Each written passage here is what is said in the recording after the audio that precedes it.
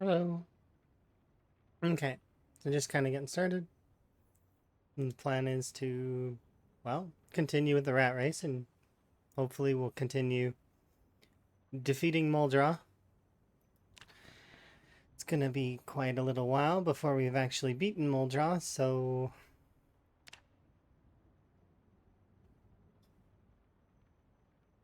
we'll see how it goes.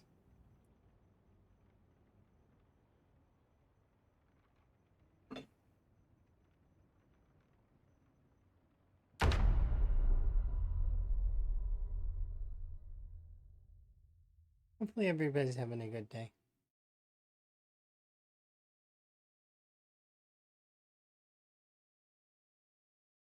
Today's been pretty good. Mostly.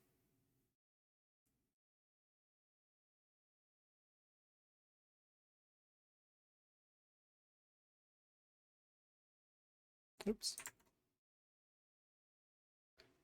Womp. Left that on.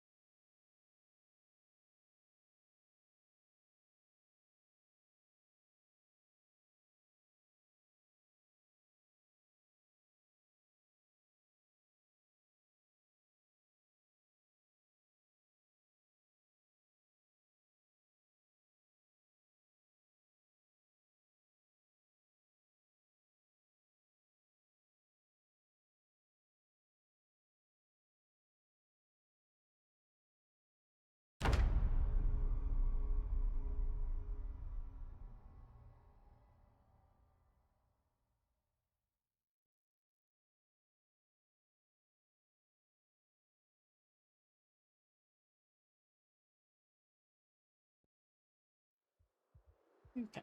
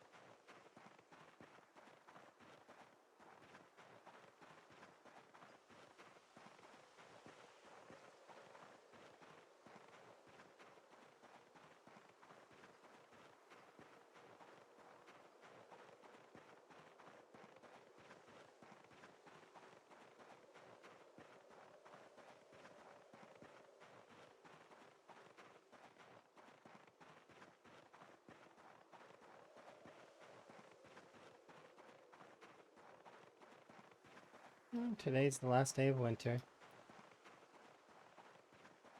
And then we move on to spring.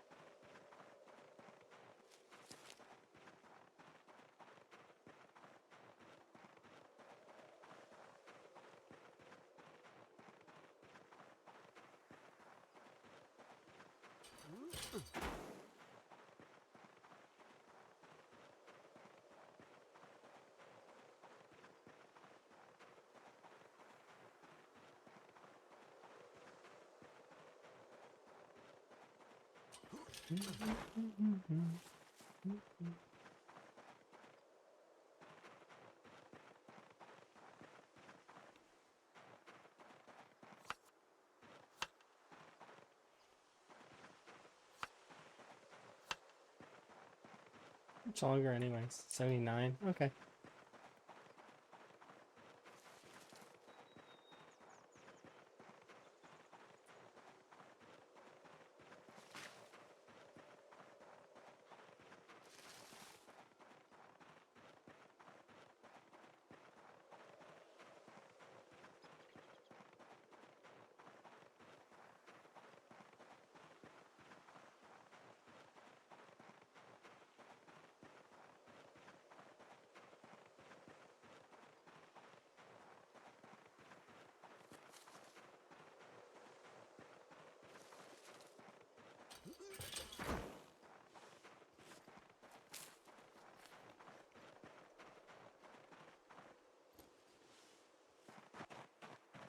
Alright. Should be good for now. Hello. Just getting started.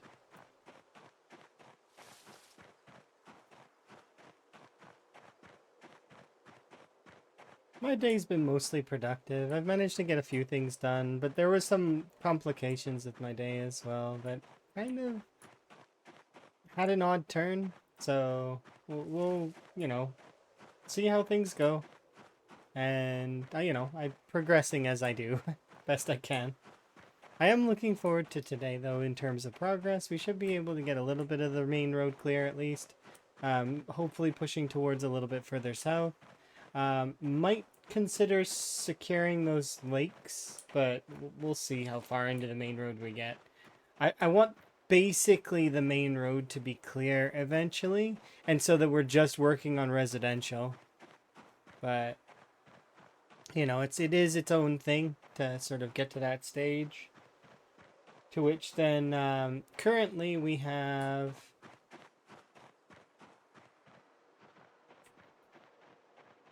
a fair amount of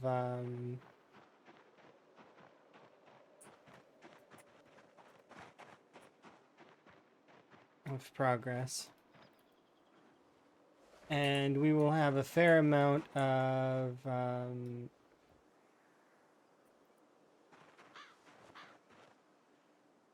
what's it called? The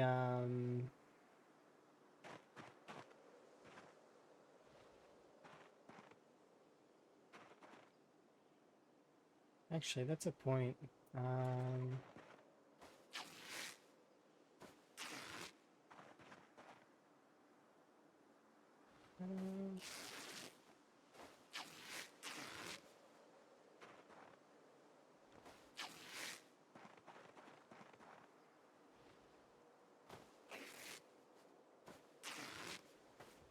Do I know how a rust really? Yeah, I have a general understanding of it, but it doesn't matter at the end of the day, because even if my calculations on it were right or wrong, it doesn't really, like, it's fine. We'll kill as many zombies as is necessary.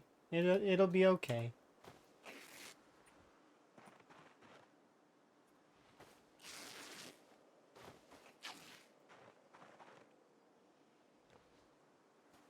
Basically, at the end of the day, guesstimates are nice. They're nice to have, but they're not. They aren't going to change the way I care. Like, you know, I progress. And then what if the guesstimates end up being wrong? Then that's a concern as well, right? Because then, well, I mean, they're wrong, so they weren't really that useful.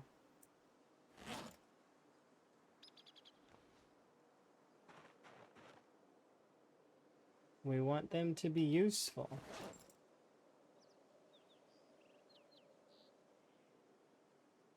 Yeah. But yeah, we have an idea. Cuz well, I mean, there's the heat map stuff, and then there's the map in the Discord is a good example of potential, right? Though I don't know how if badly the northbound alarm affected Muldra. It could have been a lot. It could have been only a little bit. I'm not gonna know. Not for a while.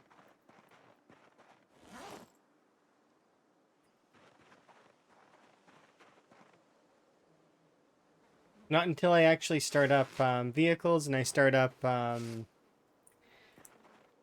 using generators, which is going to happen here in some time.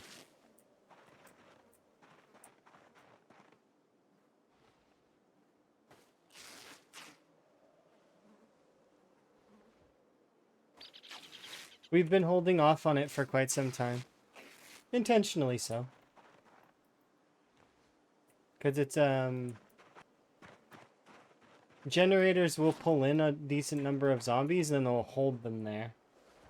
That said though, it may mess up the area that I'm in.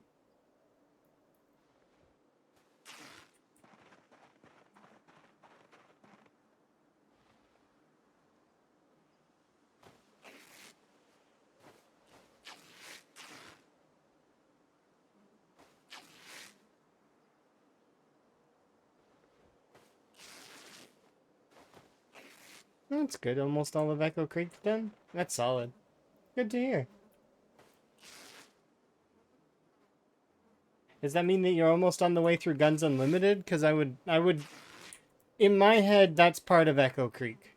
So you should be nearly done Guns Unlimited too, right? Or are you just starting that area? I'm just trying to gauge in terms of what you mean by Echo Creek's done. Because in my head, you'll start that area. Okay. Because in my head, Echo Creek includes everything that is basically in this section of the map. This is Echo Creek to me. This whole thing here, which would include the Steelworks, Guns Unlimited, um, the Wildlife Preserve, the Neil's Farm, and some of this side bits here. Now, I don't include the Irvington Speedway. That's part of Irvington. Irvington Speedway, and so same for some of these outside houses. Some of these outside houses are part of Irvington. This whole section, basically, it's everything along this section is Echo Creek, and it sort of goes along this line is part of Echo Creek. Anything below this line is part of Irvington, right? So, at least that's how I see it. All the way up to and about here. See this little tiny off road here? I feel like this off road kind of sets up the stage for what belongs to Echo Creek, and then what belongs to Ekron. Ekron for me is this section of the map. So like pretty much anything that's from this right the edge of this area here, and then this way. Um, and then these areas here, I include most of these areas are not part of Ekron. These areas actually I include as part of Schubert's estate. Um, this doesn't count. This is just like an out area on its own. This is Coalfield. It's based on like your own opinion, right? Of what an area pertains, right? I would include Brandenburg as everything from this side across, and that I would actually include all of this side across Riverside, including the country club. Country club, Steelworks that's over here, the storage unit in the trailer park, and then Riverside proper, right? This is all Riverside. Doe Valley to me is everything that is basically from here down, all that's inclusive, all the way to the edge of Rosewood, right here. Everything west of this area here as well is Doe Valley. This is all Doe Valley, like this whole section here. And then Muldraugh would be inclusive of all of this. So McCoy Estates, South, the Crossroads, all of this stuff is Muldraugh to me. Like this whole section. This is Muldraugh. And then this is West Point to me. This whole thing, West Point, inclusive of the side houses and the fabled West Point mansions. Valley Station is just this section to me. The Crossroads Mall gets to claim all of this area here, but it is its own section. The mall gets its own section in my head. And then it's funny because Burnt Town gets its own section in my head too. That said, though, LV, you break it up into sections because of how large it is. You got your sections of LV because it's a chunky place. Because all the other places, although they take up less area, there's more. Or sorry, they take up more area. There's more space and less buildings. LV is just building after building after building. It's like just so many buildings. So it's like it's its own section. You have to like parse it. Yeah. Because I mean, you could maybe make the same argument, but not really. Like even like if you look at the comparative like amount of buildings of like Irvington dotted around, it's not. Despite being in a similar size of area as LV, it's just not quite the same bulk.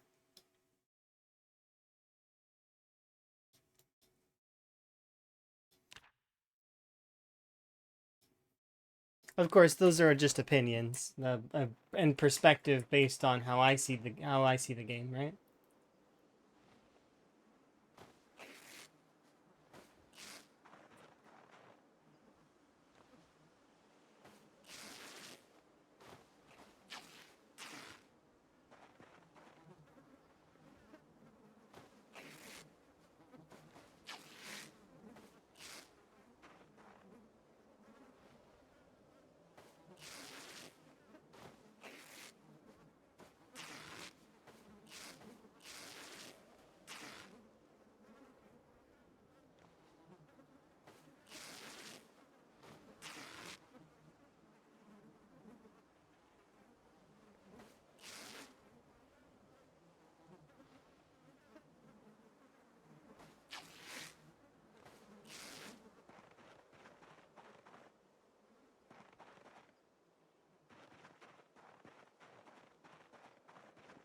slowly start prepping some of this stuff into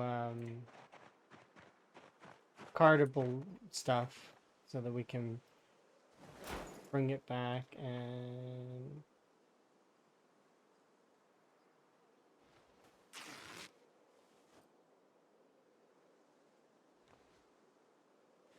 because then we can start maybe doing some tailoring, get that up as well. I don't have a welding mask, can't do welding.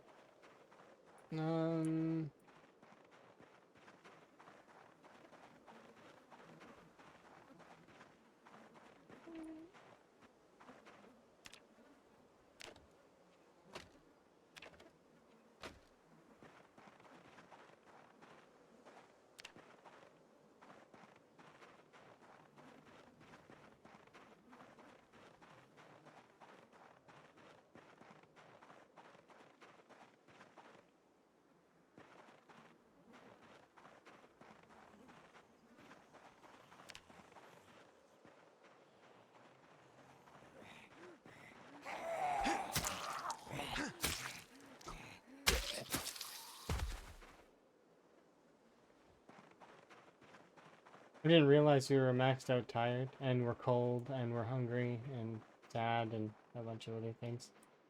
I am going to drop some of this stuff off, walk away from these zombies, and go to bed.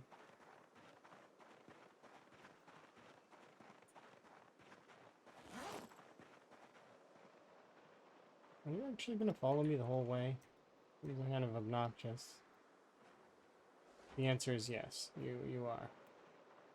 And not just you, your friends will follow me too if I attack you.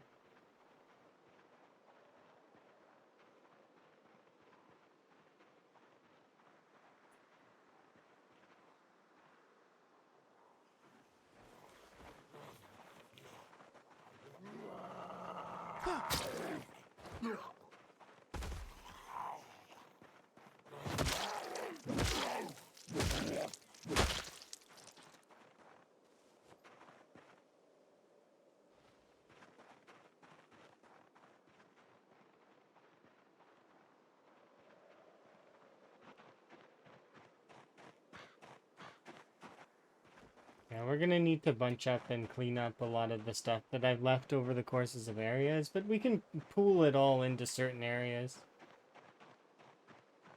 I'm hoping to find a welding mask as well. There's a mechanic shop nearby, so in theory, the zombies that wander over close to it should eventually lean into giving me one, but we'll see.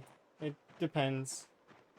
I'm not forcing it or anything. If it happens, great. If it doesn't, then that's not a big deal. We'll get a welding mask eventually. It's not a priority to receive one right now.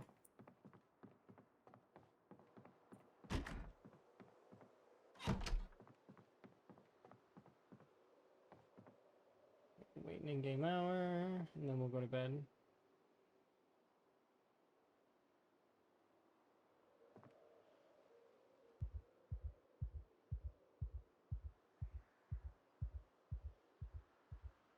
Yeah, I think I'll probably do tailoring at some point. We'll do like little bits of each thing, and then until eventually we max it all out. That's kind of the mini goal right now, is to finish off some of these. I don't have any books, but that's not, it's fine. We'll get through it.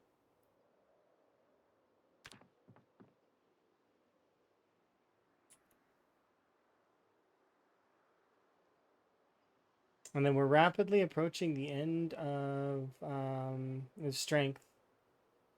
So I'm looking forward to receiving that nice level 9 strength bonus. And then we're on one level.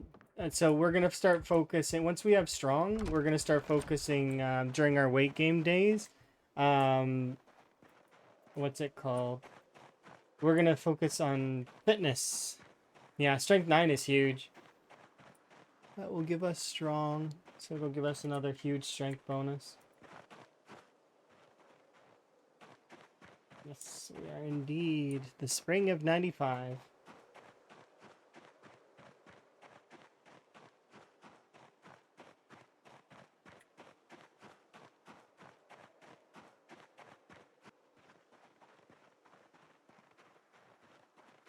Which means I can actually take the focus off of this, and we'll see what happens, because I don't know, we should be able to get anything at this point.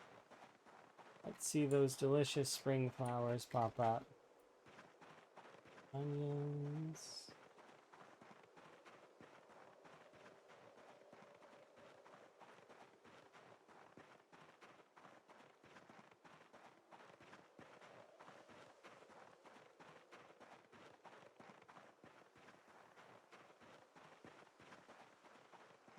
I think I'll go get some water from the farmhouse.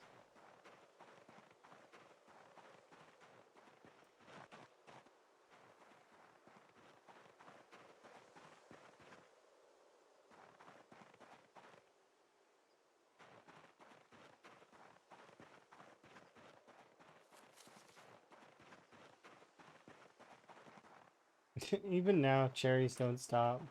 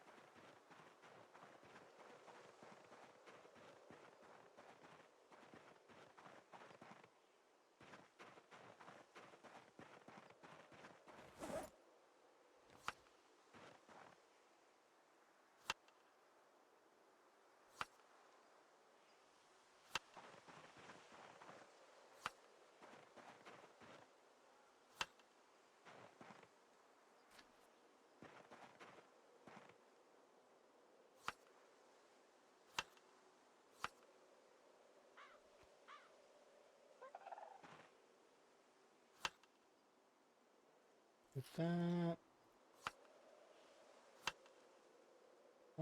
And if we eat this...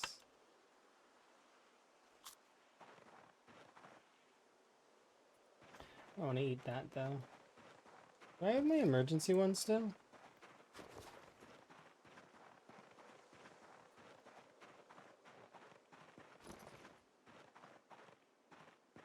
How much do you weigh?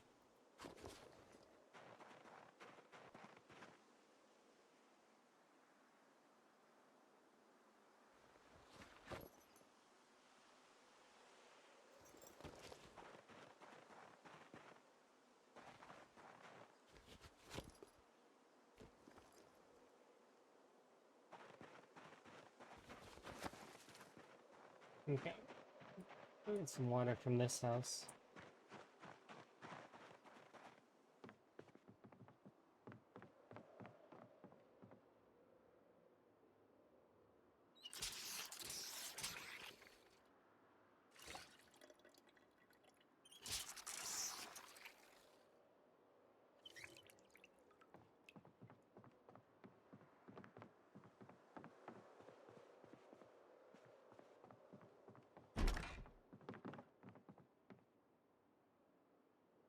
Everybody has satellite. What the heck?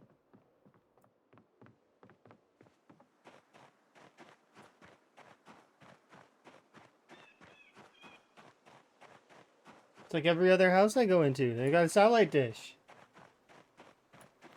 My version of Kentucky, everybody was like really into that, I guess.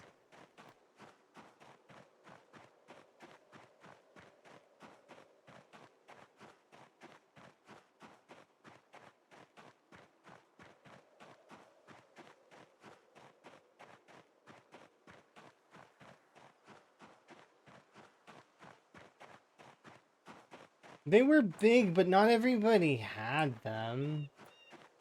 It's not until for a little while into the 90s. At least from my mind, my memory. Maybe my memory's weird.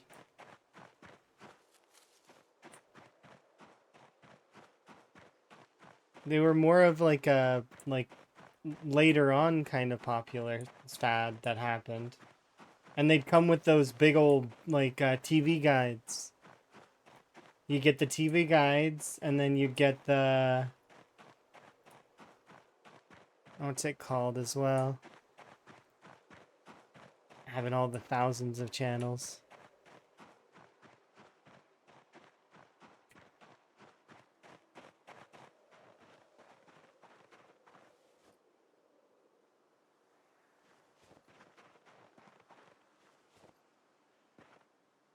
I recoup.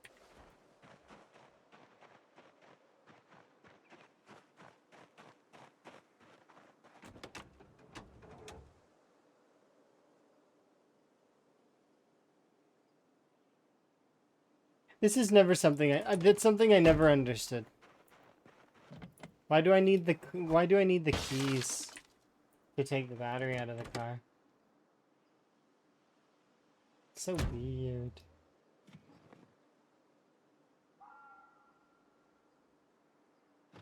And I don't even get the keys. I just get in the driver's seat and now I can do it. I don't even have the keys. It says car key required. But now I can. I don't have the keys. Nothing's changed.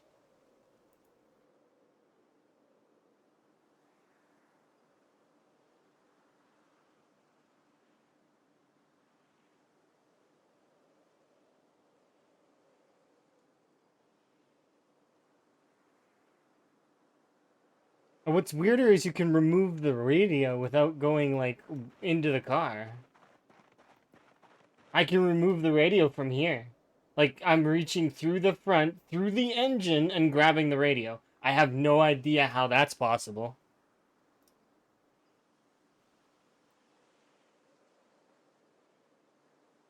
Right? Doesn't make sense. But when you try to apply those kinds of sense things, you gotta let it go. It's a good idea to let those kinds of things go. Because I would rather them not add that in.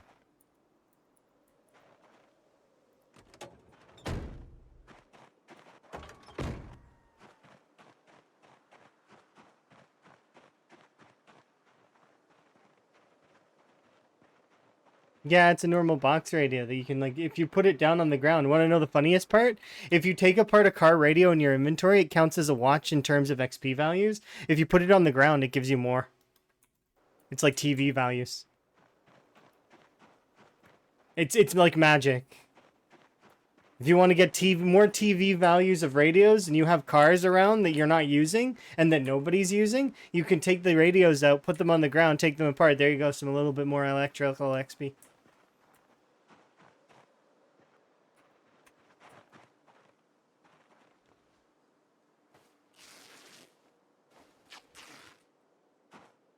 And then later on, if you want to put a radio in the car, you can.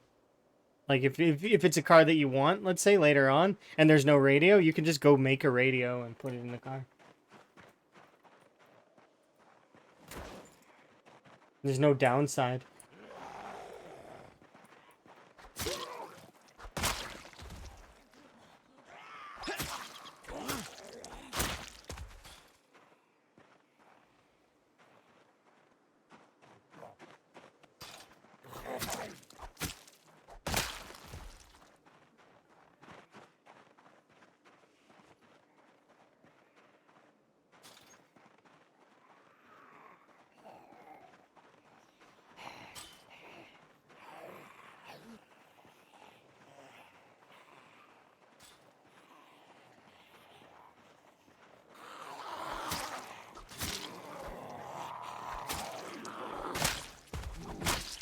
I'm confused.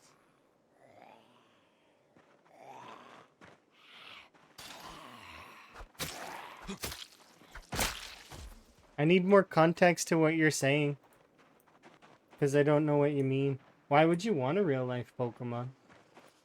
Having a pet's fun thing, but Pokemon, they're a little bit more dangerous, aren't they?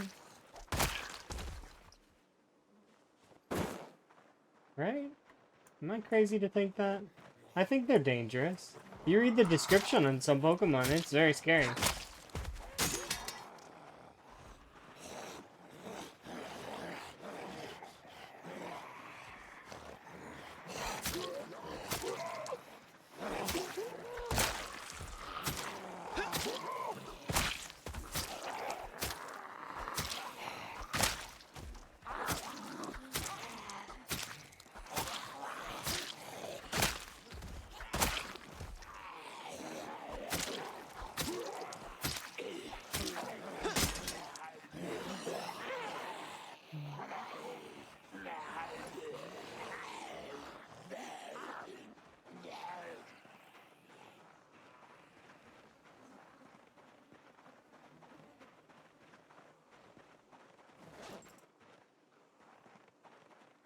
You're the...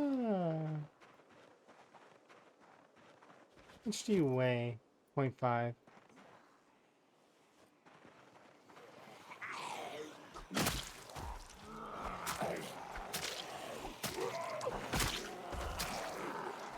Ooh, welding mask. Literally the thing that I was just talking about earlier. I'm like, I don't have a welding mask. I hope a mechanic zombie spawns. It's like literally... It's like I predicted it. I mean, I did say out loud that we're right next to a mechanic shop. Heck yeah. So that's it. We've got a welding mask now. Ta-da! No shot welder mask. I mean, it was likely to happen. Let's be fair. It's not like it's an unlikely scenario. We were beside a welding shop and a construction site. There is a high chance a welding mask is going to happen. And if it didn't, it's not the only place to look. So I wasn't even really worried about it. I'm like, if we don't get it here, it's fine. I also haven't looked all the way through McCoy, so maybe there is some in McCoy. But now I don't even have to think about that.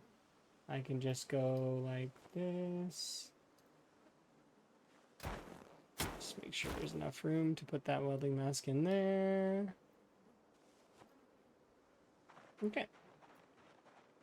But yeah, easy peasy. The game knows how to make me happy. I don't even really need to think about those kinds of things. It's like, The game also knows how to make me mad, though. There's few things in this world that can aggravate me to the point of and this game can definitely hit those marks if it wants to. Because I feel like sometimes it's like the game is all-knowing in that way.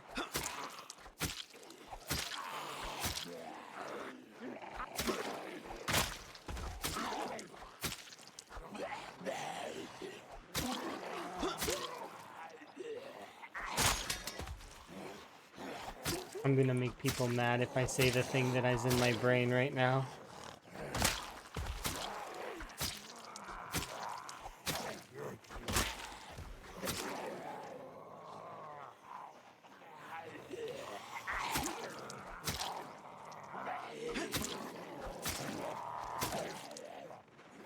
Let's make people upset. Cryptids aren't real.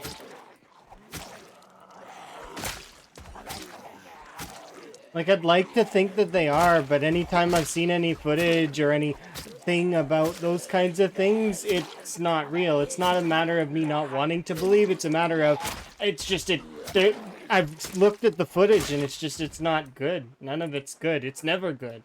It all sucks, and it's, anytime I've seen any of that kind of stuff about ghosts, cryptids, or any of that kind of stuff, it's not, like I said, I'd like to believe, but I can't.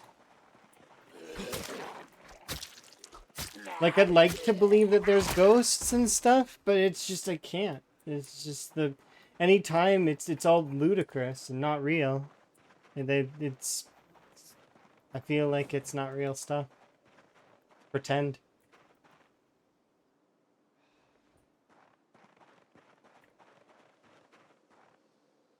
But that'll make people mad that I have that view. Like, I'd like to believe in aliens and so, like, it'd be egotistical to think that we're the only thing in life, right? We're not. I don't think we are. I think that it's likely that there's aliens, but any of the footage or any of that stuff, all fake. Nothing so far. I mean, some people would get mad about me saying stuff like that. It's just like, they're just like, it's not there yet. We haven't got any of that stuff. It's oftentimes all that cryptid stuff is just people trying to sell that stuff and those ideas and such. And there's not, like, very much not real. And that's, and it sucks to a degree. Like I said, I would love to believe. It's just that any time that I've ever seen any footage, people, like, I mean, we watched a bunch of footage a long time ago about those kinds of things, like different, and like every time it's like, that's a bird. It's not a cryptid, that's a bird. Or that's an out of focus, like it's just another animal. It's not a, you know, it's not a Bigfoot. It's not anything like that. It's frustrating. It's like I said, I would love to believe, but I just can't. Ghosts? I mean, no. No ghosts. Old house. Just being old.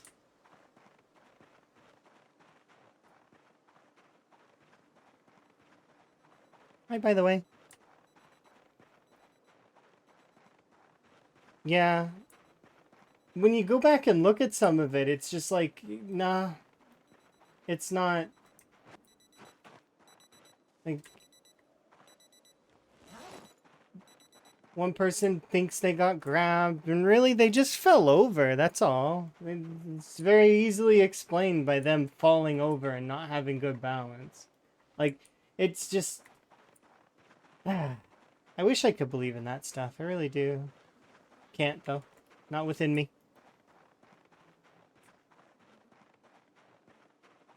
Yeah, and then same for that other stuff where you have, like, things being written and stuff like that. Sometimes, no, it's just coincidence. If I line these zombies up and kill them and spell something out, would you say that that's a spectral event? No! I wrote it out. Would you like to hear my ghost story? I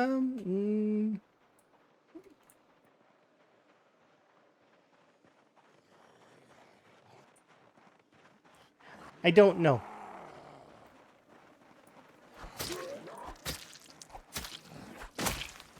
Because I'm not going to sugarcoat those kinds of things. I don't know if I want to hear your ghost story.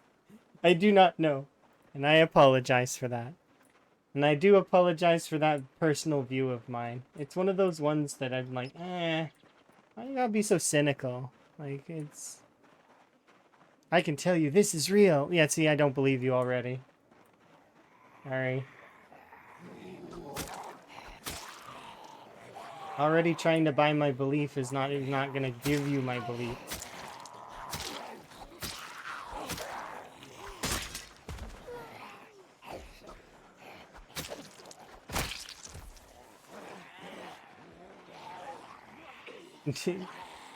You're roasting chat. Hit you? I don't know.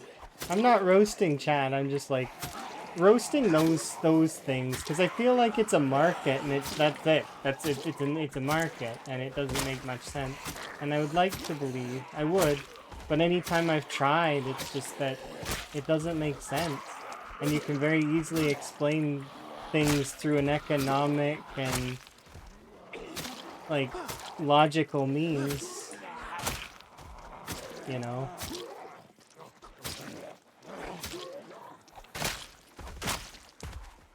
Plus, human beings aren't the most reliable sources of information, anyways. I seen something, yeah, okay, but you seeing something doesn't necessarily mean anything. We see what we want to see. We remember what we want to remember. And sometimes it's not right. Yeah, Nimble 5. You can't explain what you have seen? That's fair. See, that to me is better. Saying you can't explain it is something that's much better phrasing. Because, like, I mean, you don't know what it was.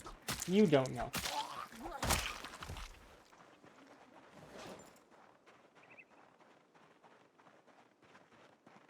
But yeah, that's one of those things, right? And those things are open to interpretation. People can see them the way they want to see them, right?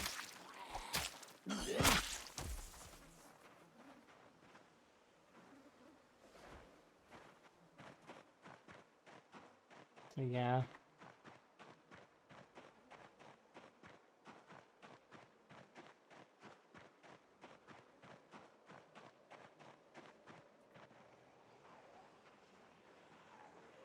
What do you need?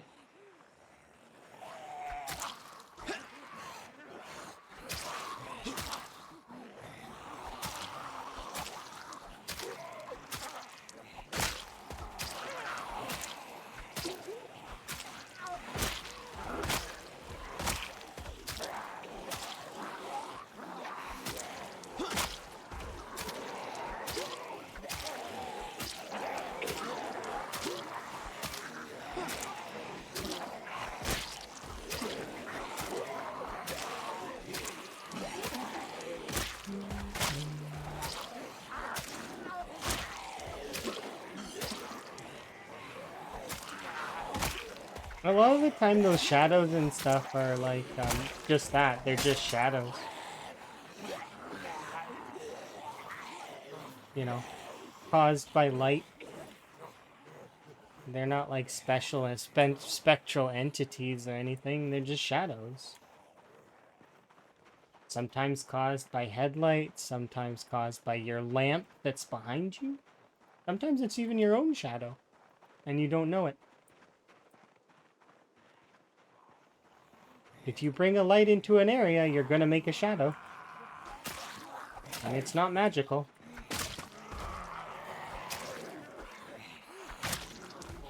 I mean, I guess it kind of is in a sense.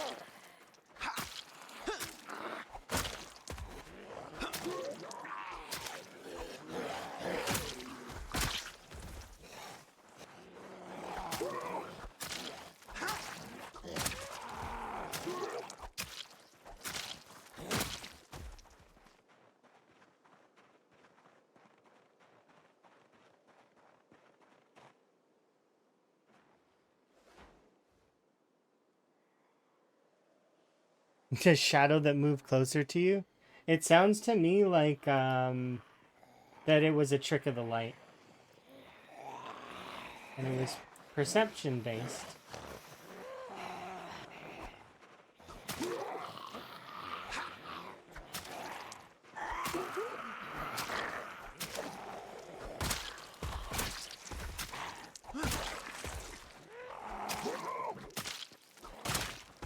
You were very young. Okay.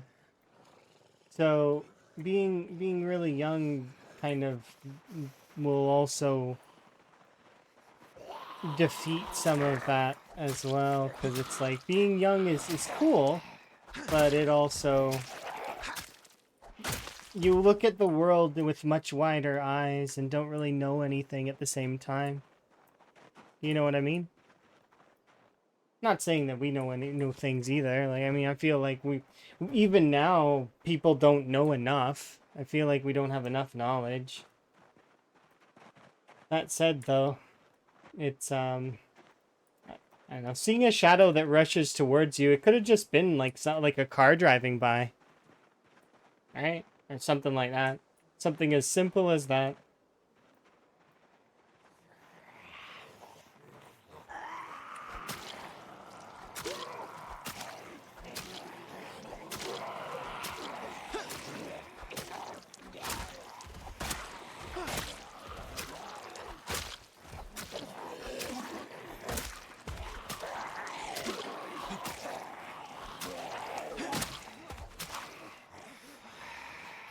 It followed you down the hallway.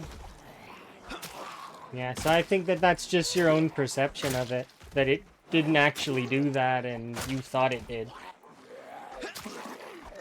And then, like, you're recalling an event when you were young. So it kind of isn't that way. Right?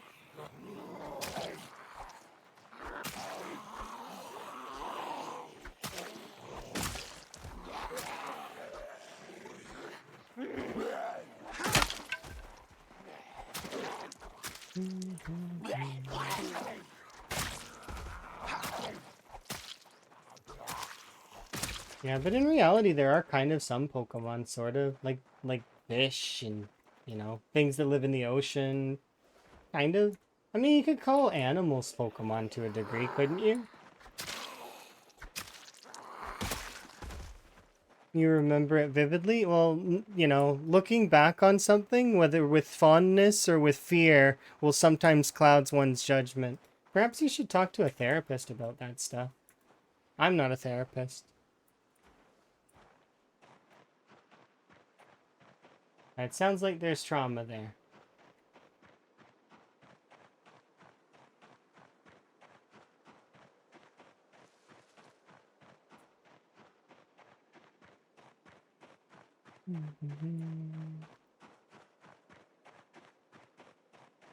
Yeah, there are Pokemon kind of in reality.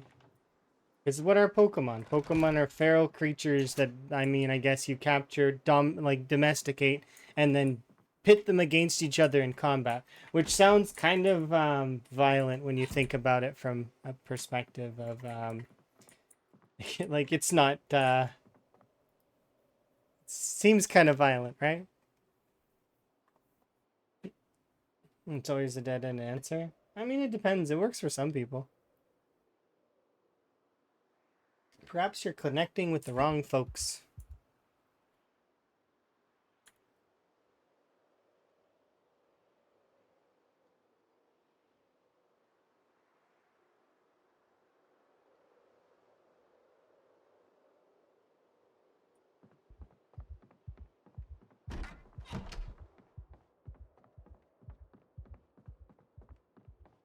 For refusing to forget things. You mean overdwelling on stuff? Not letting things go? That's important for growth, is to be able to let things go. I'm bad at that too, though. Not that I hold grudges against people, because I don't do that. I don't hold grudges. I find grudges are not worth my time. But I'll dwell on topics and thought processes too long, sometimes, and that's a bad thing. And then I'll be stuck on a topic too long, even when it doesn't matter anymore. So that's a bad habit of mine. I'm trying to be better about it. It takes time though to get better at those kinds of things. I'm trying to be aware of when it happens, which is why I'm trying to move quickly on from the scripted talk, because it's not a topic that I very much enjoy due to my own distaste for it.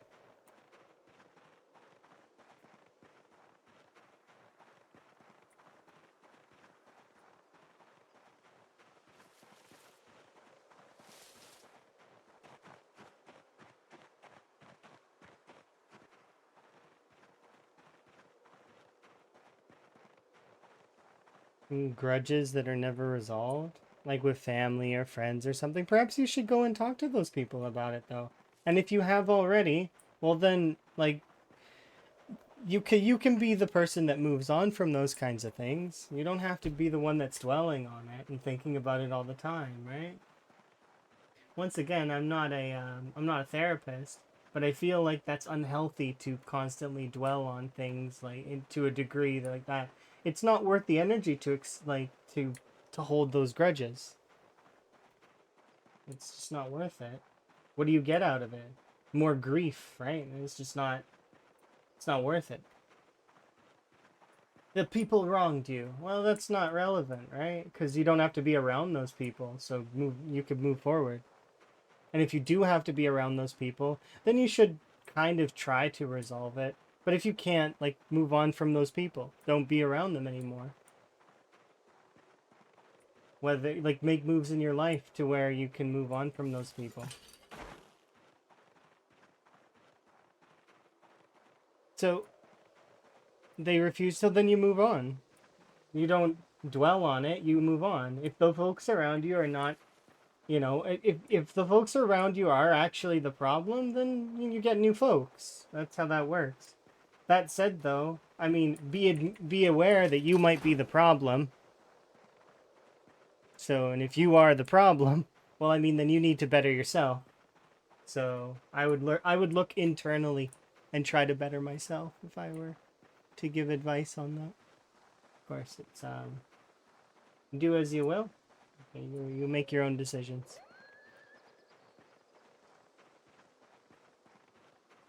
I'm making my own decision right now by no focus searching this area for food. I took the focus off because I wanted to see what kind of food we get. I did indeed find a welding mask. It was just a bit ago. We found one on a mechanic zombie. Moments after I was talking about it, as if I almost predicted that it was gonna happen. Although I was ready to keep looking. We hadn't really tapped out the area yet, so we just got started. I don't intend on doing any welding for quite some time anyways, so we'll see how many welding masks we get by the end. Probably a lot, given that it is a mask. You can't fiscally move on. So that's when you make moves in your life to better your fiscal situation, whether it is to improve your job or improve your skill set so you can improve your job. like I said, this is a look internally. You need to focus on you. Less on the people around you, more on yourself. If you're not good enough to get a different job, like, I mean, then better yourself. Become good enough to get a different job. And then once you're fiscally capable, then you can move on based on the finances that you say you don't have. Learn how to budget. Save. Instead of buying that fancy pack of ramen that's like really, really tasty and or eating out all the time, budget things to be a bit cheaper for yourself. You know, you are the change you want to make in your world. Nobody's forcing you to do anything. You do as you will.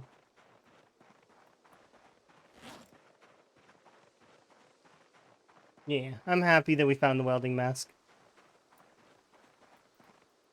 Take me for instance. I want to my main goal is to be with my partner.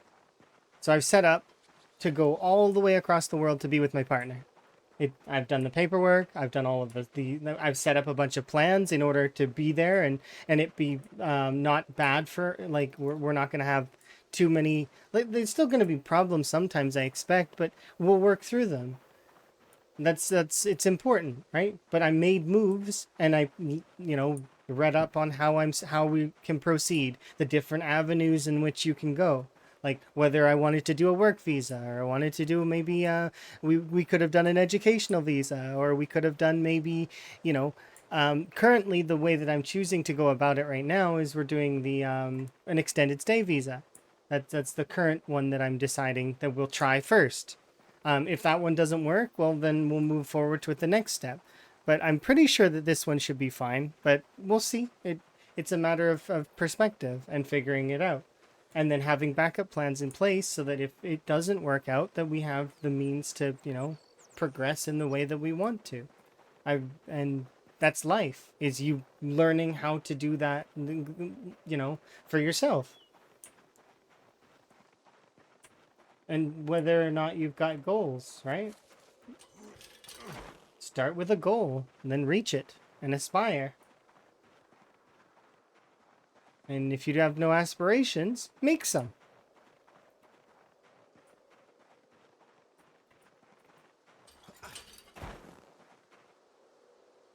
Write down like a couple of things on something that and that you want to achieve, and then write down the steps of how to achieve it. Progress, and work your way there. You're amazing! Thank you very much for the follow.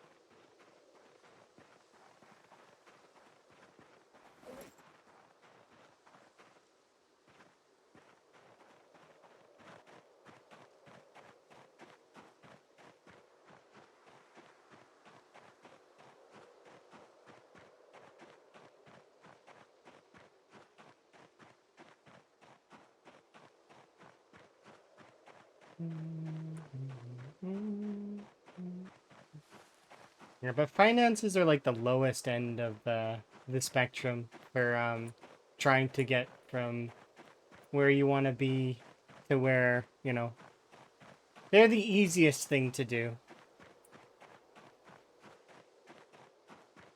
A lot of the other stuff is much harder.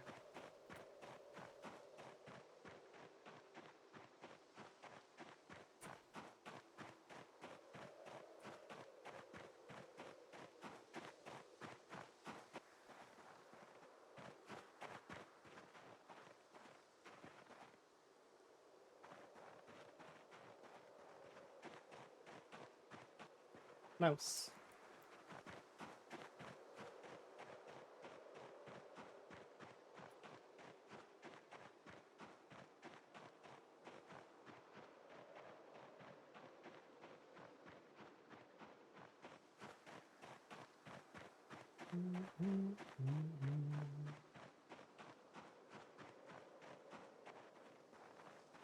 Um, we need to be able to cook.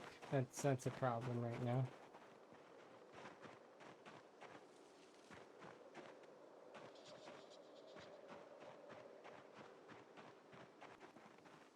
Congrats on your alligator, Gar.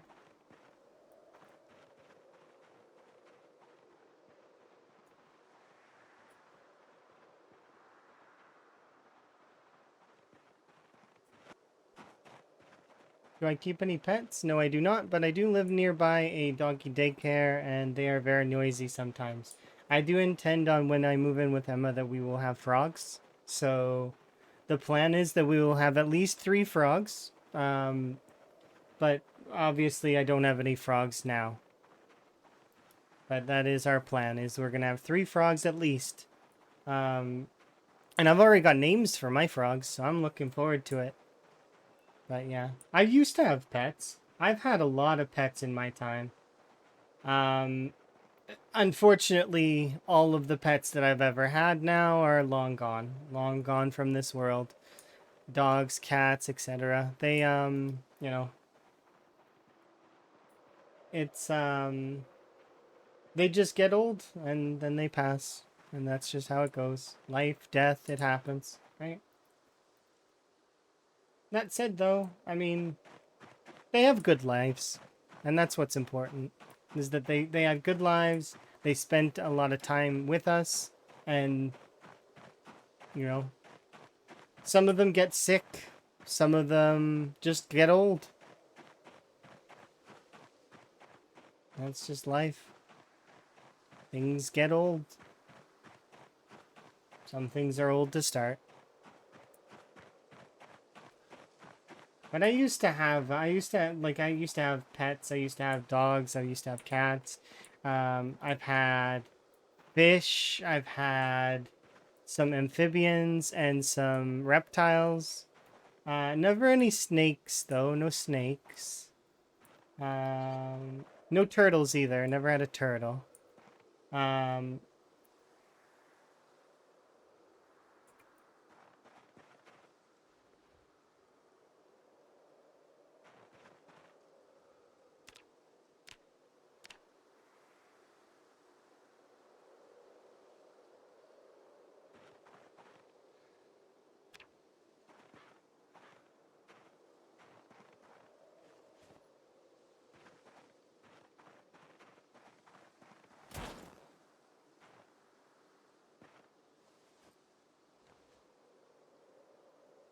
but yeah, at one point in time we were very much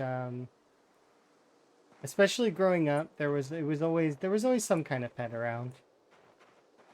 And they were always appreciative.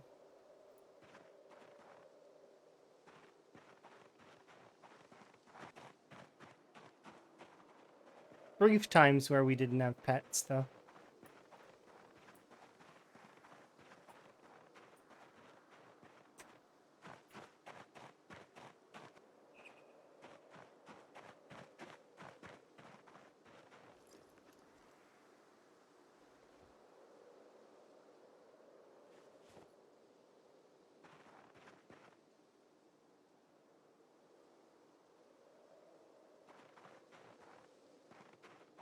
Is this a mall or is it a...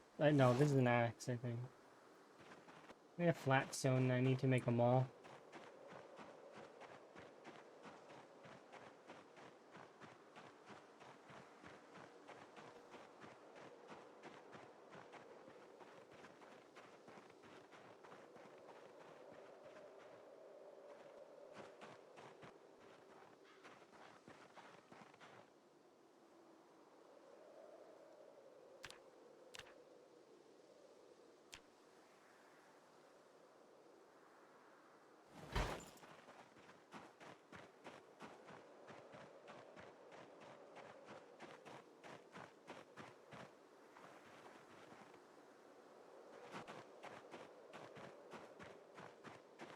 I've got sand, I just don't have any clay. I wonder if I could find clay right now.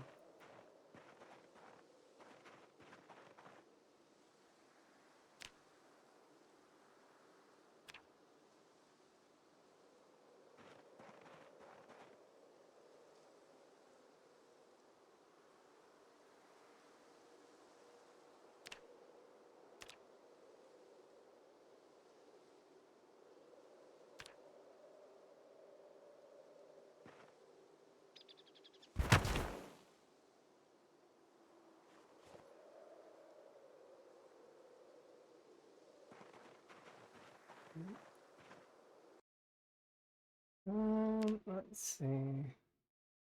Yeah, Emma can't have pets either, as a side note.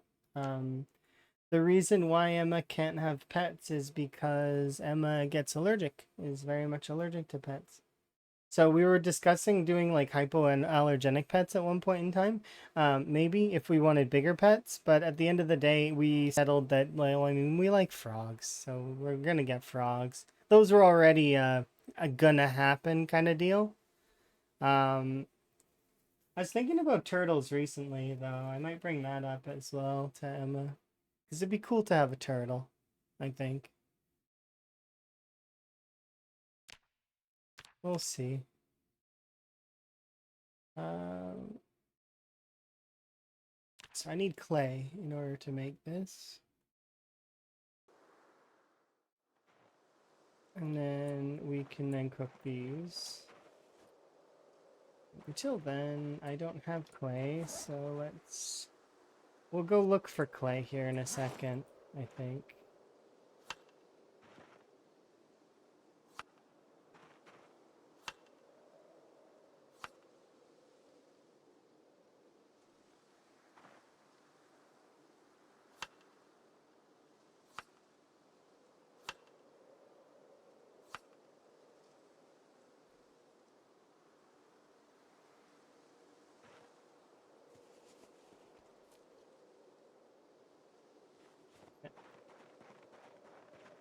Let's go have a look for some clay.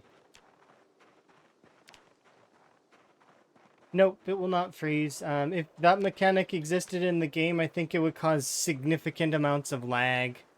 The reason being is if everything in the game reacted during winter like a refrigerator, it would cause items to get cold and items to freeze, right? But and then you would want some items to act weirdly in the cold. It just ends up opening this whole can of worms that's really, really difficult and may cause significant problems for the game. Not to state that it's not possible, it's just that I could see it being a problem. Especially if you get cold days in, like, let's say summer, right? Because you do sometimes get that odd one day in summer that's like -2 in Zomboid, right? So it's like, and in our game, once again, I'm not counting the rat race because the rat race is set to be colder already, but you could see the same thing happen in the rat race, like more frequently. Imagine if the water froze and you had to actually like cut a hole in it and ice fish. That would be cool, but at the same time, I can imagine that becoming kind of hard to do, right? Because then things would be, there would be a lot more timers in the game. There would be a lot more sort of difficulties overall in that way. Or maybe it is easy to code and I'm just thinking that it's not. Because remember, I'm not a game developer, so maybe it's easier to code than I think it is. That's a question for like a modder, I guess. A modder would be the one to ask those kinds of questions. Or the devs, if the devs ever wandered around and said hi to people. Which they do on occasion. Sometimes the devs wander around. I've managed to see a handful of devs and they're awesome. They're awesome folks. There is probably a chance that I've seen some devs without realizing it as well. You always got to bear that in mind. Because I don't have every single person's name committed to memory.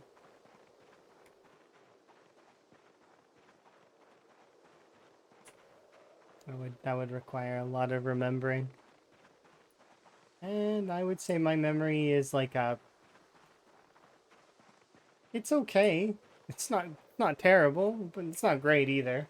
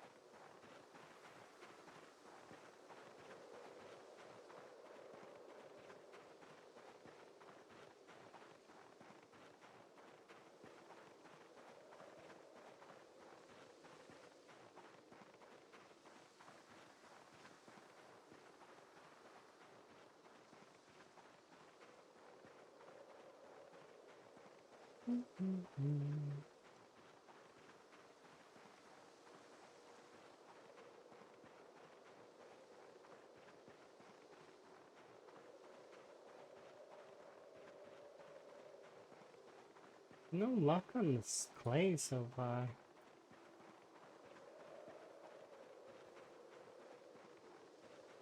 Is it because it's cold?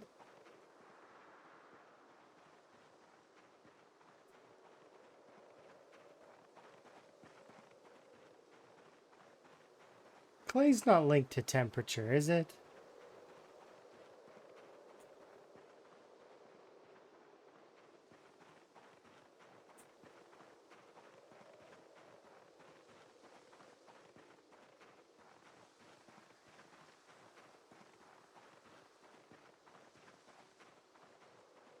What biome is this? Forest. Stones are supposed to be common.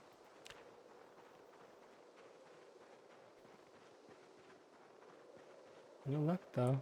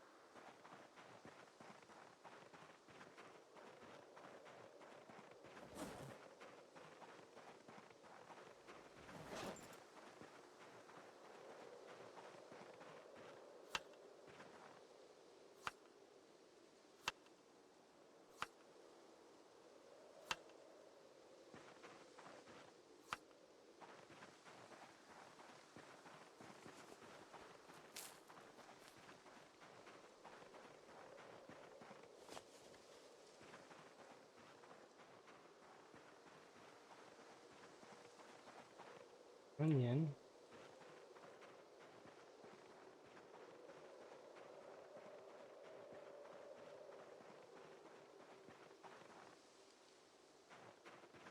I think some of the funniest parts of this is that I don't even need very much clay. I just need a little bit. I should have taken some from McCoy Estates and I didn't. I left it all there.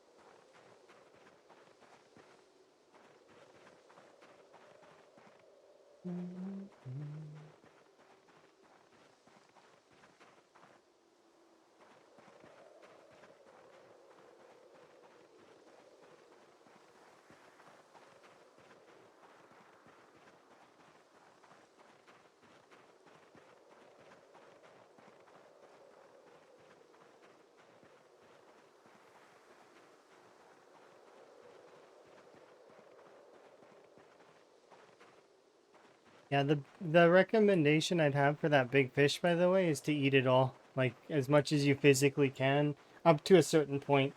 You're gonna hit the calorie cap very quickly, and then eventually parts of it, though, you may wanna, I don't know, you might want to chop some of it up for bait, maybe, but it depends.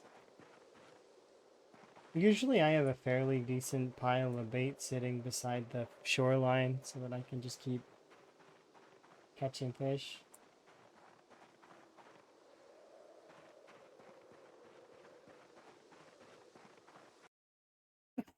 Sorry, I can't reach the plus. I tried. I did try. I reached for it, but it was like I couldn't quite grab it in time. It's like I'm just gonna scarf it. That seems good. But remember, you only have there is a calorie cap, so once you've eaten enough of it, then you know you should do something else with your time. I worked out. I spend all my time gaining weight working out. So specifically, I was doing push-ups very soon. When we're doing our weight gain days, we'll be doing squats from then on. Because I don't need to do push-ups anymore. We're about to crest into strong, so there's no necessity to rush the remaining XP. It'll come naturally. I need to force it anymore. Not that I needed to force it to begin with, but it definitely is the reason why I'm level 9 strength almost. Is because I did that extra fitness during those workout days.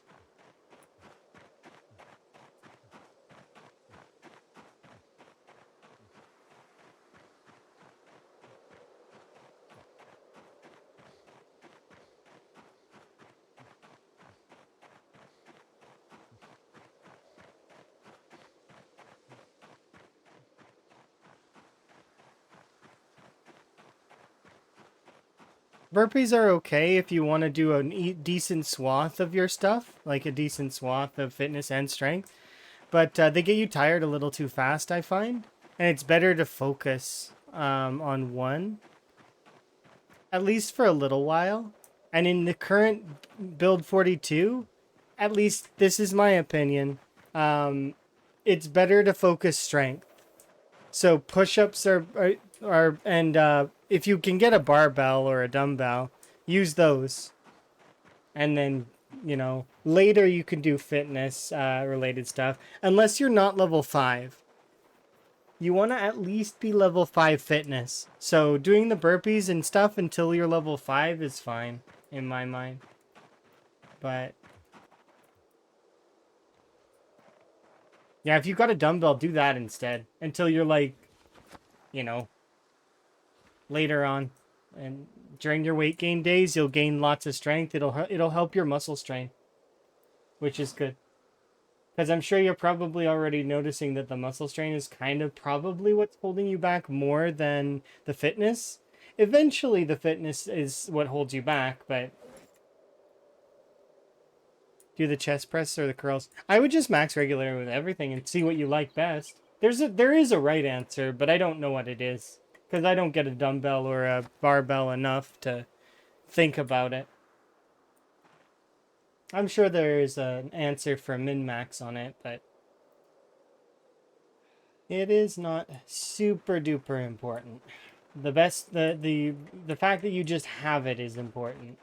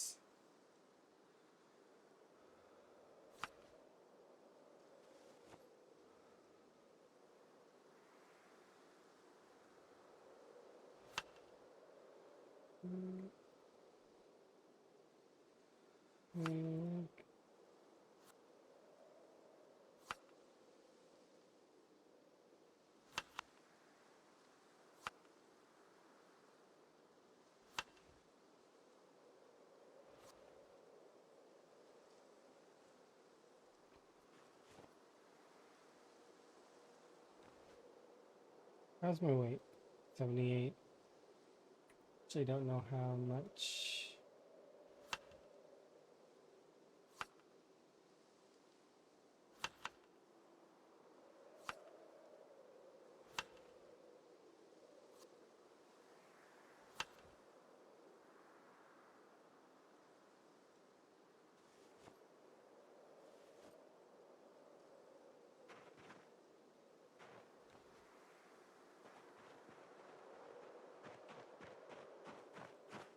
I mean, it doesn't matter if I bring it in or not. We'll leave it here for now.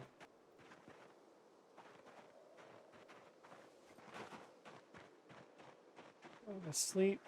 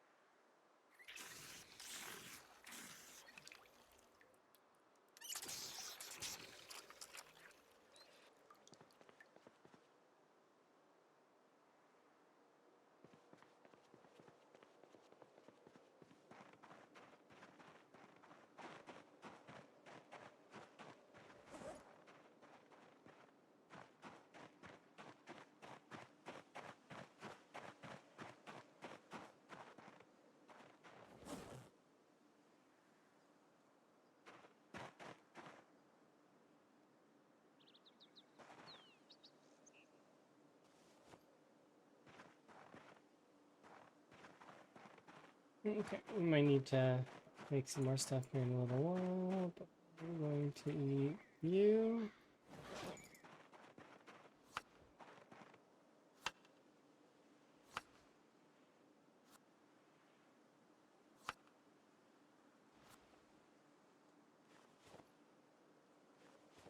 Alright, we're good. Let's go.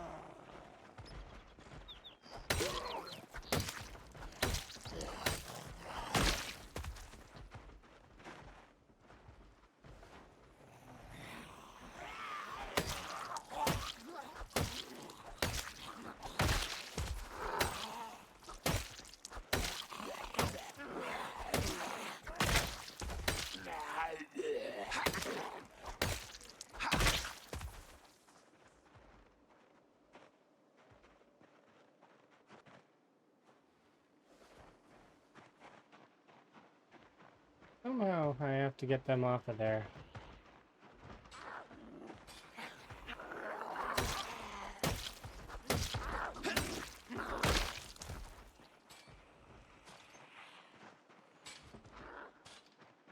How many of them are even on there? Like, it's not many.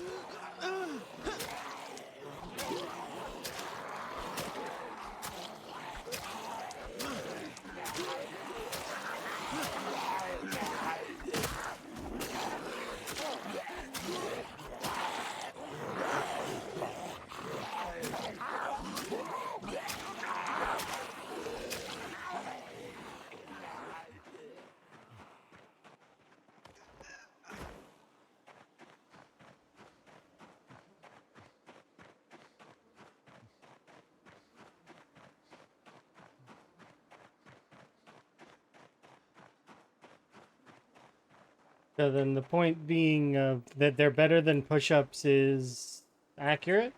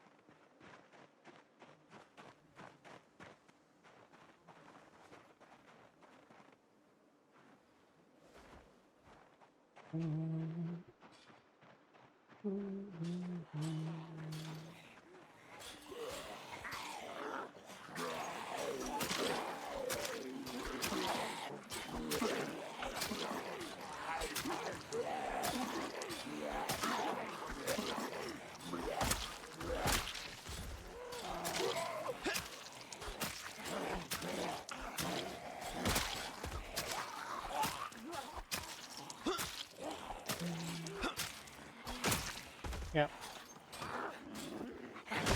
that was the big thing. Is that you choose to do those over doing...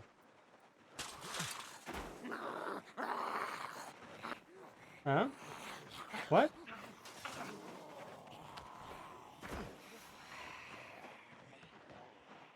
Why did that zombie stop and turn their head over this way?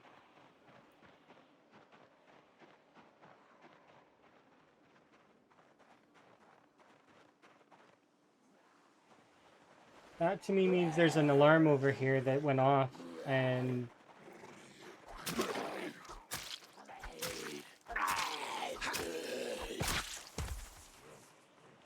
it was loud enough to pull the zombies out of here? How much protein do you need to consume to just... Do you have a nutritionist? If you don't, just eat some, like fish and or... When you put extra thought into it, it doesn't really... Like, you don't need to eat the exact values. Like, I mean... Just eat some fish, and you'll hit your protein bonus more than likely. The extra thought that goes into min-maxing to that level is unnecessary. Do you have protein sources available? Yes? Then eat them. If not, then, you know, then don't.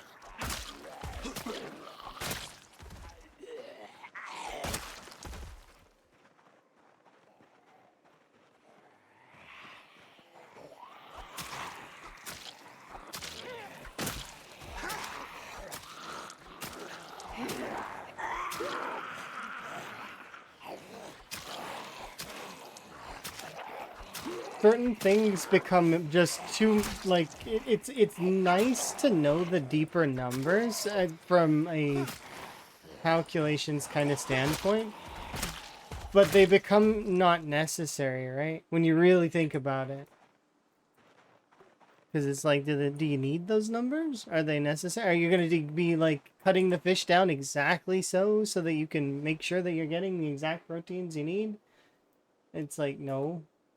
It's not likely. You're just gonna eat the fish. You're just gonna eat the fish and get the protein that way, right?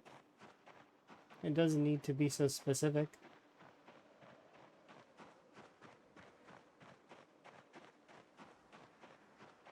Typically, though, a couple of fillets of fish have enough protein to last for a little while.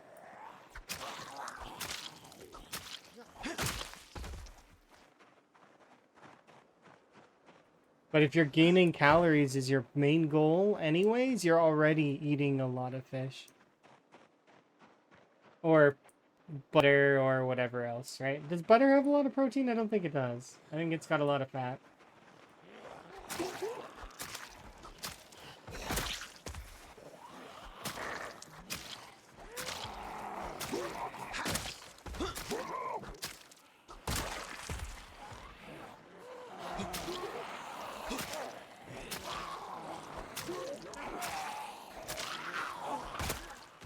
Like, comparatively to fish and rabbit.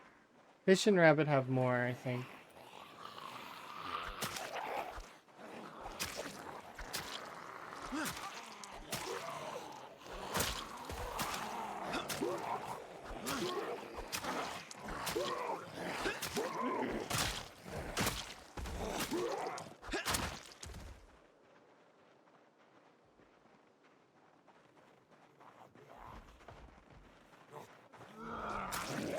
I'm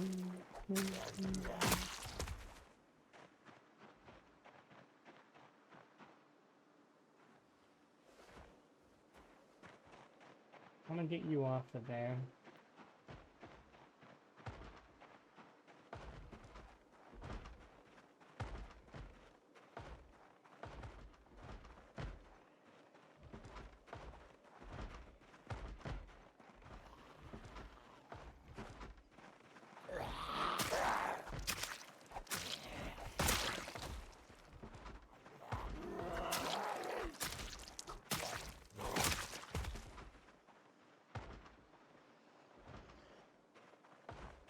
I want to get you off of there. Can you come off of there? It's times like now where I wish I could throw a rock at them. Like, get off of there. Quit that.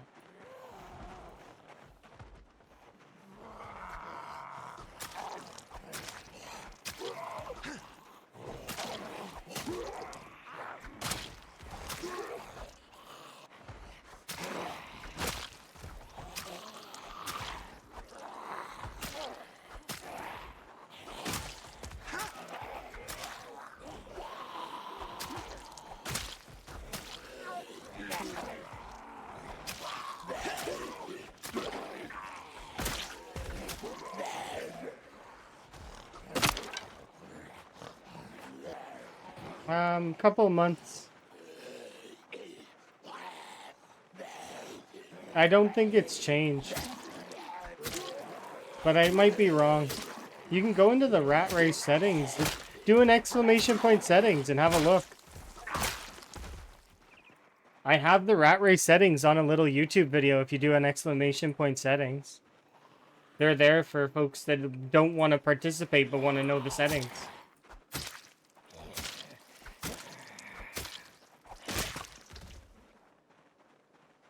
Accompanied with a little bit of sim music. Yeah, right here. Yeah. There's that one, and then I have, what were the other ones? Oh, there's a handful of commands that are linked to the rat race. I got 4 total. There's rat race, there's leaderboard, there's settings, there's mods, there's traits. I haven't edited the mods, even though I took off one of the mods, though. Because I don't run daily report journal anymore. Because it started causing problems in later runs, so I just like, I'm not going to run anything like that at the moment. I'm content with my, you know, I don't need to know those extra numbers. It's fine. If I really want to know those extra numbers, I could figure them out based on averages. It wouldn't be hard. But putting that extra thought into the run is not needed at the moment for me.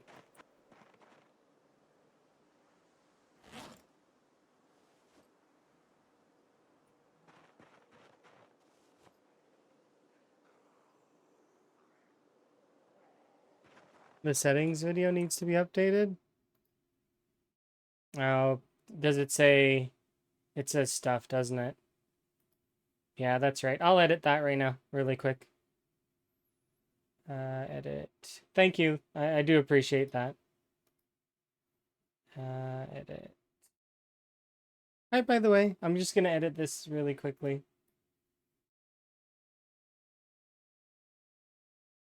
It's an unlisted video anyway, so...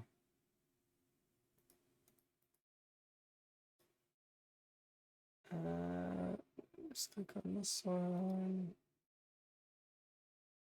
Edit.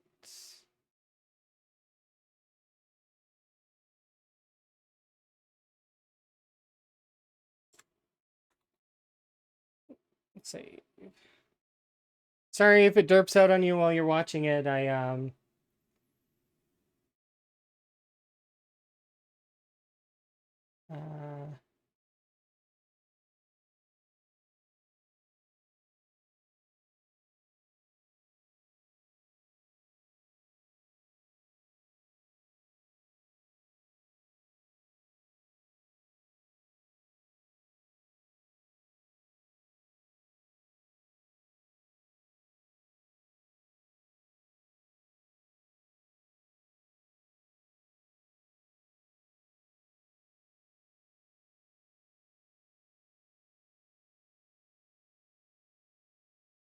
There we go.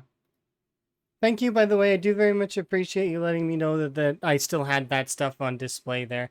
I maybe the other stuff needs to be edited as well. Let's just double check. Rat race. Because I haven't looked at those in ages. So here, let's have a look really quick just to make sure. This one is not. This one's an Imgur link or Imgur link. So this one doesn't matter. What about the description of this one? No, this one was made after, I think. So it's fine. Okay, we're good. Cause Higgins, oh yeah, cause I died, remember? And we'd already swapped over everything by then. So good. Good, good, good, good.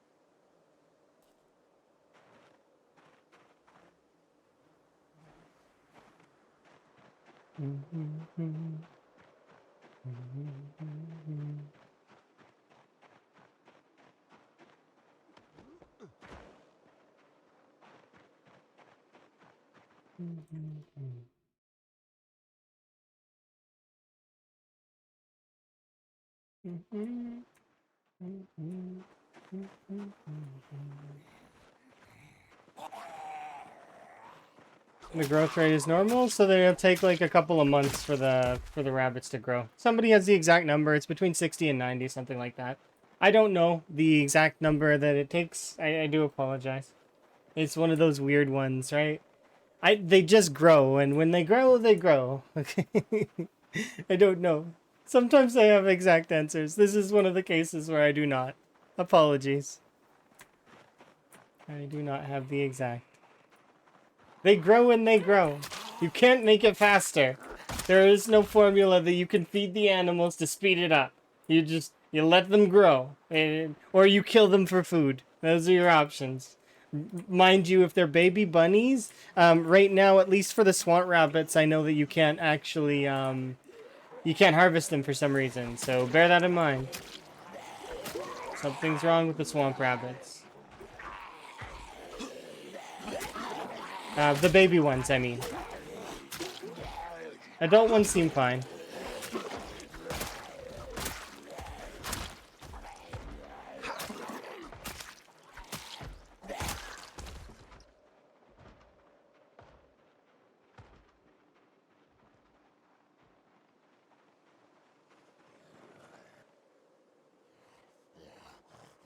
Ooh.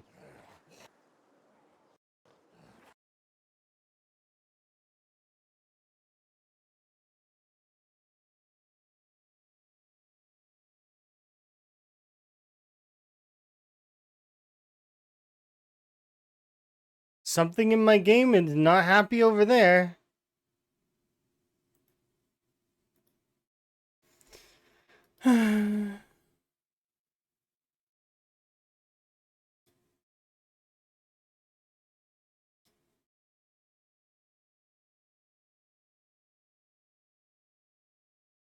Yeah, I got another crash. Makes me sad.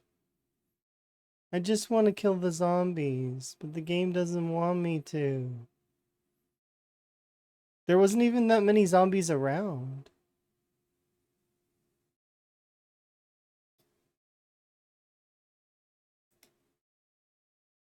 You know?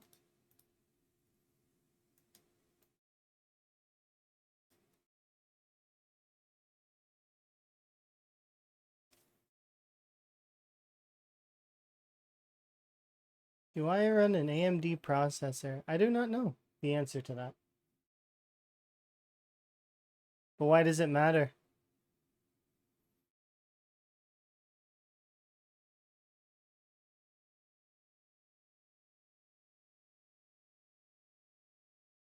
I don't know what my processor is. I'd have to look it up. Emma knows the computer parts better than I would ever know.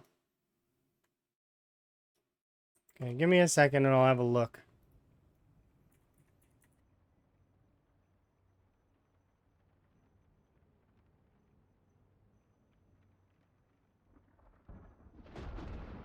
My processor's an Intel Core i7. So it's Intel. Right? It's older, but it's like, you know, it's fine. I did never have the start menu bug.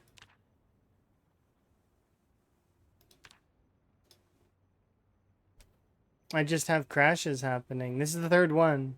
And just entering that section of area twice now, and once on the far other side. I think it's got something to do with the fences, but I don't know for sure. When I debugged it, I couldn't get it to happen again. So maybe what I need to do is I need to make a duplicate of the save and try it, and maybe try and force the crash to happen. Because something's going awry, and I don't know what it is. It's there can't be, like... It's the only reason that you mentioned it? Yeah, I don't have an AMD processor, as far as I'm aware.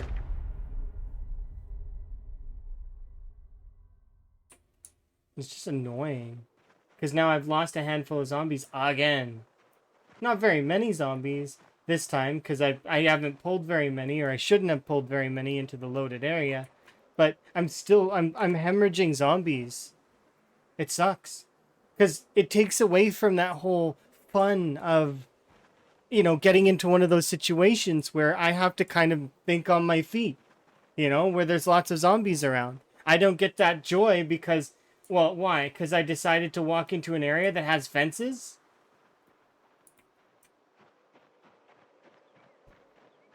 Like I said, that feature I think it's got something to do with the fences. I can't prove it right now, though. Because I wonder what's happened if what's happening is that a large group of zombies is clustered up on a fence and it's causing that to happen. Like they're grouped up on a fence, they all bang at once, maybe, but I don't know. Once again, Time 16 isn't something that the devs really will focus on because I mean it's kind of niche. Um, but see, I'm fine, completely fine over here with lots of zombies on screen. So it can't be the zombies. Something else is happening to my game. And I don't know what it is. I can't pin it down. And it's annoying because that's now the third time I've crashed in the Muldraw area on the south side. Or not south side, east side of Muldraw. Because I want to go over there because what I want to do is I want to do road, and then control the sections and on the main strip before we go hard west. Or east, I mean.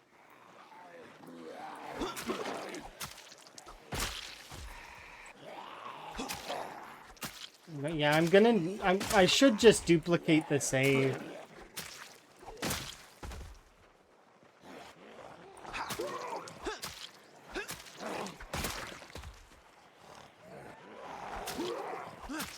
As you can imagine, though, it's a little bit frustrating.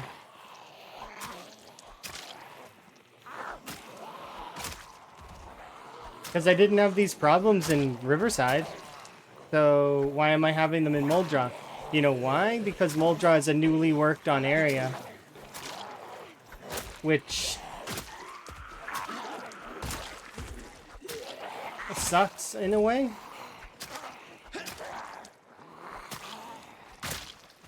Something's wrong here, and I don't know why.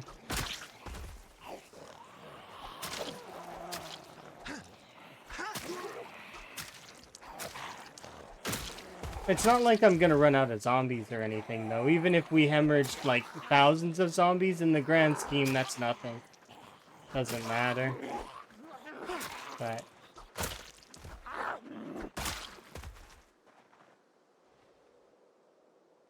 Because a few thousand in, like, hundreds of thousands is still only... It's not much.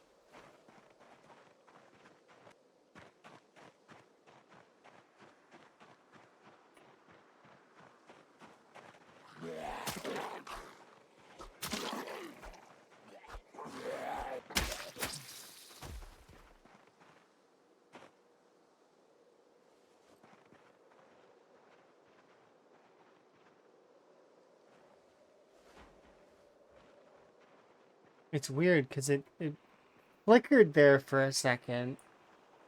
Like it was loading something in. But it can't be loading in zombies. Which means that it maybe is loading in something that's not zombies. And that's why it's crashing. Maybe? I need to look at the crash report.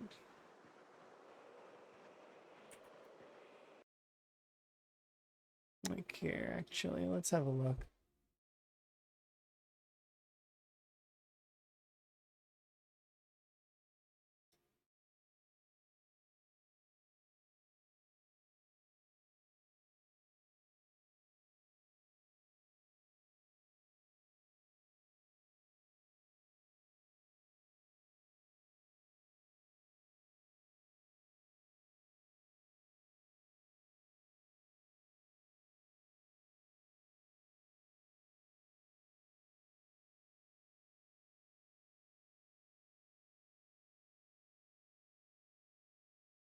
What day is it today? 30th?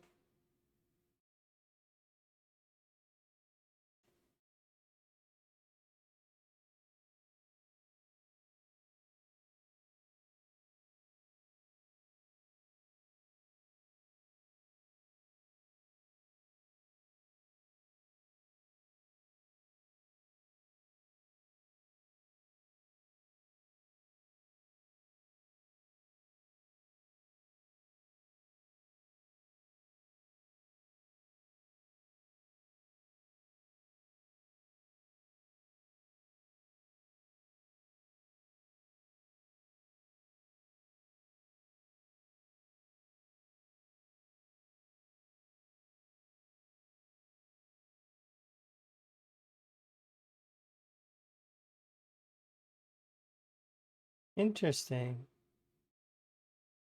Invalid sprite config, invalid sprite config, invalid sprite config.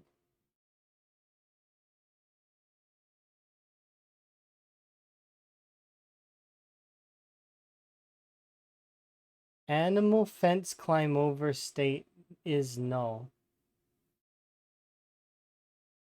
Is it a raccoon that's causing this? It might be a raccoon that's causing this.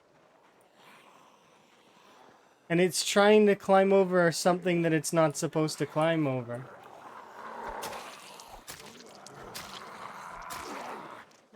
Maybe.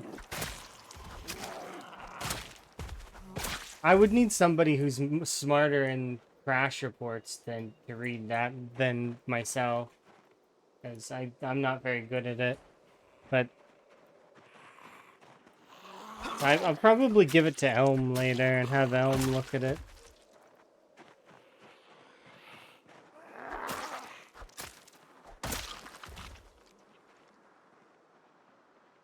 Because there's something going wrong, and it's annoying. If my game crashes again, that's I'm just gonna avoid that bottom section because I mean, clearly there's a raccoon in distress over there. That maybe, or perhaps it's the fences. I don't know. It's either the fences or the raccoons. Those are the two things that in that area are not in this area. There's certain fences and there's certain because there's zombies in this area, but zombies are not going to cause me nearly as many problems unless there's a lot of them, and there would have to be a lot of them in order to lag me to that degree.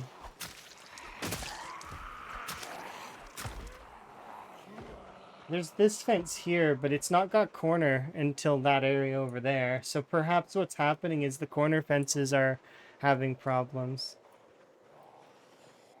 Or it's one of those smaller fences and a raccoon is stuck on the corner of one of those corner fences. Either way, it's something's not good. Don't know. And I'm not keen on it.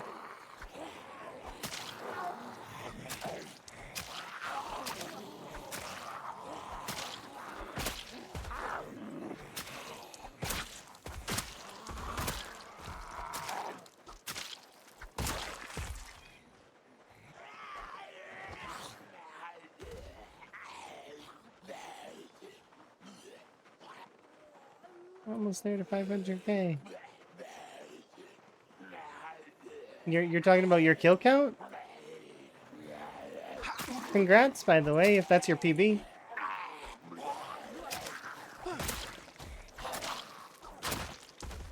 Oh, to the redeem for VIP. I was like, wait, what?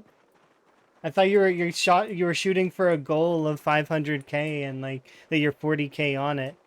I thought you were on your personal best. I was like, oh, that's cool. Another person is making waves and striding towards zomboid success. It's like, but yeah, kudos, congrats on the 40k. I know that there's a couple of people that are nearing their points for VIP. I do bring this up sometimes when VIP is mentioned, and I'm going to bring it up now. And that is that even if I run out of VIP slots, I will then, when I run out of VIP slots, I'm going to be creating 1-star VIPs. And then what's going to happen is I'm going to recognize people as VIPs, regardless of if they have a badge or not. They're going to be counted as a VIP. And then, you know, because it's supposed to be a prestige system. That's what I'm doing with it, is that, you know, you can earn more stars.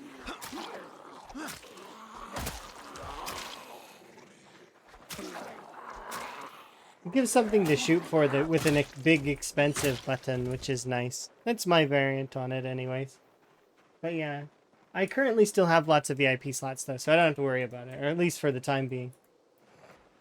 So, but if we start nearing the end where we don't have any VIP slots left, I'll still consider folks VIPs. Even if they don't have a VIP badge in the chat. But I will probably change the language a little bit on it.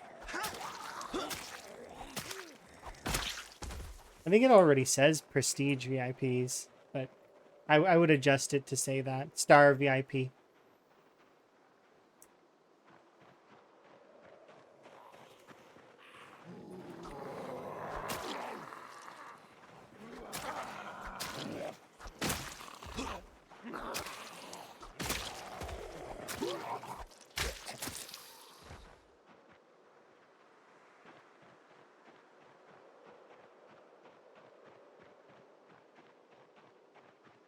Mm-hmm.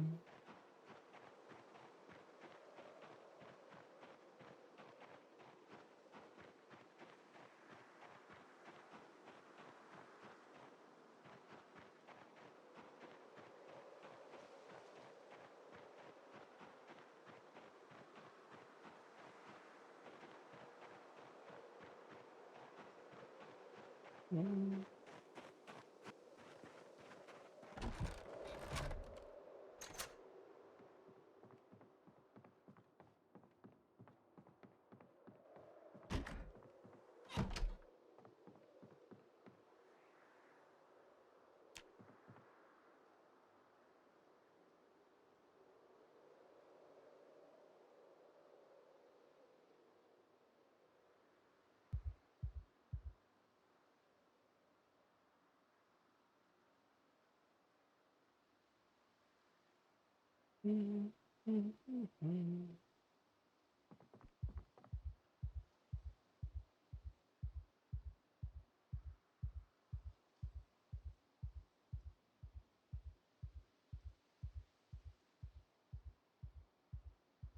That sounds awful. It was too big, and so that doesn't sound very good at all. I'm sorry to hear that.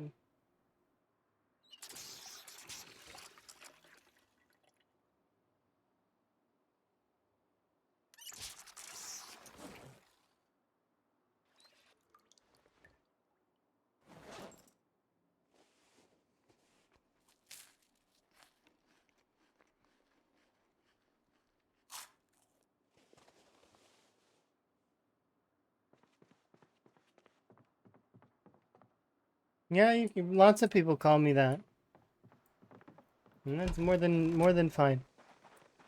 Because it's easier to shorten the name than to type the whole thing. Oh, it's doing that winter thing. Look, it's the winter thing. If you've ever seen the winter thing, it's just where it just is like, you know what, we're not gonna have snow for certain areas anymore. It's just gone. And very soon it'll all be gone. Goodbye, snow. It's still minus 15 though.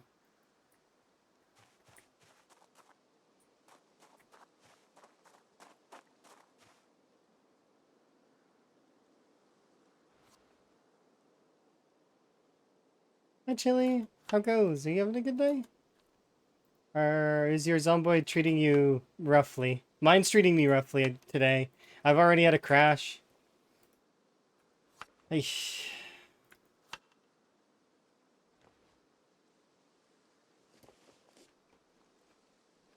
You don't play Zomboid? I seen you were playing Helldivers. Are you having fun with Helldivers?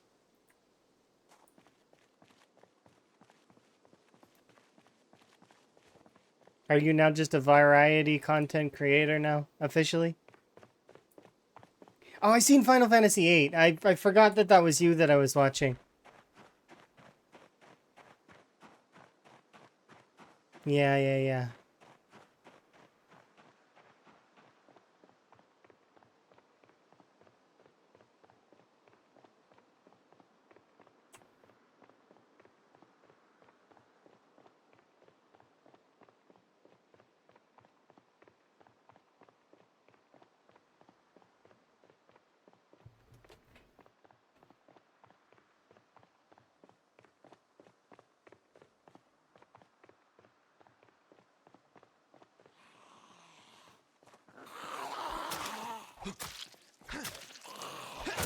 Maybe once,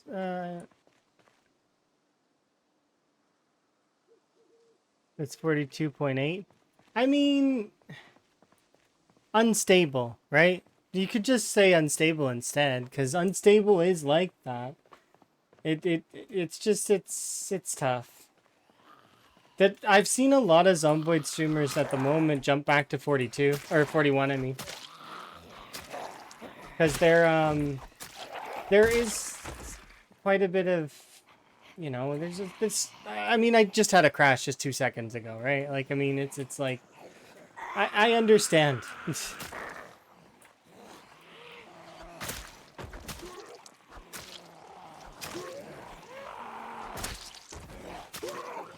Like, I mean, stuff like Claire had to deal with just most recently with the falling out of the wall.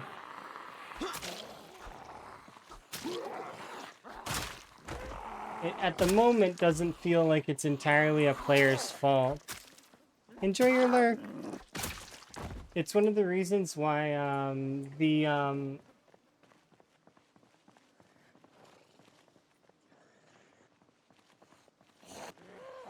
there's some folks that play with debug active and,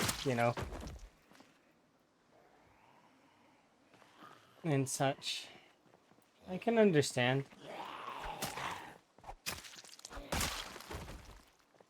Especially right now.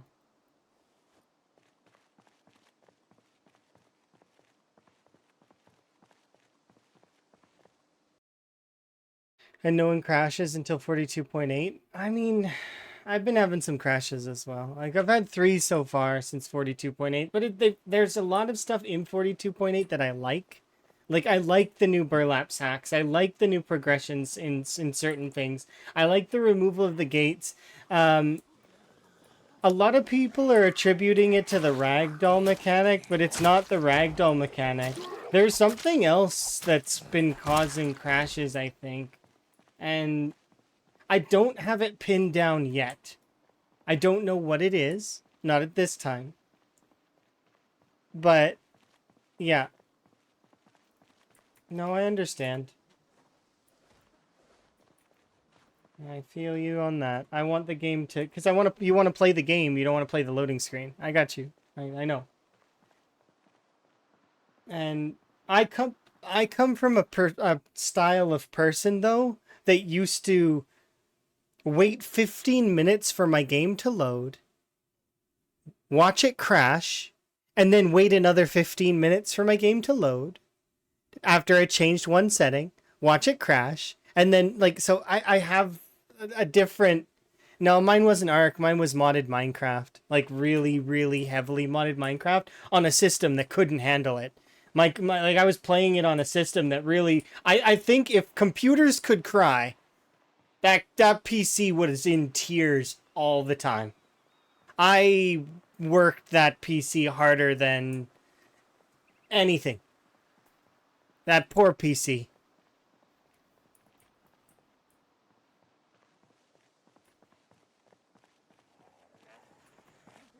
Like I said, if PCs could cry.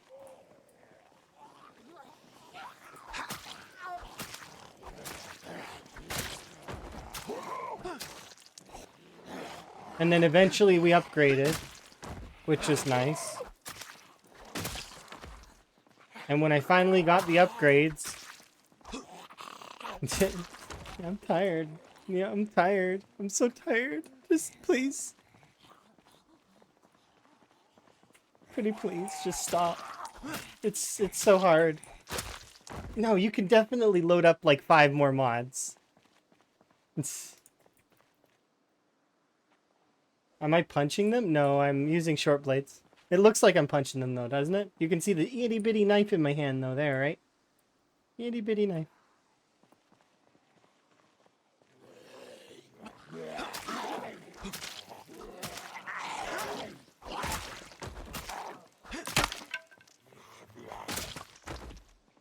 But, yeah. That was the old times with that, is my old PC. My old PC used to beep, too, all the time. Continuously. That's how much I worked it. It used to beep. That's not a knife. Little do you know, it's like... I don't know if we could get a Buster Sword in this. I think we can get, like, we can get some fairly bigger swords, but we can't get, like, a Buster Sword. And it would count as a long blade, not a short blade, and I'm training short blades. Currently.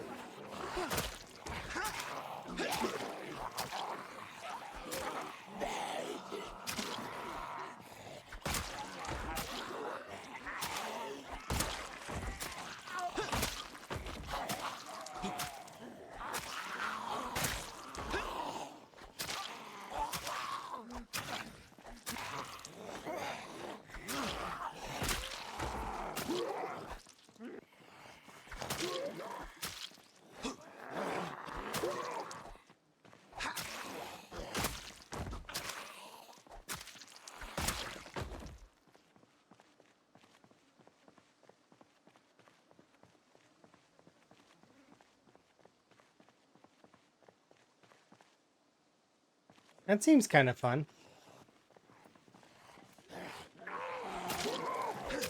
Yeah, I haven't used mods like that before. It could be kind of fun, though. I've seen people using mods like those ones, though, but not quite that. The closest that I've seen to that is when I watch Saber play. When I watch Saber play, Saber very frequently uses something called Bixcalibur, which is essentially it's a pen, but it's a pen that's been upscaled by a large amount, and it's like this enormous super pen. Imagine if you had a giant pen and you were running around killing zombies with it. That is Bixcalibur.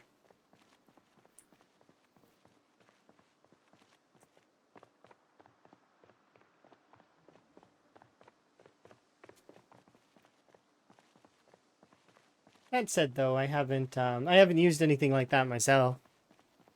The closest I got to using modded stuff like that was I used a motorcycle once, and it was on Bert Bertson server. I was very briefly on Bert Bertson server.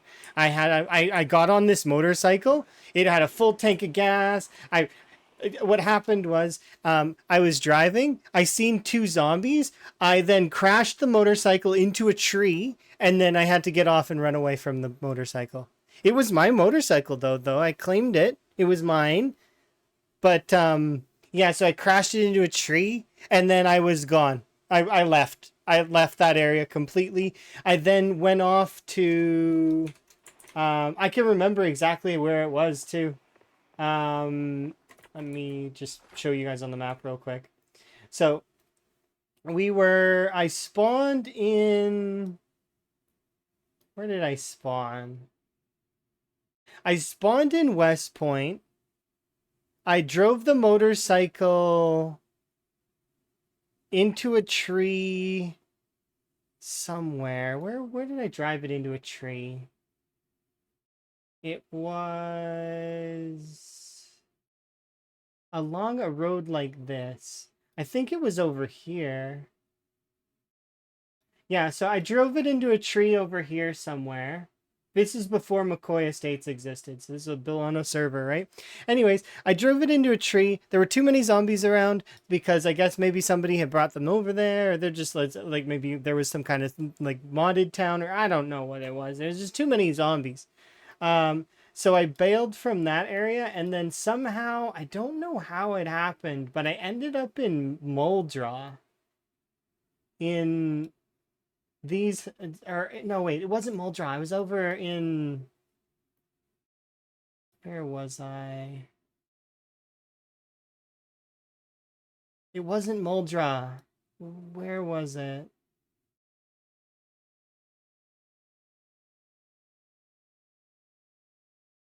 It was houses like these ones. Like these little houses here, but where were they? There's somewhere else. Maybe it was some kind of modded area. I don't remember. But I just remember that there were like these tiny houses, and then I killed all the zombies around the houses and was just in the houses. You're the designated driver? I understand. I'm not. I'm the person that gets Ubered around. Cuz I can't be trusted in the driver's seat. Outside of playing like I can when I'm by myself, I can handle myself okay, but not it still would be better to have someone else drive. I have a Zomboid world record. It's being the most accident prone of all the veterans. As far as I'm aware, nobody has beat my broken bone record, and I'd hope they never do. Because in a single playthrough in Zomboid, I've had a total of 4 broken bones. One character.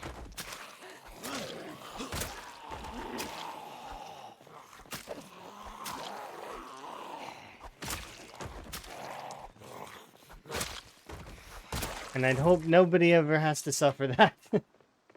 Because even just getting one broken bone sucks. Imagine getting 4, like, separately, at different times.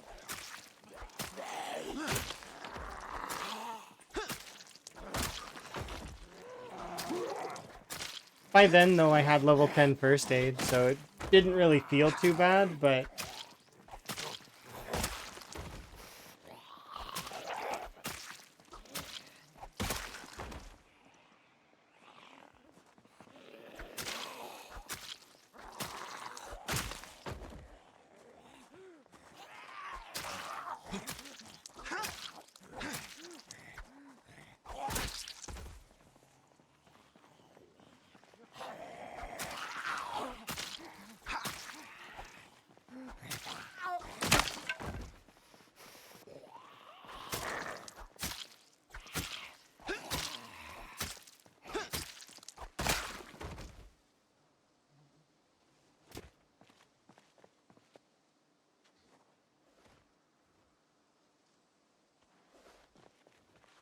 Like brass knuckles? I think that that would be one of the weirdest things to add to a game like this.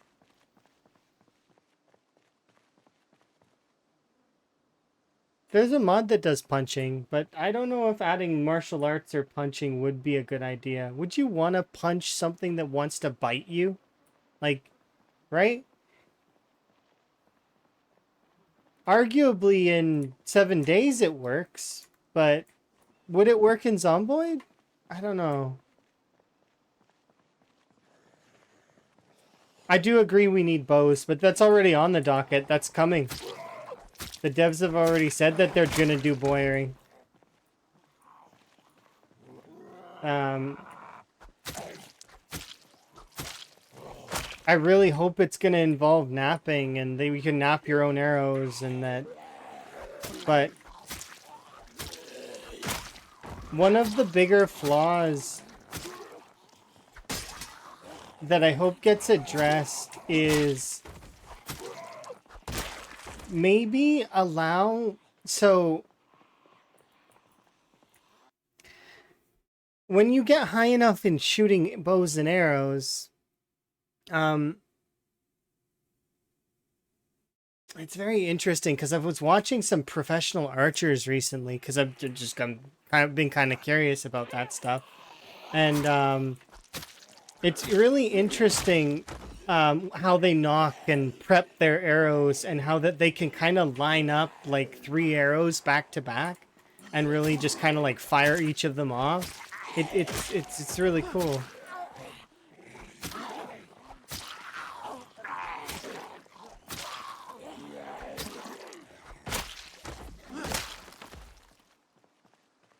But yeah, I'd like it to be like that, kind of, once you get to the higher levels of it.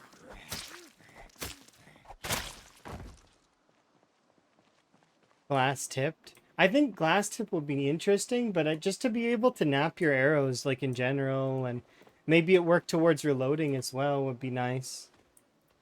Hello.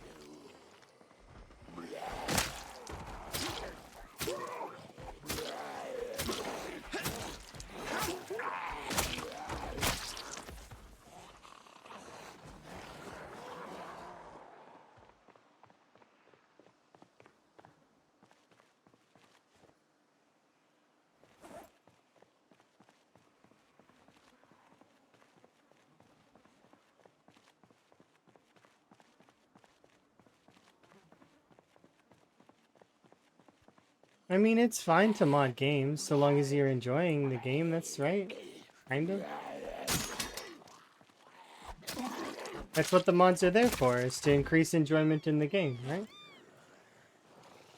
Not a bad thing.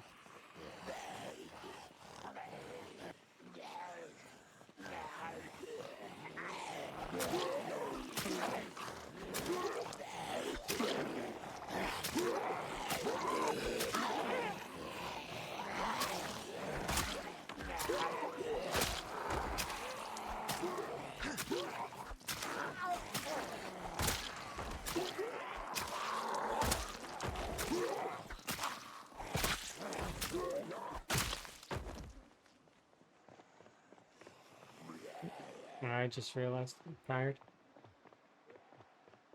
Get up.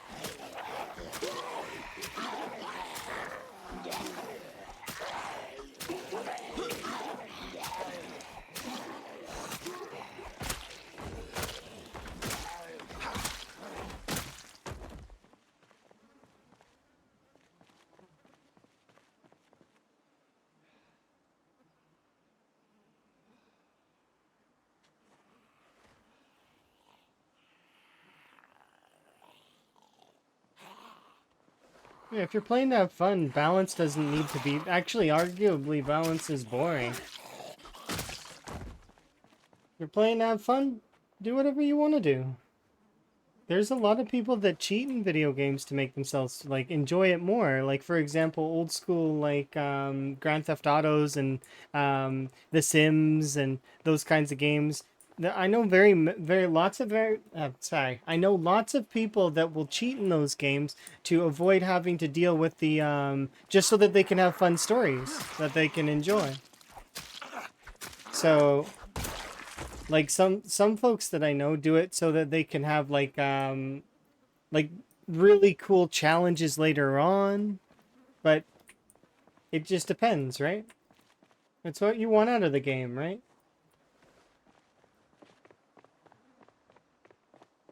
And then there's the alternative style of play, which is like the rat race, where it's, you know, no exploits, no cheats, etc. It's meant to be sort of a battle of grit, almost. And it's the opposite. People like this style of play as well, right? Because it's tough. It's hard to progress through, or it can be.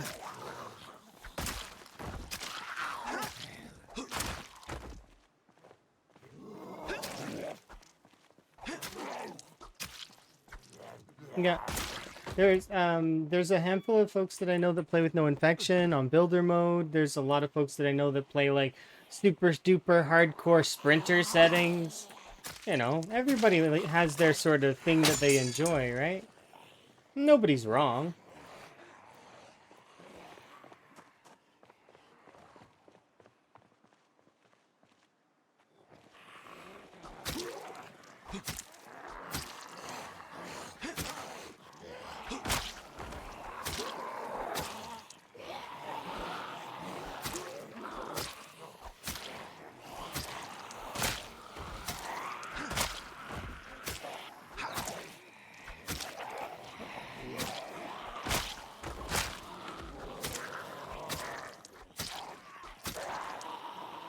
Yeah, the only people who are wrong are the ones that are picking on other people for their settings.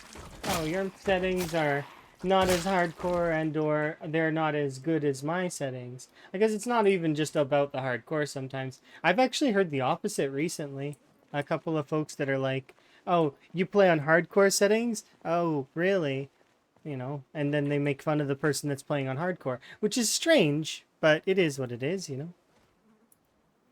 People can do that, and that's the wrong way to go about things. Don't make fun of people for the settings that they play on. There's no point in doing that. It's a sandbox game. It's meant to be, you know, same as The Sims or Minecraft or any of those kinds of games. meant to be played the way you want it to be played. I don't know about the pineapple and pizza argument. I know that it's irrelevant to me because I will never have that stuff unless I have to because Emma's allergic to pineapple.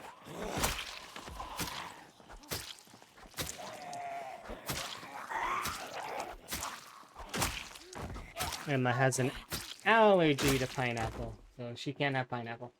However, I can. It doesn't bother me. Like, I couldn't care less, really. People like that. People don't like that. Doesn't matter. Would you, if I had a preference to it? Not really. I have to be really in the mood for that kind of thing. Exactly.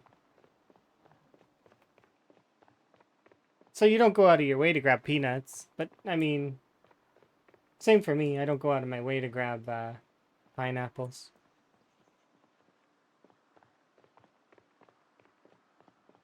So for those that are curious why the zombies are grouping up over there, I have a little backpack that's full of watches. The backpack is set to go off every 30 minutes in game. So the way that that works is so long as I am beside the backpack or near enough that it's active, the backpack will be going off and making noise. And then the zombies group up around it. So that I can then pull pieces off of that pile and slowly, like, piecemeal the zombies and gradually take over the area, thus grabbing the backpack and throwing further and further. They put kiwi and banana, actually, is what I've heard. But yeah.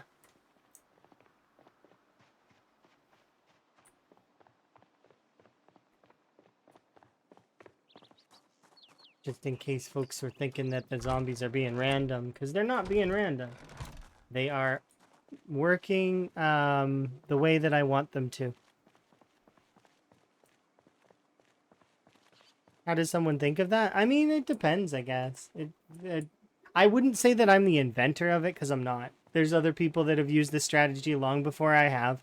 But it makes sense, doesn't it? Put sound in a bag and the zombies will group up around it. It just makes sense. It seems like something that's so obvious, right?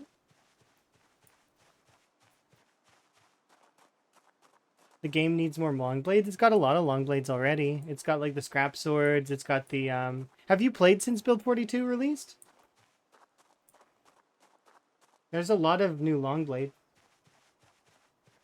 I'm sure that more will come out eventually. I'd love to see a claymore, but you know.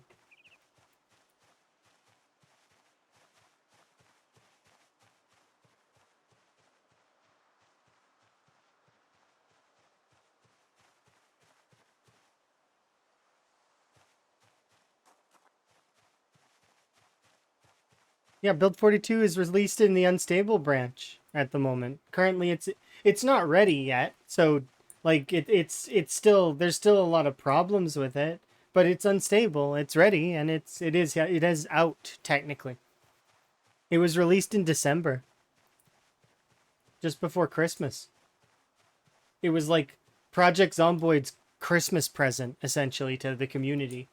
And then from there, they've been dropping patches every. It's already up to 42.8 in patches. They've had 8 major patches so far, and some of them have been really really big. The last one was pretty big too. There's still some issues though. Like I don't generally crash. My game doesn't generally crash very often, and I've had 3 crashes with this playthrough in the last few days.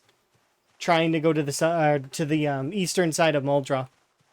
The game refuses to let me. It crashes outright, which sucks because I'd like to go to the east side of Muldra so I can start clearing out that section, but something's crashing me over there. And every time I do it, I lose a little bit of my zombies. So what I'm trying to do right now is I'm actually going to try to lean towards clearing out most of the Muldra strip and hope that that's enough that I can then slowly move towards the other side. But every time I go over there, it culls them. So You know, I'm losing like a few hundred probably at most. I'd hope. I'm hoping it's only a few hundred that are being deleted.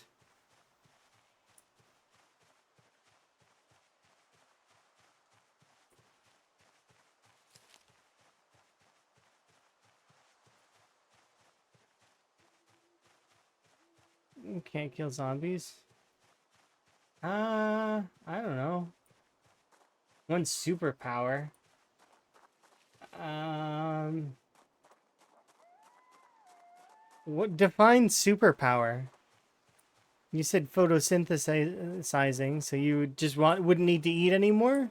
What happens on the cloudy days? Do you get tired?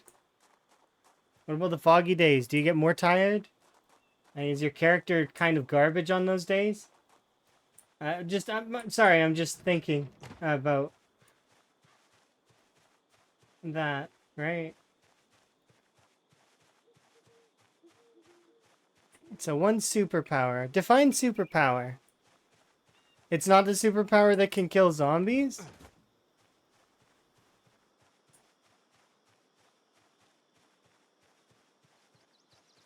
I need more information. What defines a superpower?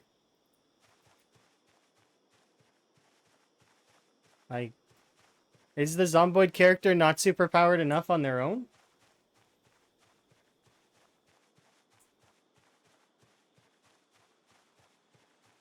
Or you mean I get one extra power on top? Hmm.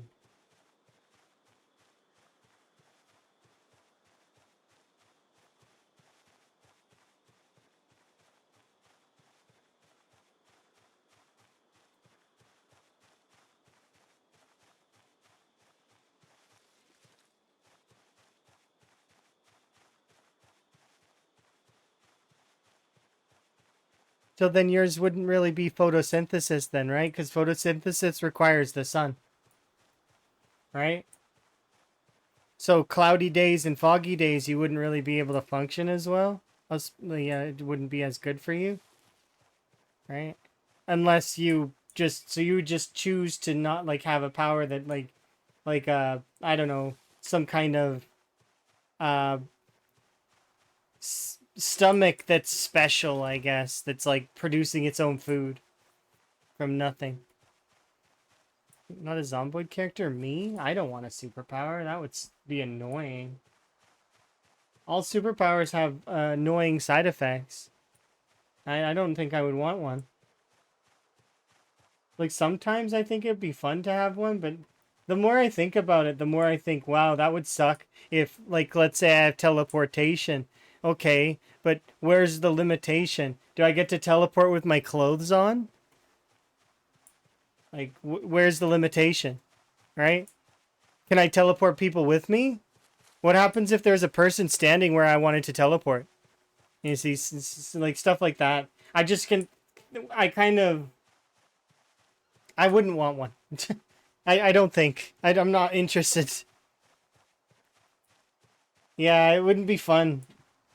It would be like, say, you know, if I get mind reading and then I get all the voices all the time, everywhere, everybody's voices all at once. No, I'm good. I don't need that overstimulation. Yeah, I'm not interested. It would suck. I suppose. Oh, you know what? Can I have an object that instead of me being superpowered, can I have an object that is superpowered? Okay, I would have a cup of tea that is that gives me any kind of tea I want, and it was just the ever filling. Like, it would be full and it would be good, and I could change it whenever I wanted, and it would be whatever kind of tea. I would totally take that. Either that or I would take a frog familiar. Can I have a frog familiar? Maybe that would be... I might choose that instead. Ah, but the tea. Maybe Emma could choose the frog familiar, and then I can have both.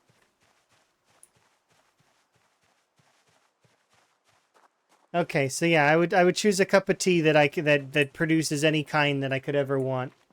Different kinds. Yeah.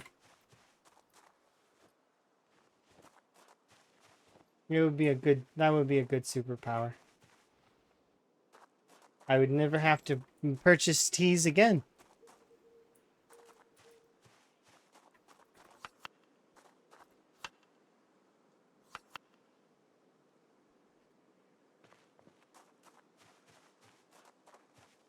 Yeah, most of the time for those things, like when you think of those kinds of things, they come tied with a lot of responsibility to use your powers and become some kind of superhero and or supervillain. And I wouldn't want to do either. That seems like a lot of extra effort and thought process. I'm not interested in that. Learning extra skills fast, but then you could learn something, quickly and then I don't know. I think part of the learning of skills is the journey of it. Maybe that's sappy. I don't know.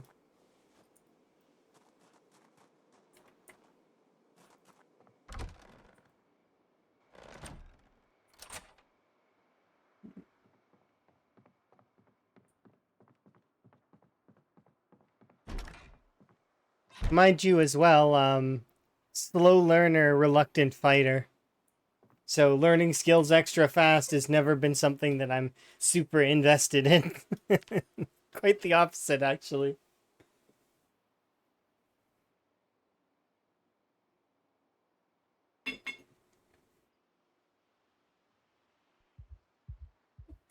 This is too intense music for fishing, which is what I intend to do here in a moment.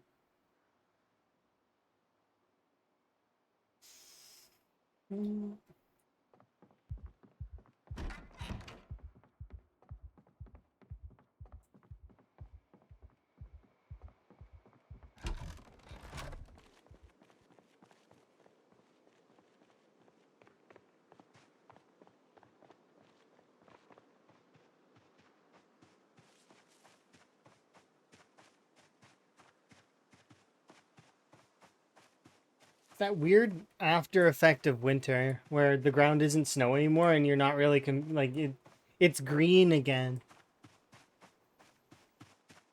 It's an odd after effect that happens post winter.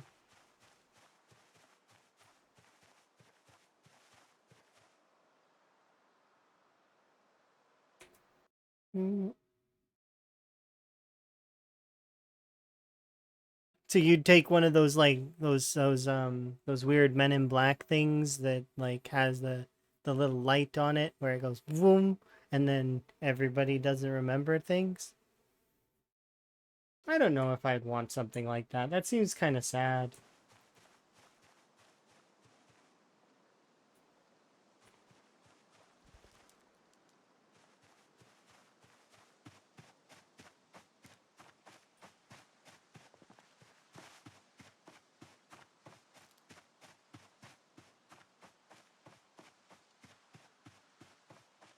Well, time to go make our trek over to one of the lakes and decide which lake I want to go to yet. But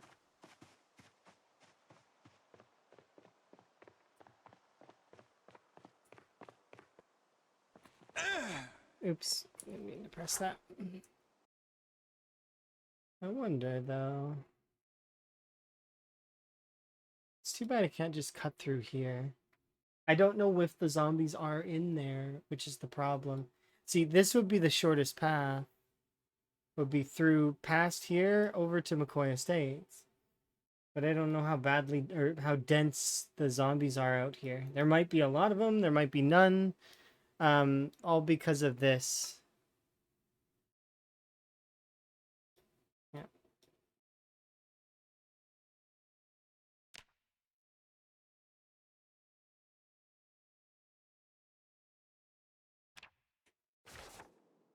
Okay, let's put you here.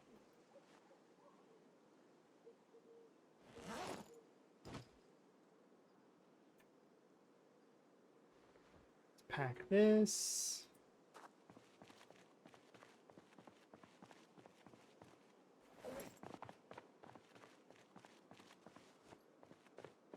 All right, let's go.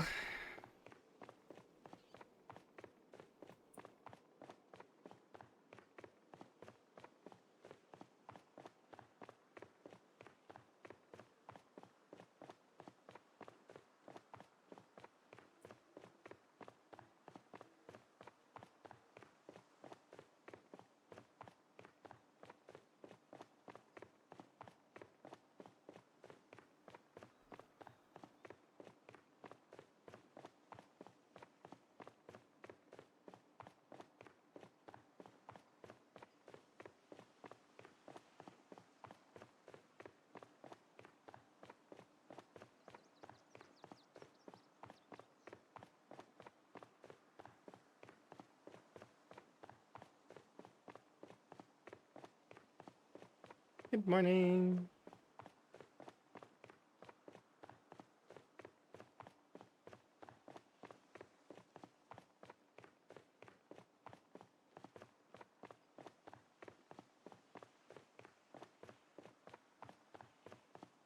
Fishing was in the game before, but now there's a mini game tied to it, yes.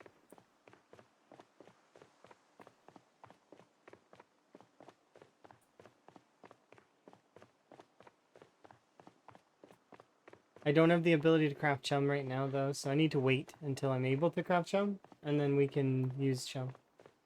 I don't have inventive, do I? Yep, so I gotta be level 5 fishing. I thought I was level 6 fishing, but I'm not. I'm level 4 in a bit.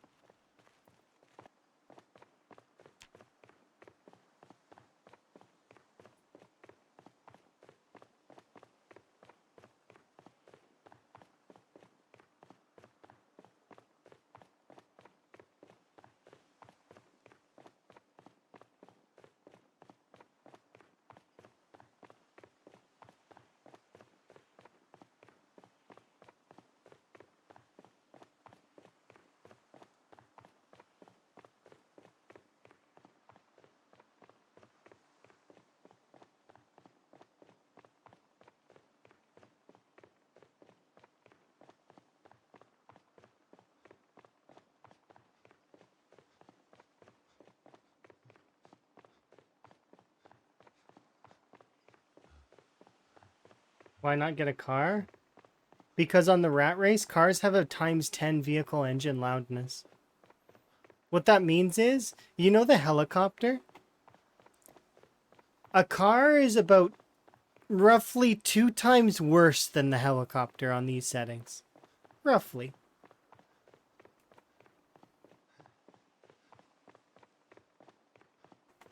Because the helicopter pulls from about 700 tiles, which is fairly long, right?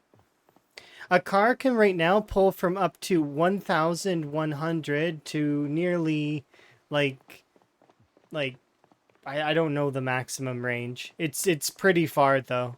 Like, I'll put it this way, because Twist is a good example.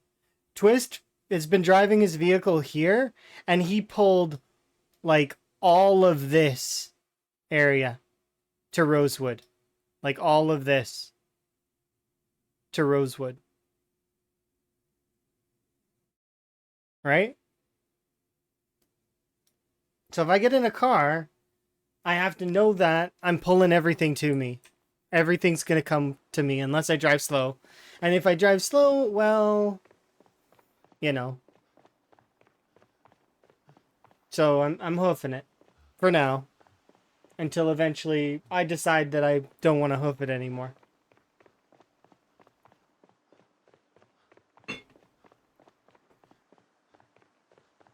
But yeah, it's just because it's these settings. These settings have high vehicle engine loudness.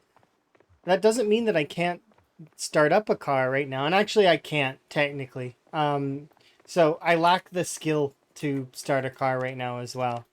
In order to start a car, you need to either be level 3 electrical, which we are level 1, right? Where is it? Although I do have enough watches that I probably could get to level 2 electrical. I don't think I have enough to get to level 3. Unless I take them all apart.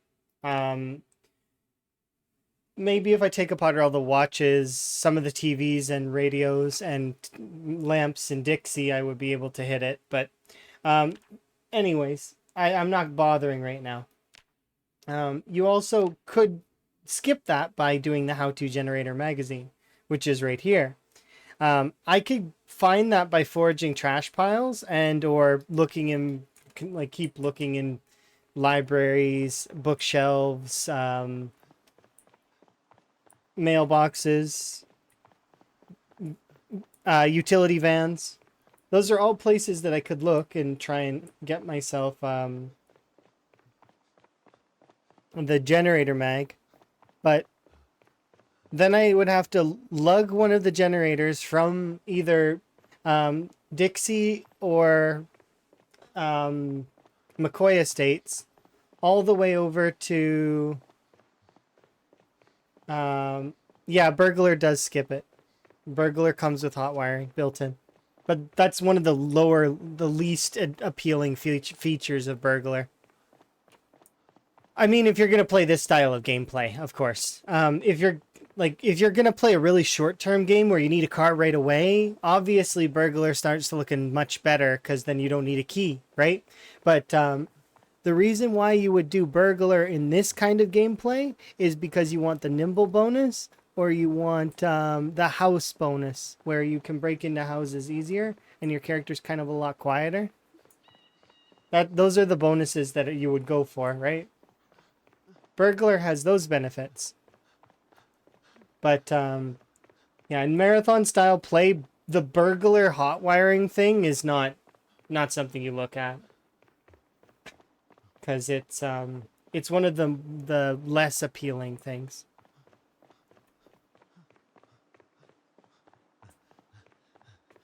But yeah,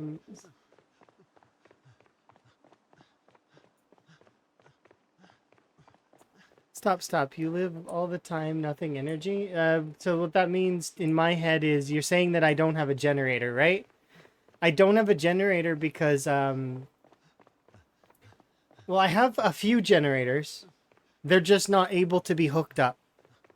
I have a couple gas stations claimed, but none of them are powered right now because I would have to go and get the skills required. I didn't focus those skills because at the time it wasn't prudent. It wasn't necessary. The things that were priority were skills. My character was 0 to hero, so grinding my skills was more important. Getting my fitness and strength up, getting my weapon skill up, like, and even then it's been like, I mean, because of the way that this area is oriented, it takes a while for me to get from point A to point B. Like I have to run along these highways. I don't want to go cutting through the woods because, especially because recently there was a house alarm. It wasn't recent. It was it was like an in-game year ago now, but that doesn't matter. The zombies that are in the woods will still be in the woods. I have done nothing to pull them out yet, so they can stay there until I want to pull them out, and then later we will pull them out. But I want to be a lot closer to having my nook in the world, which we do have some. Like here, I'll just one sec. So we currently own this cabin. We own the Crossroads. We own McCoy Estates. We own Smokies, and technically we own McCoy Logging as well. Those are our primary, and then we own all of Dixie because I cleared out Dixie. So, those are our main hubs. I've also been all the way over here. This was more just a walk around though. This wasn't me actually clearing this area. This was just me walking looking for items. Because if you're going to look for an item, you know, it's fine to just go. Also, on these settings, there's less gasoline. 25% of the pumps will be empty. All of the other remaining pumps will be under 1,000 fuel, which will last for a couple of years, so long as you're being sparing with it.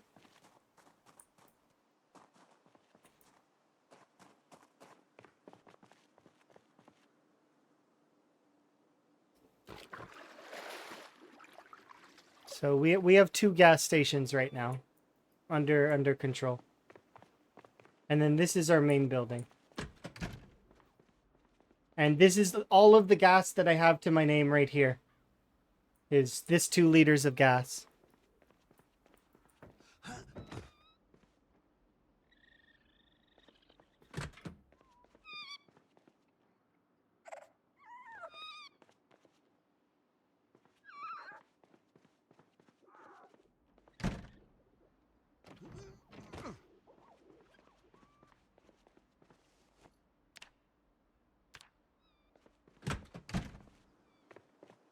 See, and I don't have cows or anything, right? It's like I'm doing.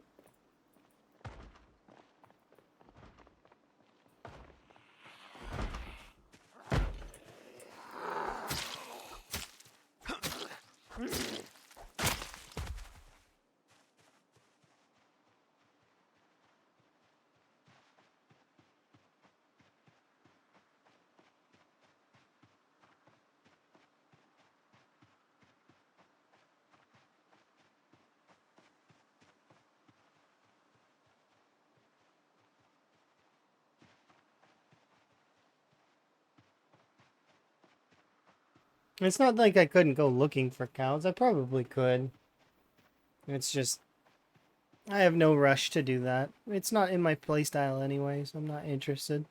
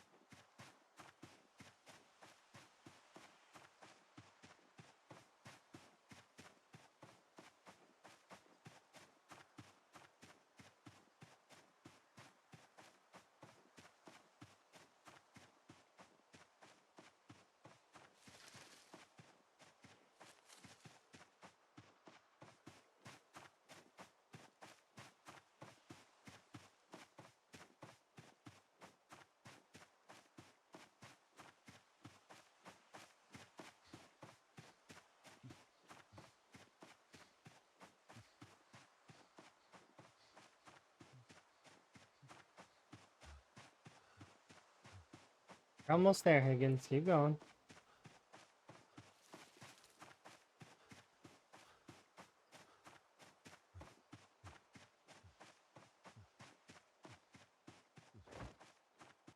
Oop.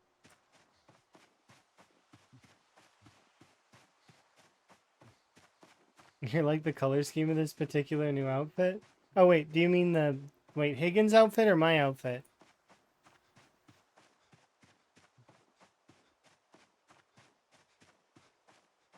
Because I get to pick different jackets and different clothes to wear now, like, whenever I want. I wear whatever clothes I want when I wake up in the morning. My outfit. Okay. Yeah, I like that I can dress myself in the morning. It's nice.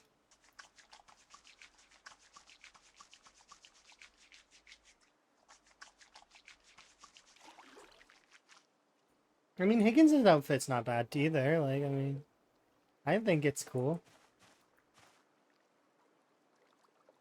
Let's do that. You go, Higgins. No animations. All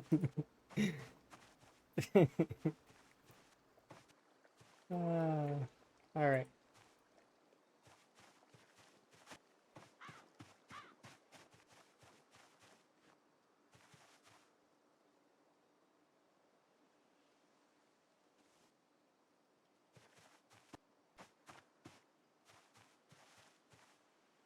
Yeah, this one's nice. I like this black jacket. It's really good.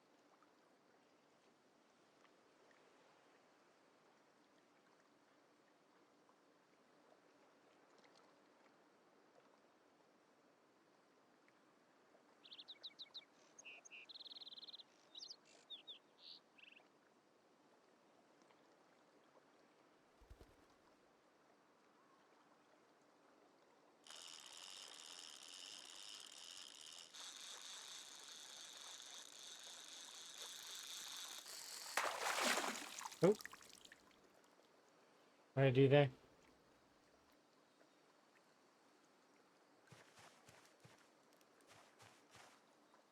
Well, I think it was the empty bottle.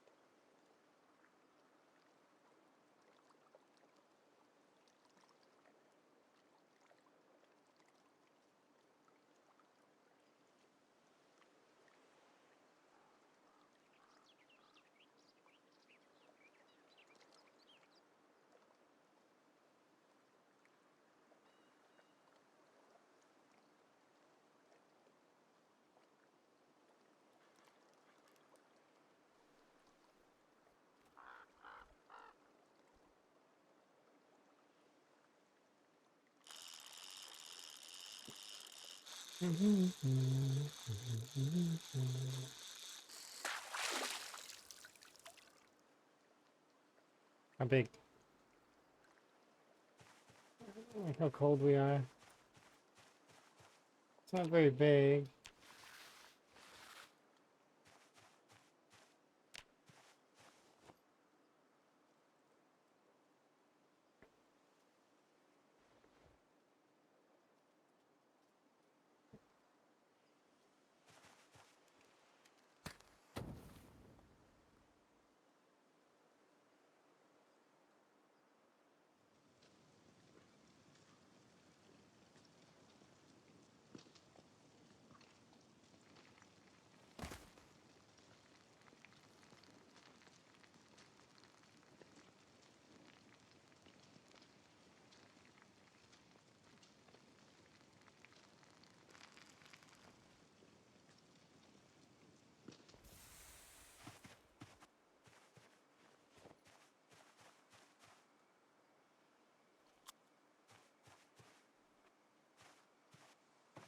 Mm.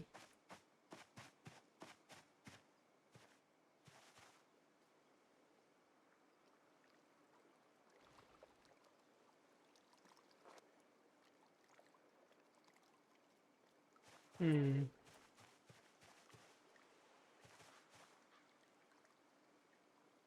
Just gonna stop there for a second.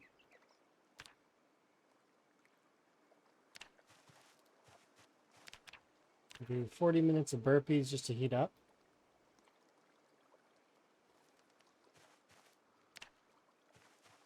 And I don't think it matters that we're tired for fishing.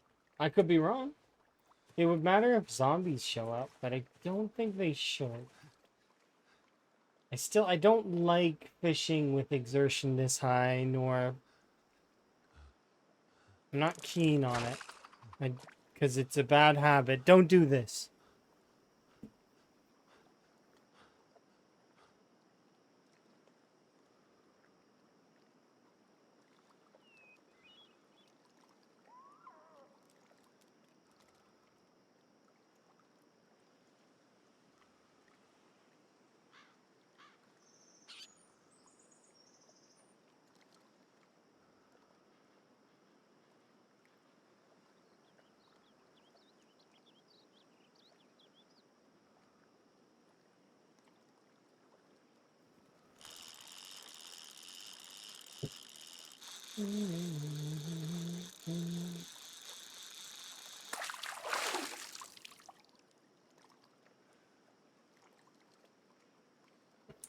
I thought it would be bigger.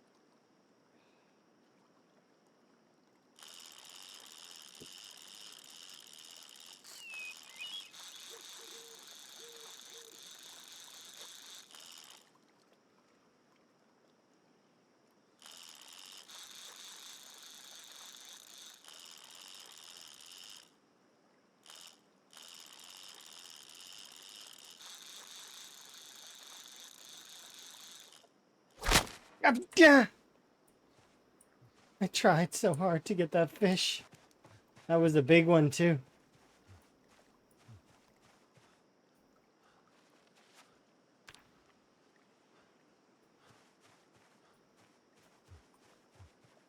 Yeah, you were right. That was Still Alive.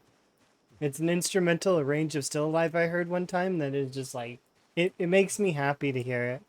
Like most of the songs on my playlist.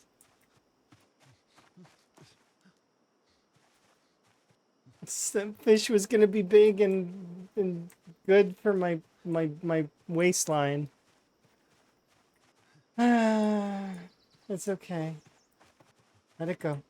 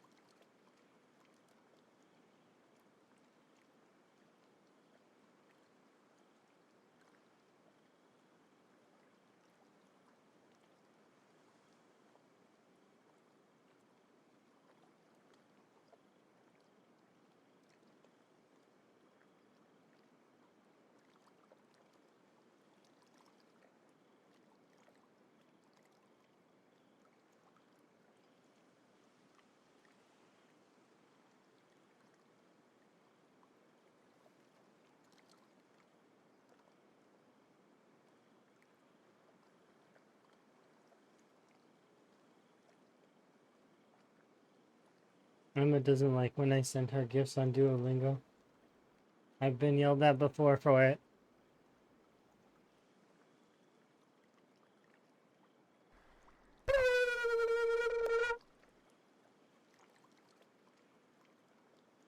Thank you for the wellness.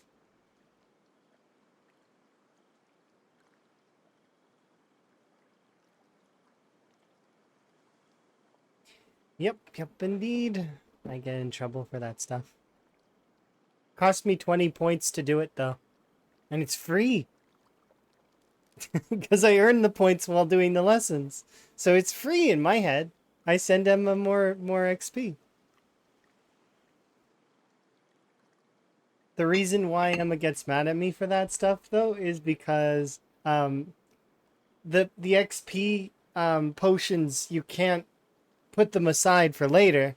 It makes you drink them. So if you don't use the XP potion, it goes away and is just gone. So Emma likes to use those sorts of things. Emma's really doing very well in Japanese. Meanwhile, I'm not as good at Swedish. I've been trying my best though. Learning a little bits here and there.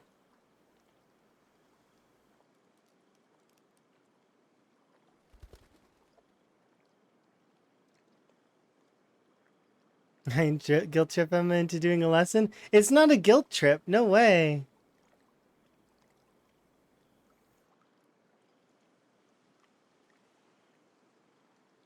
Not even. It's that Emma can't let the XP go.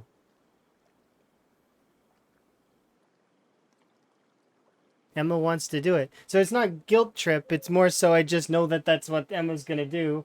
And it's free for me to make sure that Emma does a little bit extra duo. So Emma's going to be a master of Japanese while I'm not quite so good at, like, I'll finish Swedish eventually.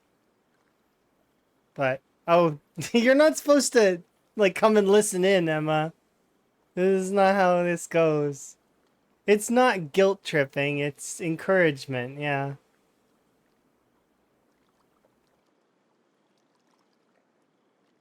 I would say that it's loving encouragement, yeah.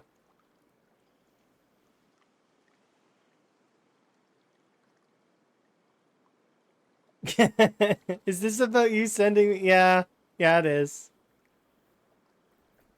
You can tell the chat about it if you want, and be like, yeah, that is what happens. Totally. Because it is. It is what happens. I do send Emma the XP boosts. It's not a guilt trip, it's encouragement. I want Emma to be master of Japanese. And I know Emma works that way, so it's a good idea. That said, though, it doesn't work on me. I don't. Emma would have to do some other means to get me to do that if she wanted me to do that. Probably just ask. Actually, that would be the best way. Have you done your lesson today? To which then, if I haven't, I would be like, yeah, I need to do that, and then I do it right away. Yeah, look at that. That's a better fish for sure.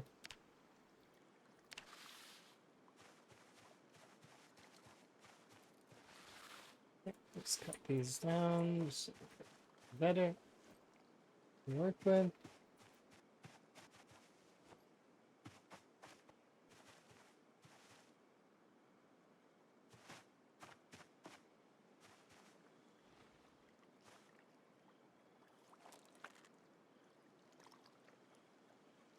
It's already been nice once though as well. While we're watching anime, Emma will be like, "Oh, look at that sign," and we'll be like, "Oh, what's that sign say?" And Emma will translate the sign that's in the background. That the game, like it's not in the subtitles. It's not in any of that stuff.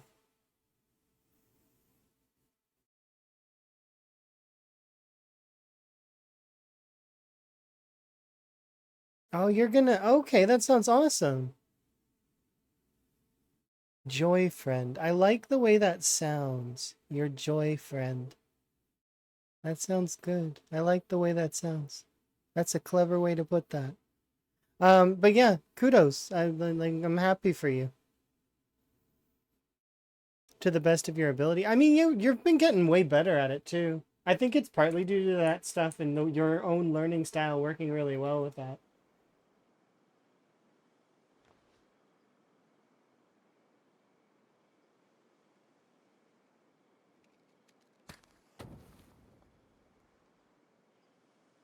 Yeah.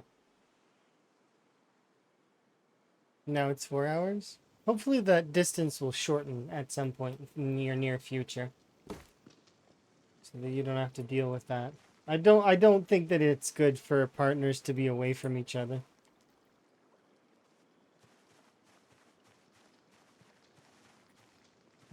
It's good to be together. If you have no choice, you have no choice. But I mean.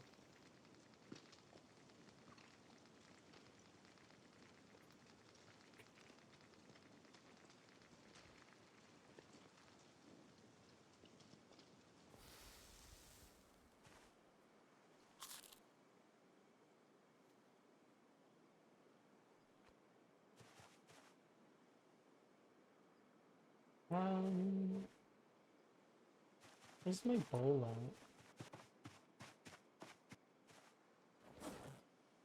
at? Thanks.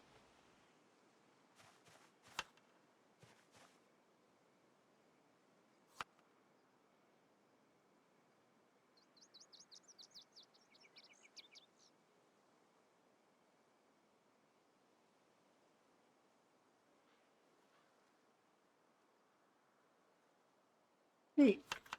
I think that's a good thing. I'm not sure. Hello.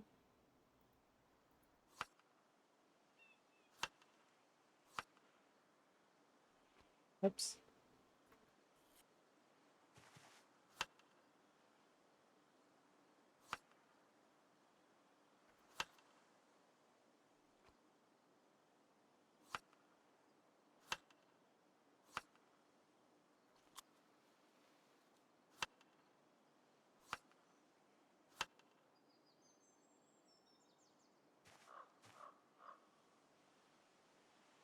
You didn't get to actually meet up? That's unfortunate. Hopefully that's not the case this time. Take off your pants, Higgins.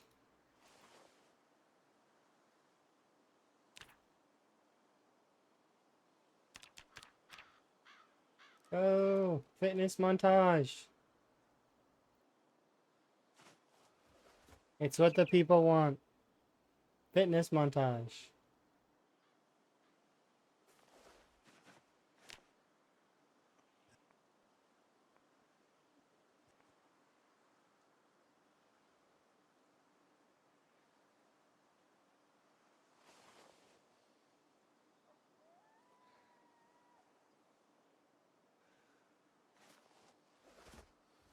What traits are great to add to my character? Any build specific? If you're brand new to the game, go into the game without any traits at all, except for maybe take a custom occupation, do wakeful, or sorry, I would do cat's eyes actually.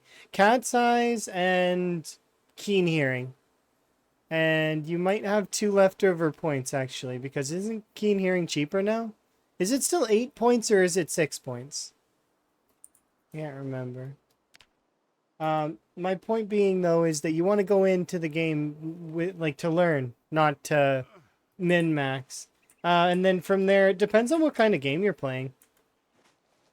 Everybody has their preferences for different styles of play, whether you're playing marathon style or you're playing short-lived games or you have a goal in mind. You got to kind of lean towards whatever your playthrough is, right? You create your own playthrough, so you need to kind of go based on that. Whether it's specific to like this style of play or, anything. But yeah, if you're going for longevity, you want to take things that'll help you out in the long run. So things that hurt you in the short run are more appealing, like being unfit or being weak or puny.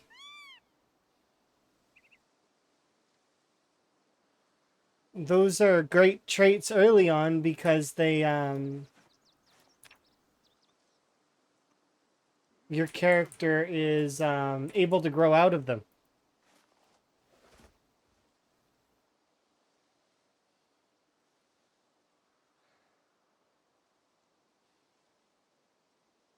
You're both excited. Okay, that's good. I'm glad to hear it. Kudos.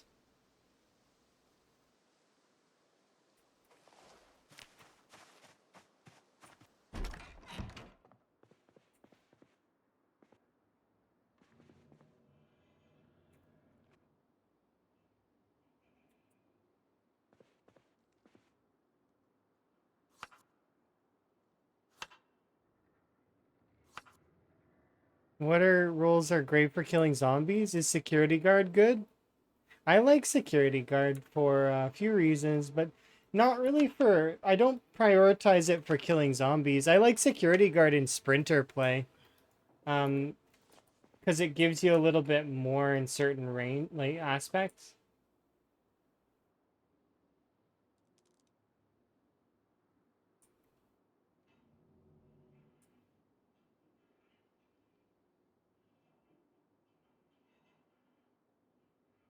Wow, we're really sleeping in, huh?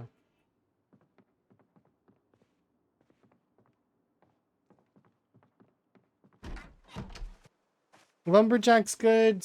Police officer's good. There's a lot of professions that are good, but they're all good for varying reasons. You'll learn very quickly that nimble skill is really good. So take gymnast if you're not going to take police officer, burglar. Um, but the question you're asking is a really, really broad and deep question that really looks at what game mode you're playing and how you're playing it, and then you as a person what you like, right? Because if you don't like sprinters, well, you're not going to want to take like all the sprinter perks and stuff, right? Like, you're not going to need it. You know what I mean? So it depends. There's no real wrong answer, and you can take pretty much anything. And half the fun in Zomboid is discovering what you like as a player.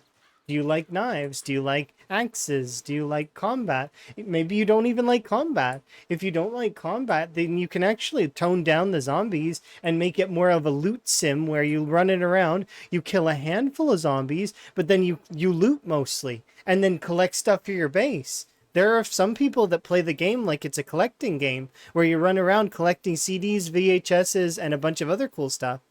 And then they come back to their base where they farm and they use, if you're playing with Build 42, they use the animals and all that sort of stuff. So, like, it all depends. Where can I start? My main objective is to learn the game.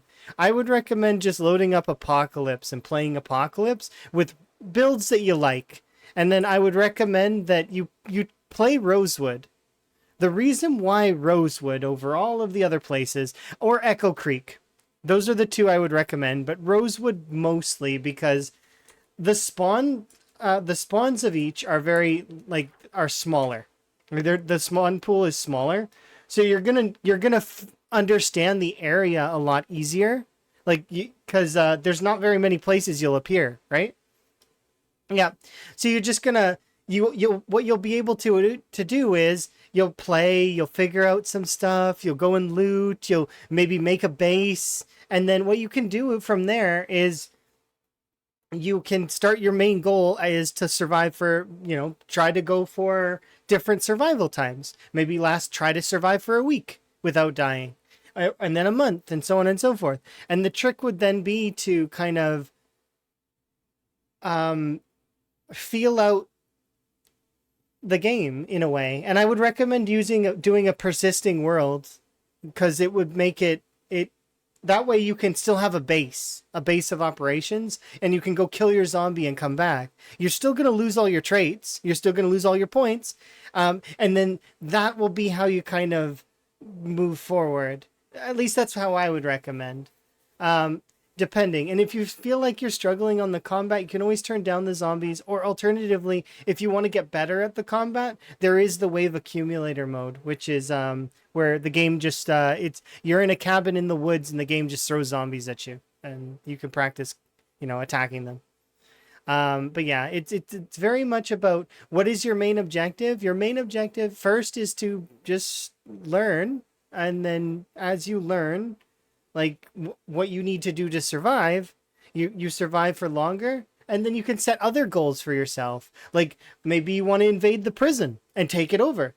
Maybe you want to cross all the way to Louisville and you want to see Spiffo headquarters, which is in the heart of Louisville's commercial district and next to the residential, right? Or maybe you want to go to the mall and check out the mall, right? Like you make your goals. There's like also the military base, right? Like you can kind of decide for yourself as you go, and that's the thing is you create your own goals. Very much sandbox. But yeah, if I were to go back and tell myself to relearn the game, I would say don't worry so much about when you're going to die. Just practice and live for as long as you can. And then when you finally decide to, you can start doing permadeath runs if you want to. Or you could do other stuff, like play multiplayer with friends. And then you'll have an understanding of the game. I very much recommend going in single player first, so you can learn stuff. Because then once you jump into the multiplayer, oftentimes friends want to play with different settings. They want to play with mods. Sometimes there's a percentage of sprinters. You want to be ready for all that stuff. So it would be a good idea to at least get the groundwork, right? Anyways, yeah, you're welcome for the explanation. And if you ever have any questions, feel free to ask. I don't know everything, but I know quite a lot of things. Although my information is getting shifted over time, so there's a lot of stuff I don't know as well. As build 42 just being build 42. New stuff being added, things being changed. But you know, you roll with it.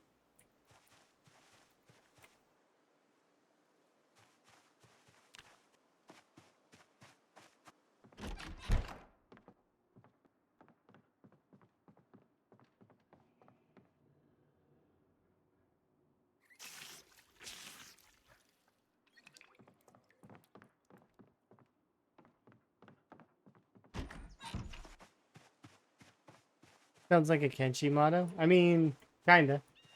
Kenshi, Zomboid, Rimworld, they're all similar. They're very similar titles.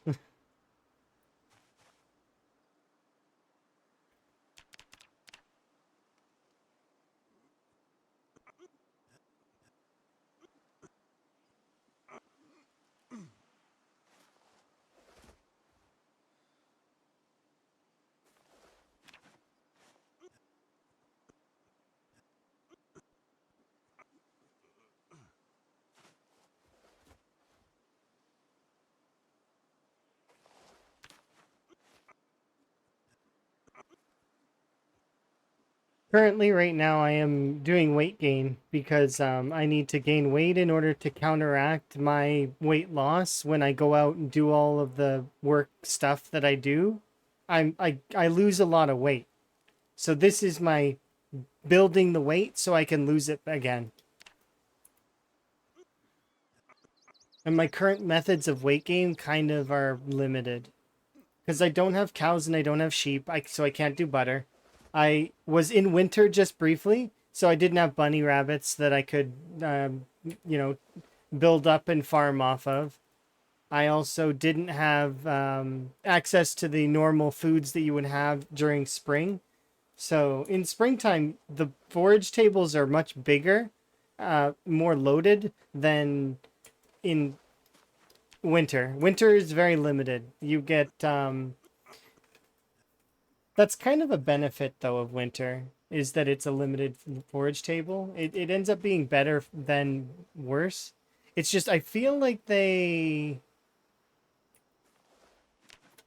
berries feel worse right now. Now that could just be me, and also it could just be rat race, but I only found one brushel of winter berries the entire winter. I found a ton of beauty berries, but I didn't find any regular winter berries very much of. Of course, I wasn't looking in different locations though, so that could have been on me a little bit. But the whole winter?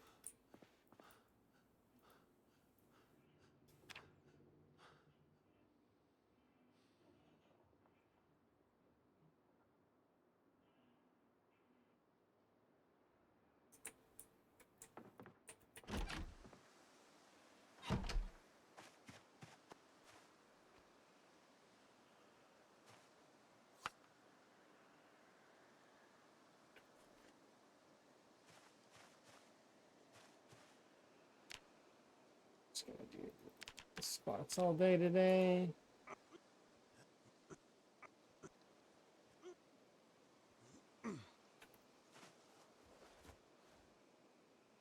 So right now I'm just doing squats because was the music throw in bad okay or was it bad? I thought it was okay. You're talking about the FTL soundtracks, right? I like those soundtracks. Just because I like something though doesn't mean I'm gonna put it on the playlist. Yeah, they were good.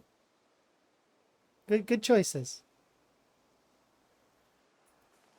I sometimes will add new things on the playlist, but the playlist is built in a very particular way that's for me. You just wanted feedback on what that on your taste of music? Did I like it or not? Yeah, no, I liked it. It was good.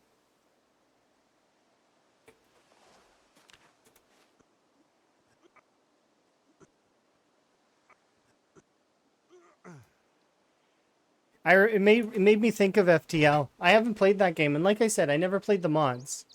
So, but I did like FTL when I was playing it. It was I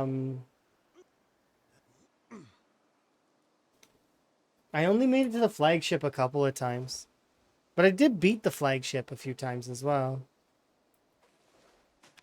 It gets to be interesting. Yeah, it's kind of like the Binding of Isaac or any of those kinds of games, right? You can sometimes just not find the right items and feel a little bit stuck.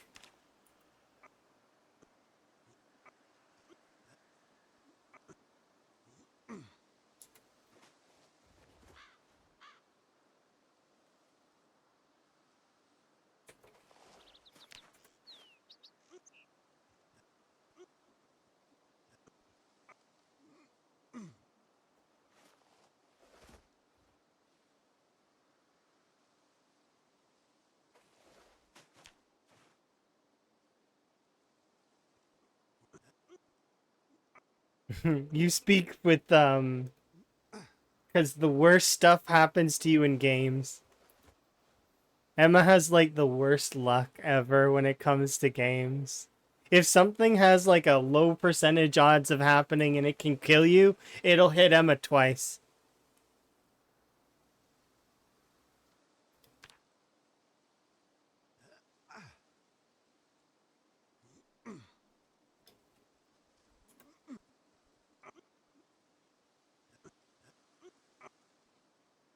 To fail to evade an enemy 5 times in a row. I think Emma would get that one right away too.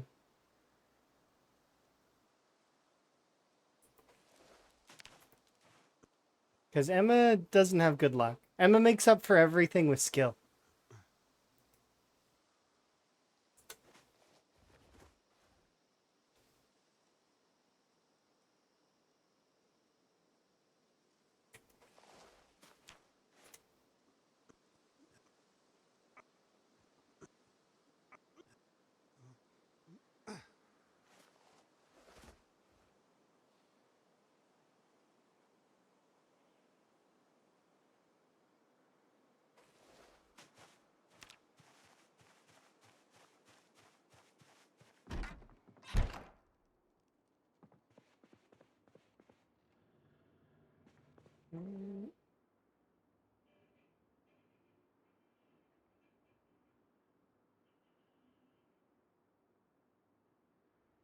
Is that one that's kind of like Frostpunk?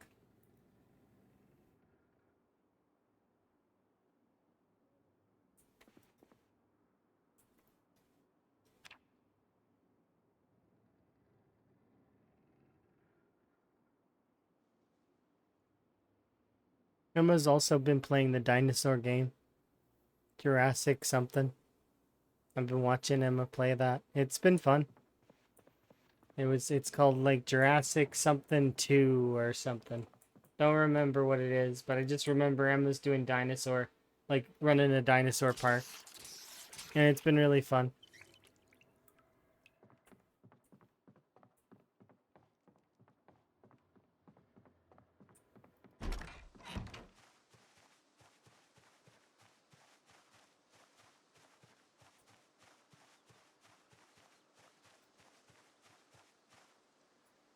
You got soft locked. That sounds like you.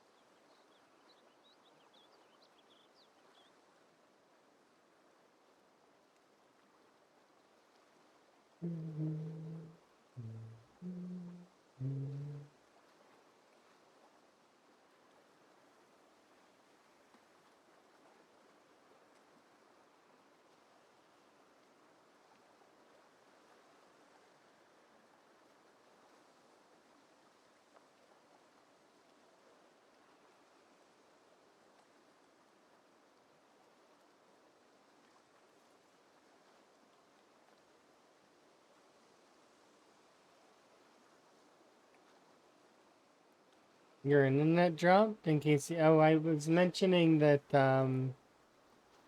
what did I say? That sounds like you with the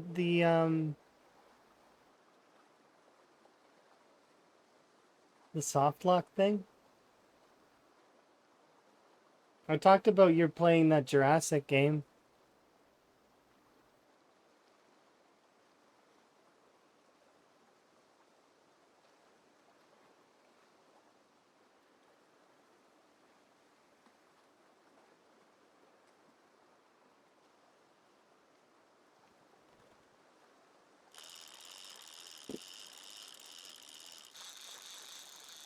I don't remember what it's called. I just remember that it's like Jurassic Park something.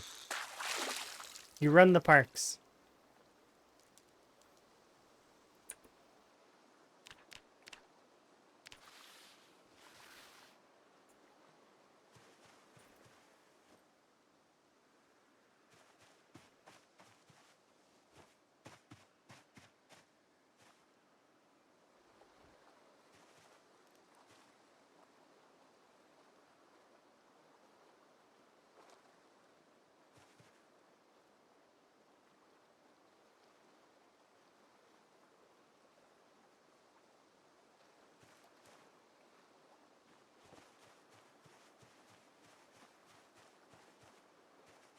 Yeah, I think I've heard of that game.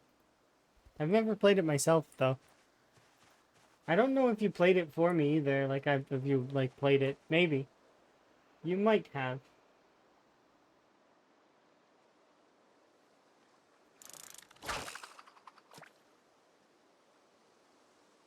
But you've mentioned it.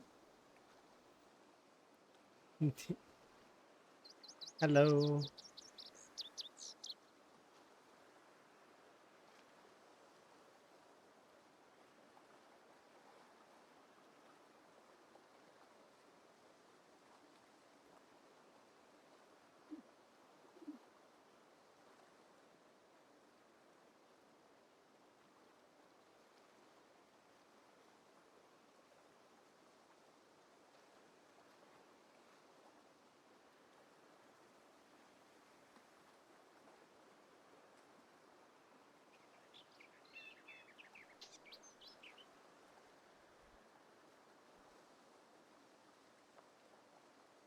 I'm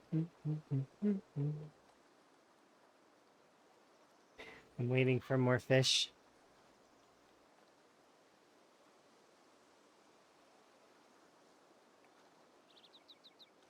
I think if I didn't have music while I did this stuff, I would probably go crazy. Probably.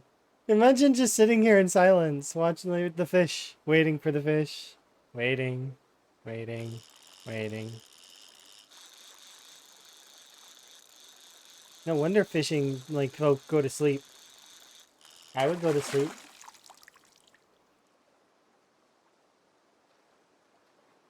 See, I'm the kind of person though that wouldn't tie the wouldn't tie the I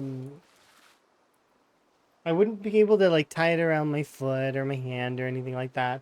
I would like tie it to a tree or something like that. This is, something more sturdy. Because I wouldn't trust myself. I'd end up in the water. That's what would happen. I would end up in the water.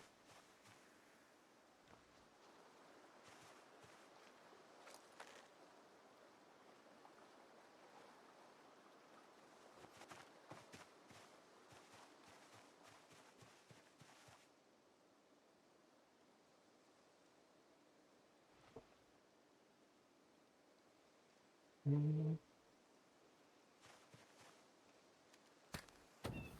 you're having a good day, though. Folks seem to be having good days today, for the most part.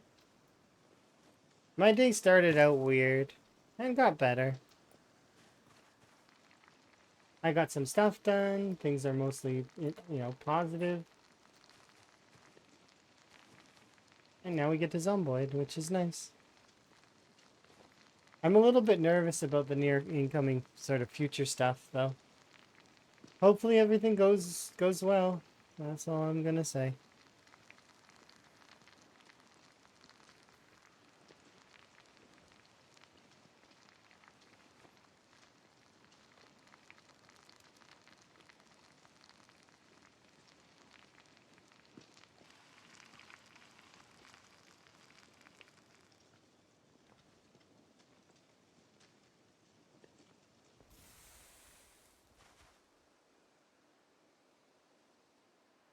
Which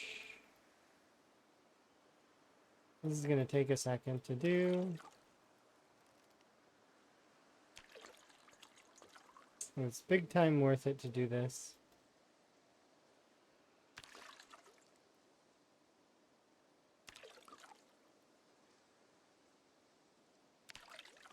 Because then all the water's in one place, and I don't have to worry too much about it.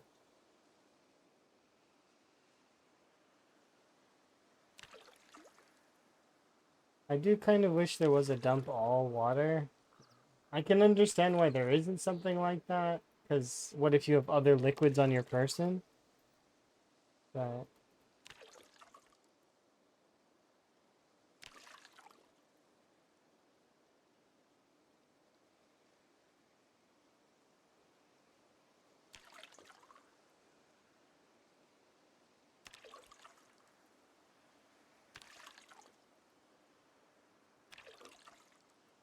there we go.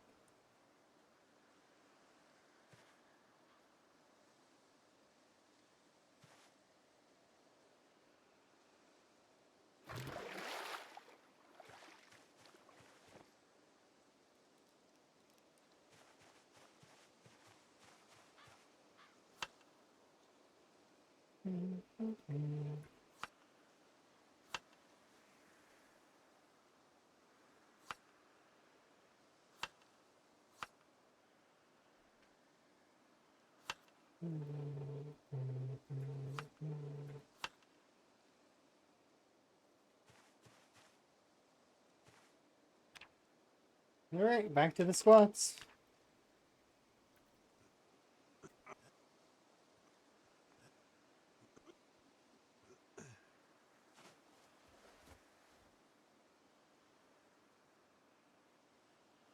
We got about another 4 weight units to get back up.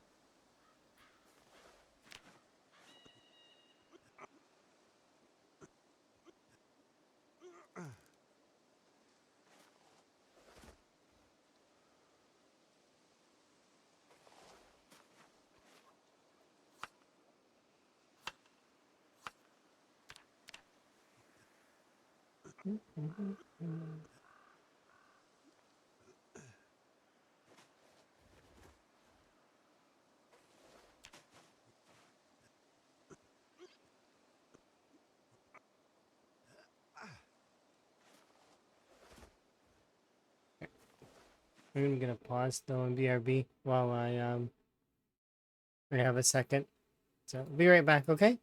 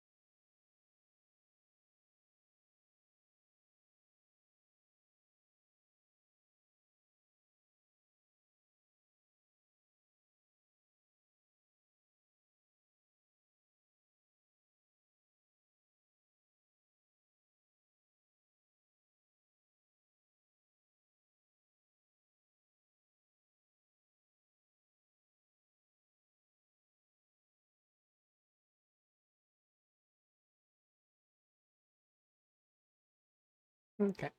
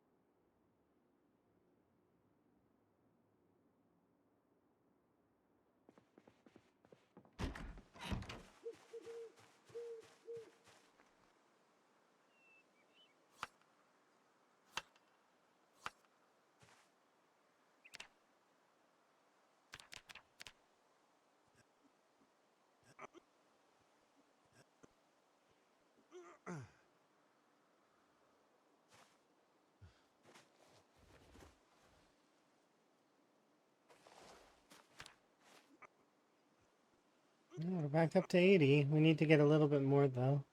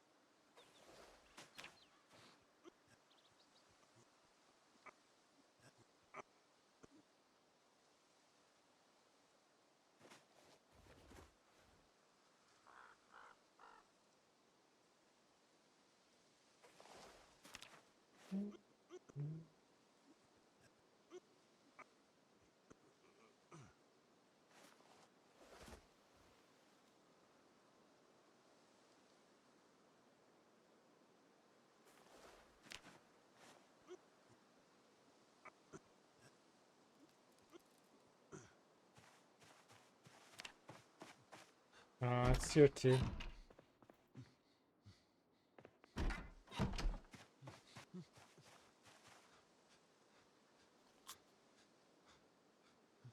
Might as well just keep working out then.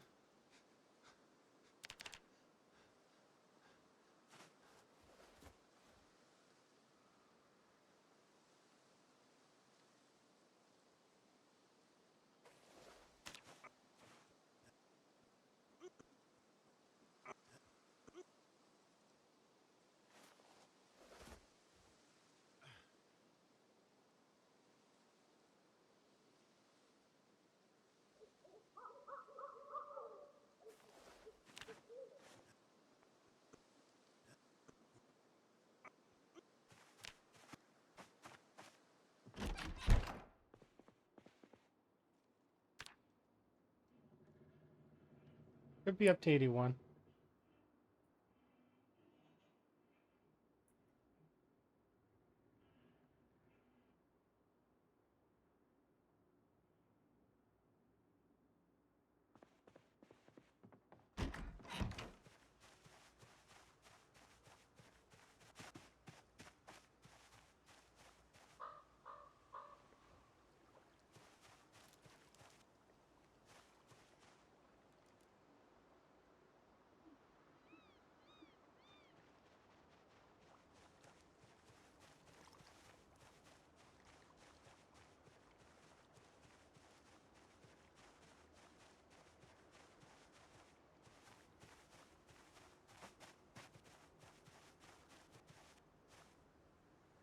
Nope. Can I reach the fishing rod? I can. Nice.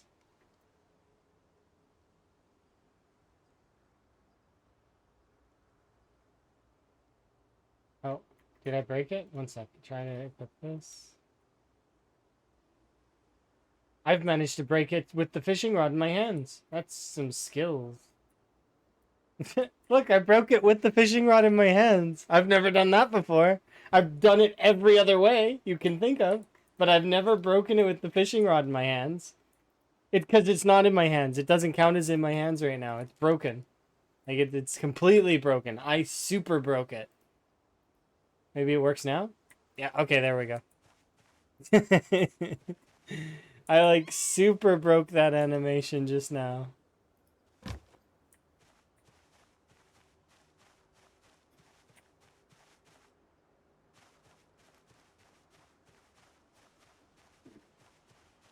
It's a good thing I know that that bug inside and out. Otherwise it'd be annoying. I hope it doesn't kill any more people.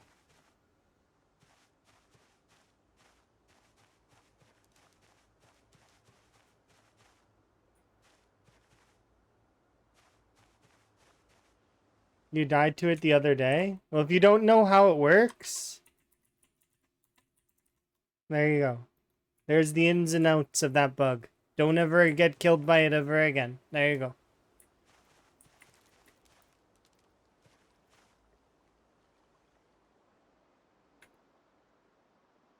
I don't want anybody to die to stuff like that.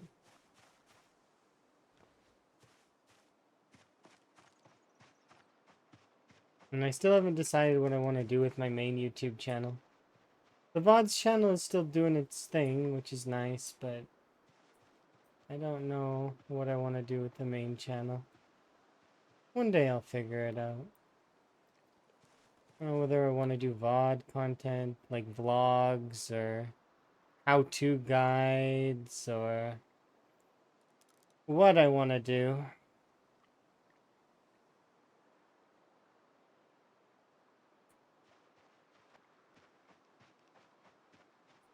I'm sure we'll enjoy whatever it is.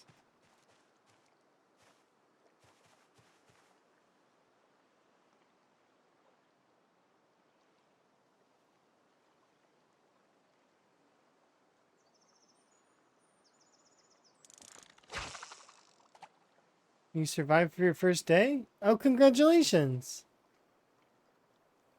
Yeah, it's not super hard to survive so long as you're being safe and taking your time and like don't just run into houses. Interiors are actually some of the most dangerous confined space. Like you don't want to be in a confined space with a zombie, do you? No. You want to make sure that everything else around is clear, and then you maybe while you're outside shout a little bit just to get the zombies to come out. But be careful if there are other zombie packs around, right? Make sure you dispatch as many as you can within earshot so that then only the house remains. And then you can try and pull them out. And then listen. Listen if there's banging. If there's banging, then there's more zombies in there. So you gotta be careful. Thankfully, though, if there's banging and time goes by, generally that means that there is a trapped zombie by itself in there. Because if there's more than one zombie banging on a door, they can break it down. So if there's only one zombie in a room, then it'll get trapped. It can't get, because they can't break down doors by themselves. Single zombies don't have that much strength. It's when there's multiple zombies that suddenly there's more strength. When there's two zombies, that's when the pull down animation happens. You need two zombies to do that. One zombie by itself can bite you, but it takes two zombies to really make sure you go down.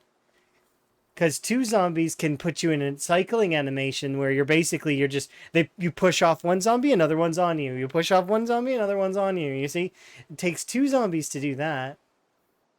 Three if you really want to make sure that the player can't get out.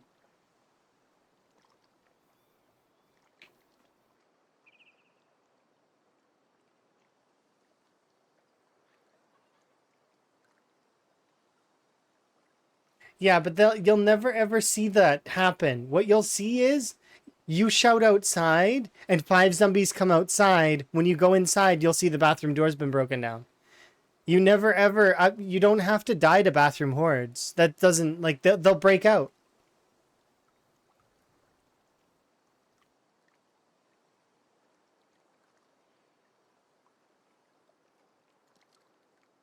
And don't fight inside if you can help it.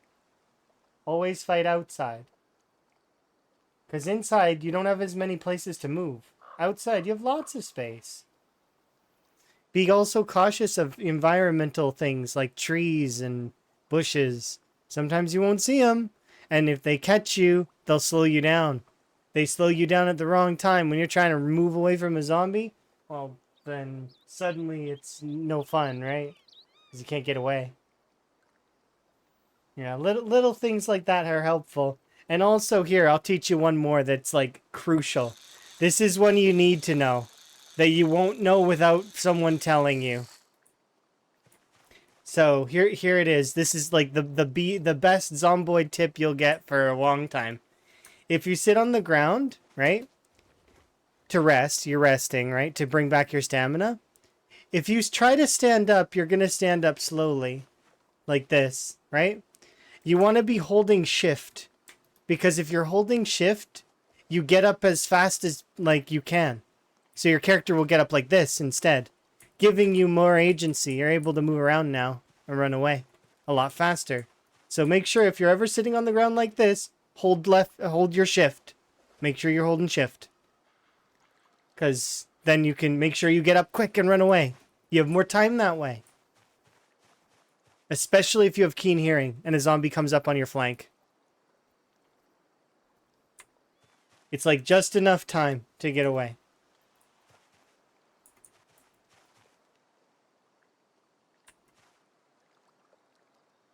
It seems safer when you run away from them? Sometimes. Sometimes they'll grab you. You gotta be careful. Because crouch running can sometimes have downsides. Sometimes they'll move a little slower. Sometimes especially if you bump into a bush. So just be careful.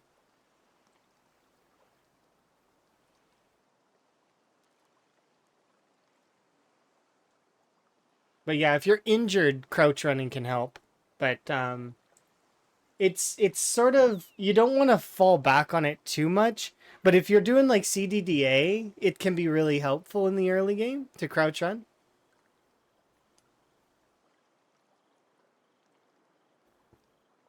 You can also see that it would make sense as well that your character would be able to run a little bit better if they were crouched with a groin injury, kind of, because they would be like, you know, keeping it more tightly together if they were crouched than if they were standing up straight.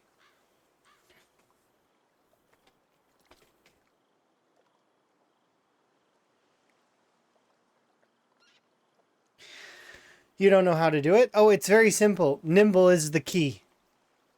You're going to have the same epiphany I had, and you're going to love it when it happens. I can still remember the first time it clicked in. It's something that you don't forget. The first time it clicked in that the zombies couldn't touch me anymore.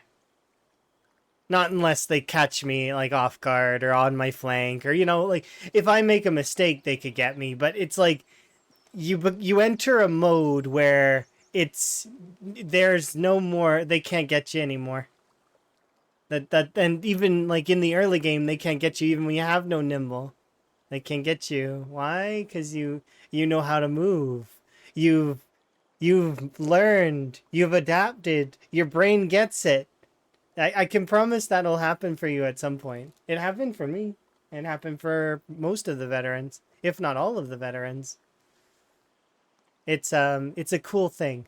But nimble is known as the god skill. It is the best skill in the game. Why? Because it is the combat stance skill. It's the best skill. Once you get a little bit of nimble, you will want more. Be careful though, because you can get a little bit over the top with nimble and feel too strong. And when you feel too strong with nimble, you can make mistakes. Like this mistake. This is an example of a nimble mistake. So you can see how fast I'm moving with the nimble stance and that I make a mistake with it. You just learn from those kinds of mistakes though. You know. Gotta be careful.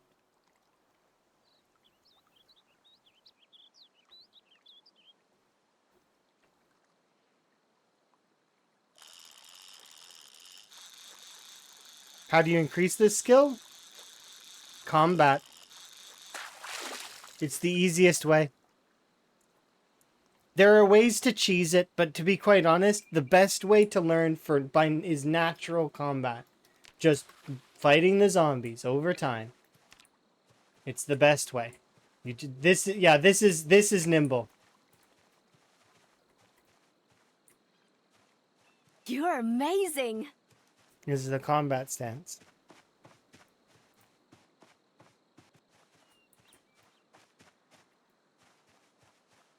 And as you level it up, you gain more speed in the stance to where you can start moving faster than the zombies while in the nimble stance. It just takes time. You got to build it up. And then it gets to a point where, like I said, the zombies can't touch you anymore. I mean that literally. Because when you get your nimble so high, at its maximum, you actually can be at a stage where a zombie can go for an attack on you, but by the time they try to connect their attack, you're already in the next tile over, so they can't hit you. They literally can't hit you, is what I mean. It's no longer, it becomes a accidental over nimbling into them is more dangerous. Yeah.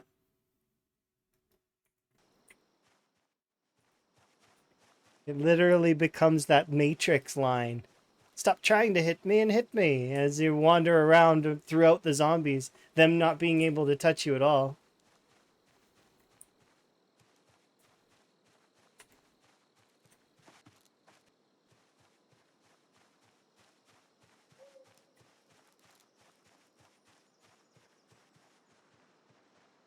Hmm. I hope you survive and you get to that run that breakaway run, the run that goes for a real long time, and that you get to enjoy it.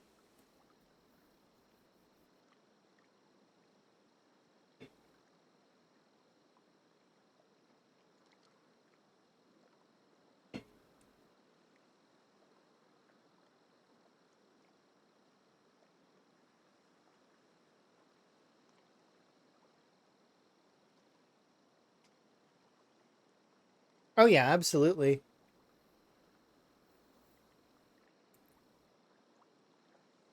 It's not so much about not being humble. It's about being confident, but not overconfident. Because it's the overconfidence is that kind of will that takes you. You need to be confident to move forward, but you need to be not overly confident. Because if you're not confident, you'll never move forward. You'll just stay where you are. Confidence to take your steps, but not overconfidence, because that goeth before a fall.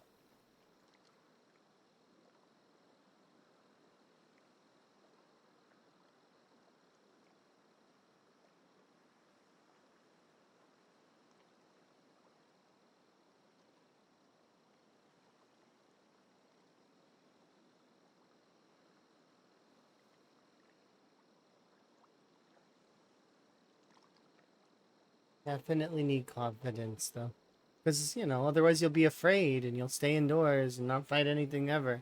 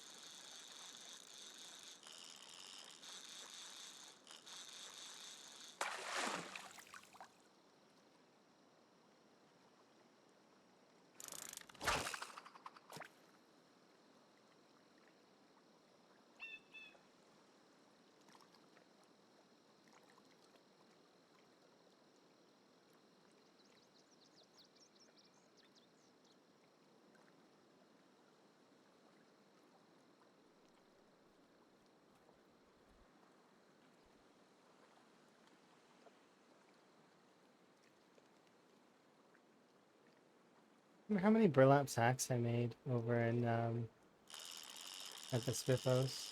Oh wow, this is a big fish.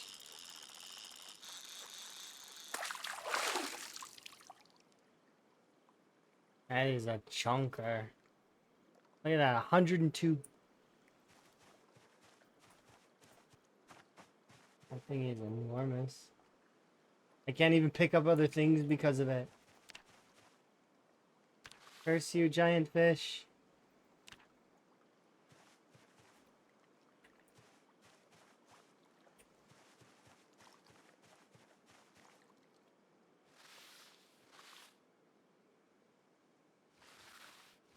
Like, look at these. They weigh 1 and they give you like 80. It's crazy.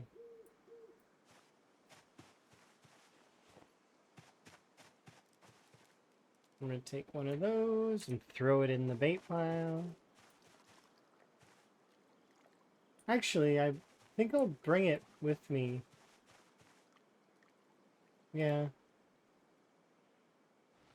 And we'll let it rot in Muldra. And it'll become fishing bait for Muldra.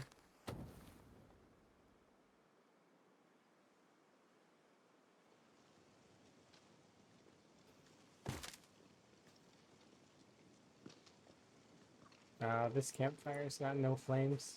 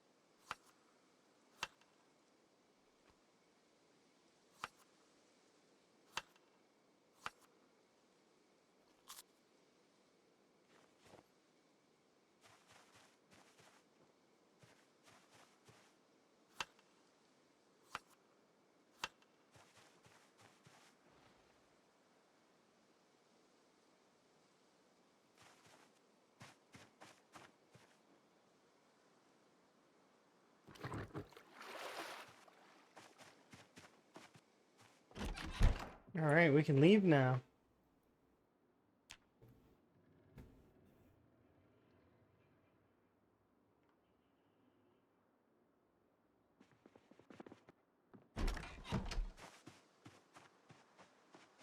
Alright, cabin, you've served me well.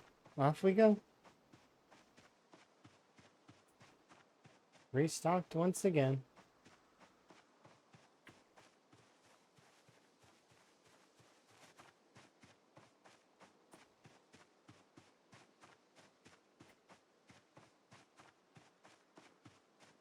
I think it's called Jefferson Forest, is what this upper area is called? I don't remember, though. I'd have to go look at the map again.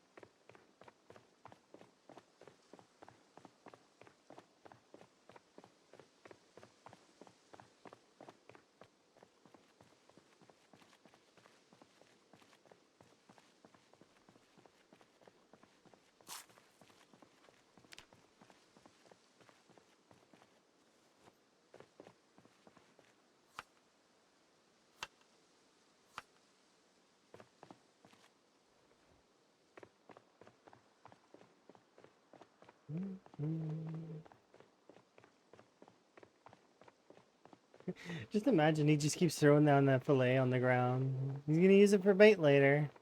Like, it's so that I can cook the other, like I can cut up the other one, because for some reason it's prioritizing the raw fillet over the not cooked or the cooked ones.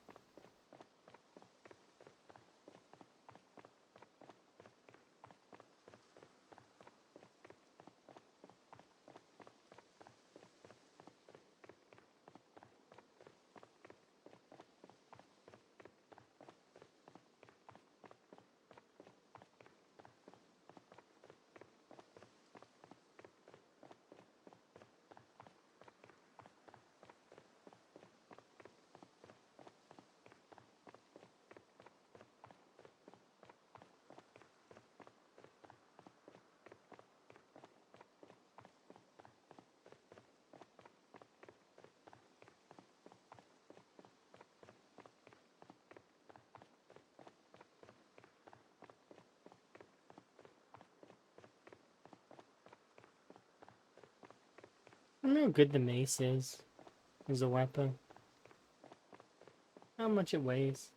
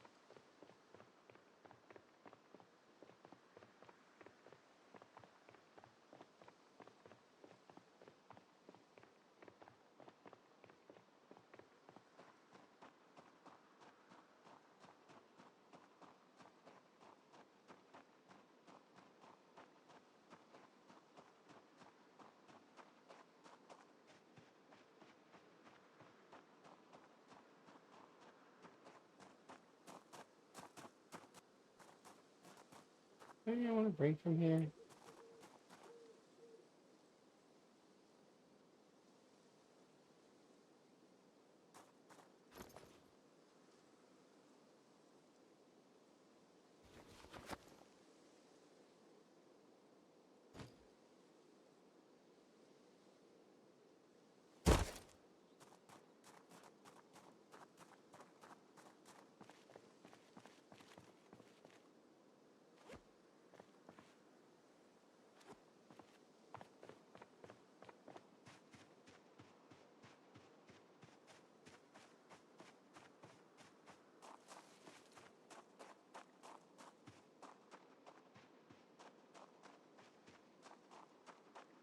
Where's gravel sand? Oh, I forgot the burlap sack.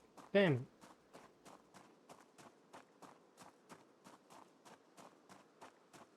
I'm not running all the way back to the Spiffos, although...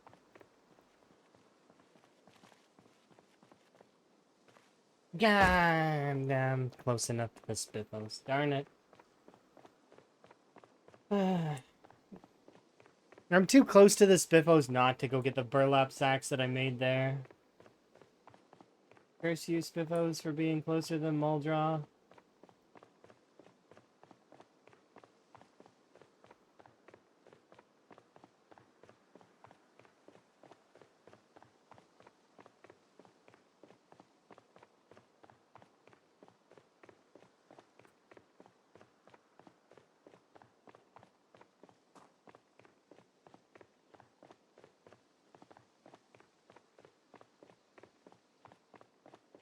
Nobody's gonna be able to stop Higgins' leg power. He's gonna have the strongest legs. Maximum speed.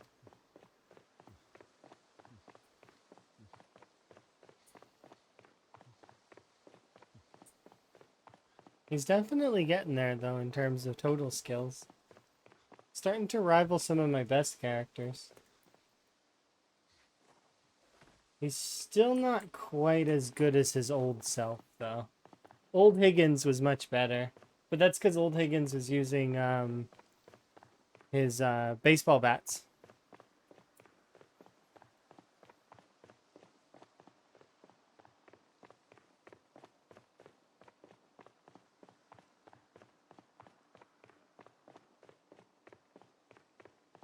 We'll get there, though.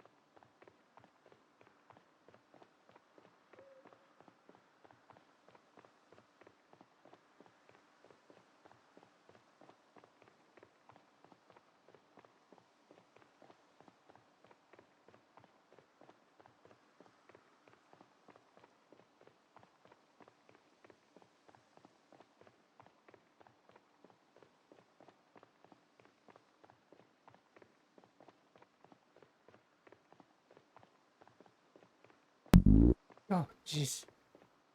Hey, it's Metal. Hi, Metal. Thank you very much for subscribing for 14 months. Hopefully you're having a good day.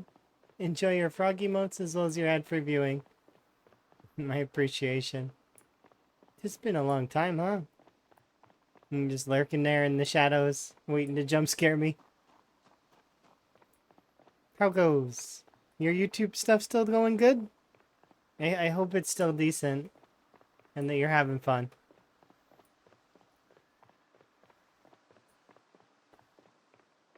Supreme Lurker, yep. Yeah. You are one of the Supreme Lurkers for sure.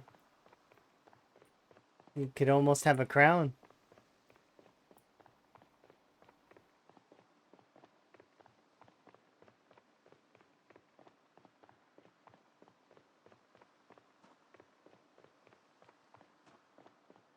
Hopefully you're doing good though. I haven't seen some of your YouTube stuff recently. They get popped up.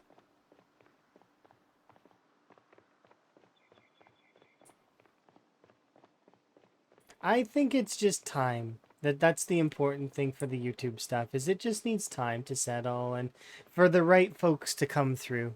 And then you get picked up in the algorithm and then you're good to go. And then, you get to hang out with those folks that are your people. Yeah, it's good. And I'm glad. It's good to see that your YouTube stuff is going good. And only positive thoughts. It is good. I left that bag behind again. Dang it. This is like, okay, this time I don't have to go as far. It's like just down the road, but still, I keep forgetting things. Yeah. Yeah. How's Zomboid been treating me? I've been moving gradually to becoming a Zomboid Plus streamer. So, and the VTube stuff is nice, so I like that. I've got some new outfits, which I'm appreciative of. And then I'm working on my paperwork to move to Sweden so that I can be with Emma.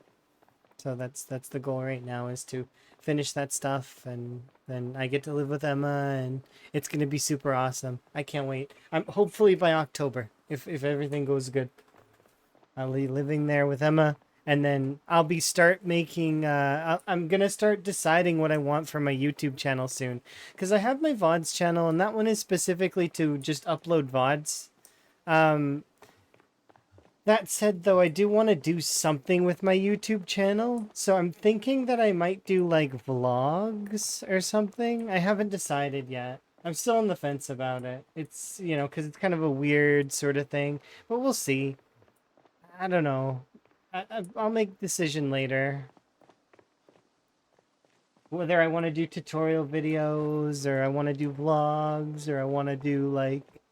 Because this content gets uploaded to the VODs channel. So this stuff, if the runs are because I don't upload the loose end VODs that are like one-off sort of thing. I do like, if I were to do like a review or something, I think I would upload that, but yeah. Like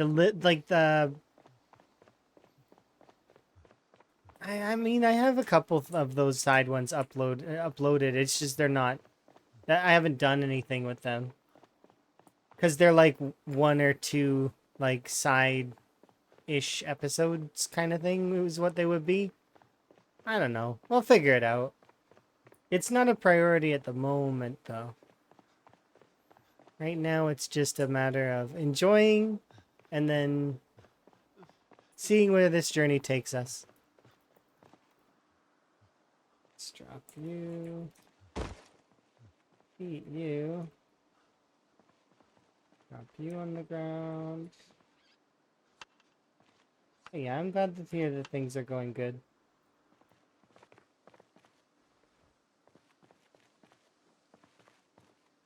Yeah, you have to do something you like. Otherwise, you're just not going to keep with it. It's going to get tiresome. It's not going to be something you want. And especially if you're doing stuff that's not part of you, like, it'll wear on you over time, right? And then you're just not going to continue. You'll stop. Either that or the mask will sort of fall and it just becomes like, then what?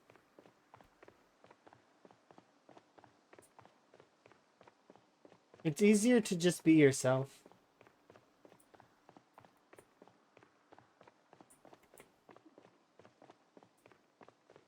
Yeah, I don't think chasing numbers is a good idea either. Trends, sometimes trends are fun though. Like, I mean, because they do, like, I mean, Overwatch was a trend for us, kind of, right? We enjoyed that one. I mean, it was fun. That said, though, it's one of those things where some trends will get you, some won't. And it's just like, I mean, it depends on your enjoyment factor, right? Overwatch is more like a way of life for us. Yeah, I remember. Don't you worry about me for like, I'm never gonna forget those times. They were fantastic times. Yeah, it was good. I'm I am a little bit sad that it went the way it did though. But, you know, it's okay. Yeah.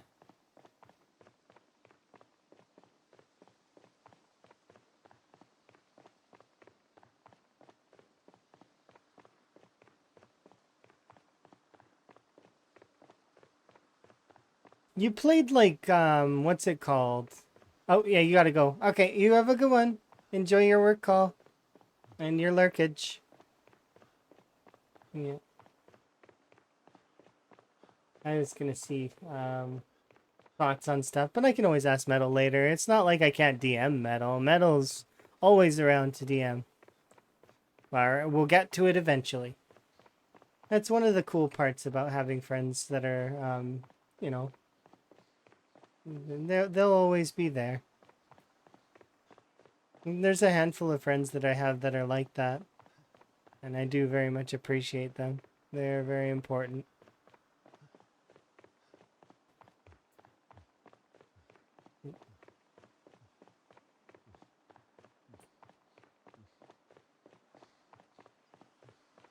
Friends that could shoot me a message and be like, "Hey, come play Minecraft," and I would be like, I would look at what I'm doing, and then I would be like, maybe soon, possibly, you know.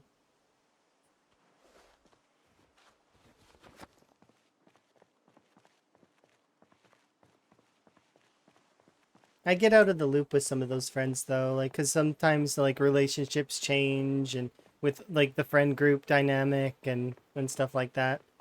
So like so and so isn't dating so and so anymore, you know, and or maybe they're married. I don't know. It's one of those things that happens sometimes, and I'm bad at keeping up with it.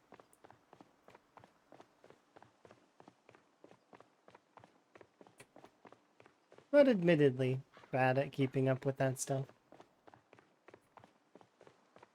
All right, it took me like a while to get over here, but now we're back in Muldra,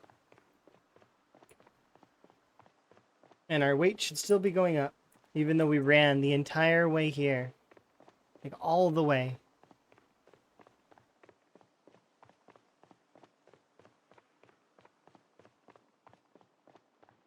Cross country running.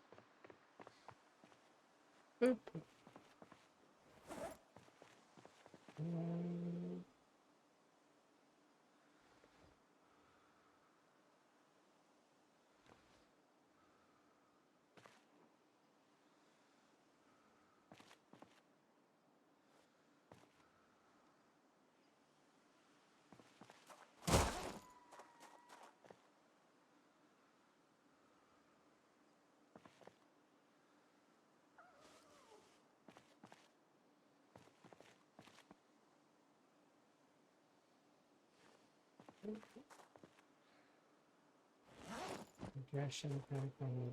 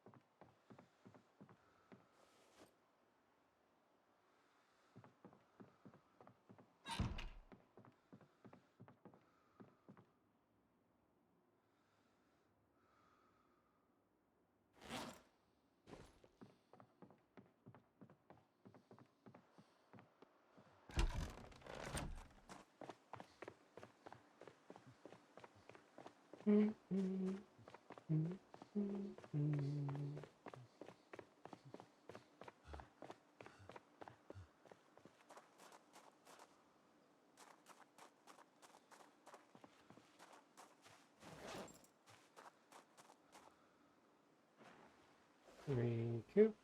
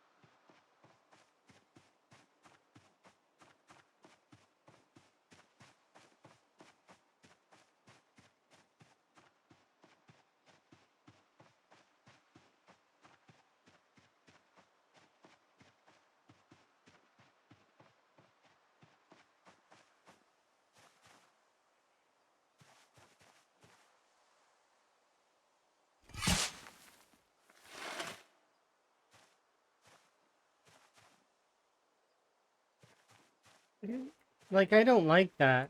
That it just leaves the edges of the clay. Why does it do that? That's horrible. It gives me one full sack of clay, which I'm appreciative of. Takes clay from salt. Gives you 8 clay. Can I take the clay from... What if I take the dirt and I put the dirt back?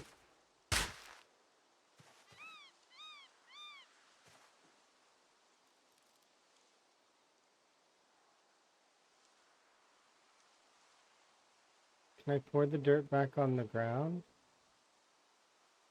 No, but I can empty the sack, which is nice, I guess.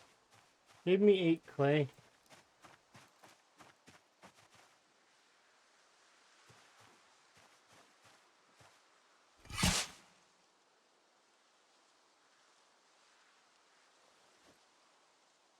Apparently taking dirt gives you...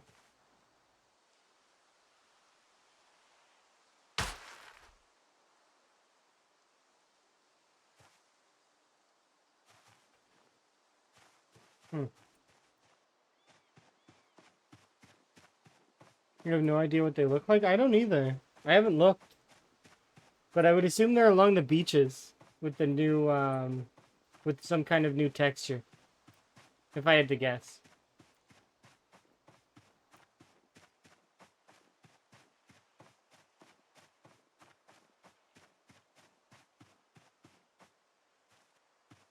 Maybe it's just like that.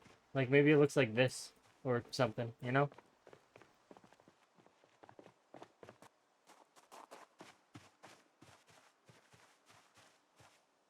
Okay, so we need to build a kiln.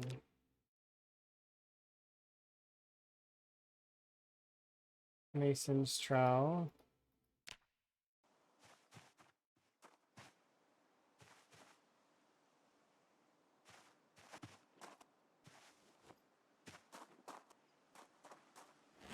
I know I left one somewhere. Where did I put that mason's trowel?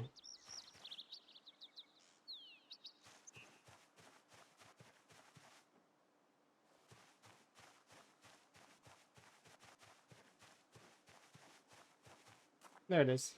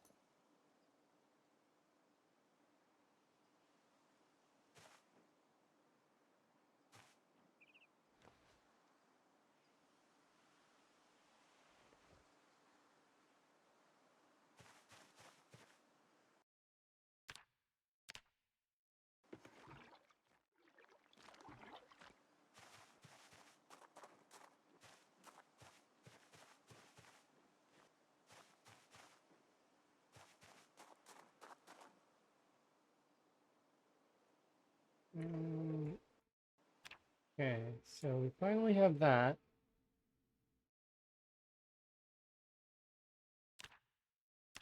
Which means I can do the...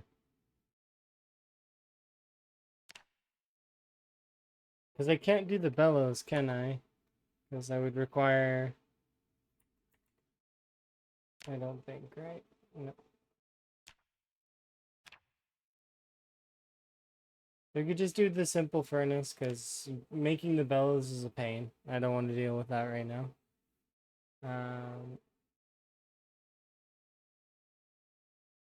It's going to require... Still 40 blocks.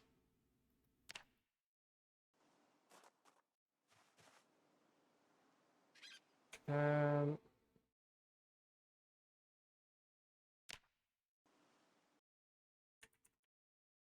much does this require? Just 10 stones. You have 10 stones?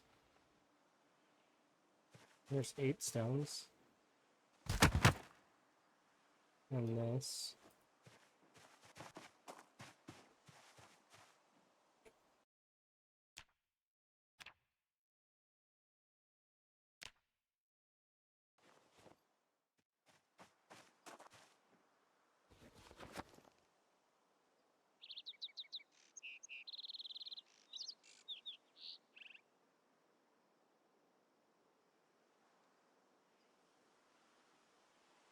Um,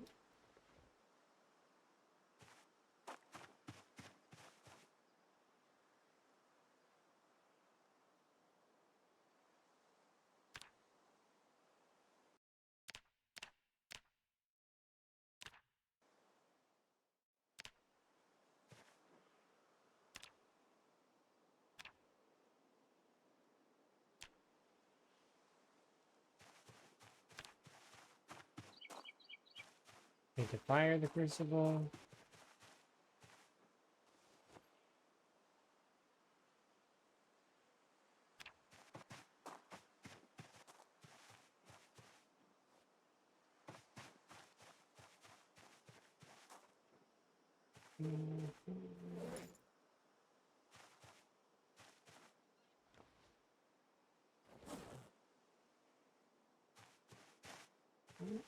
It's 9. I need one more.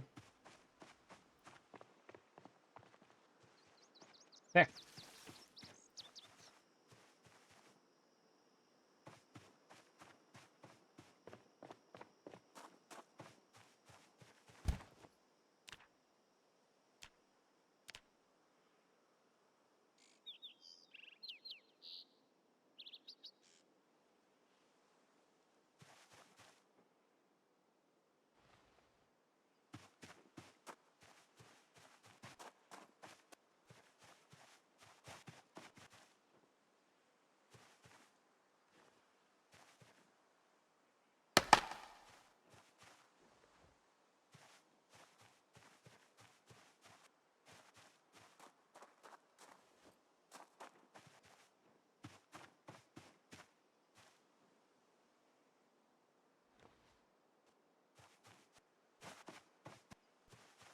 Now we need 40 stones, or alternatively, 4 large stones, like this.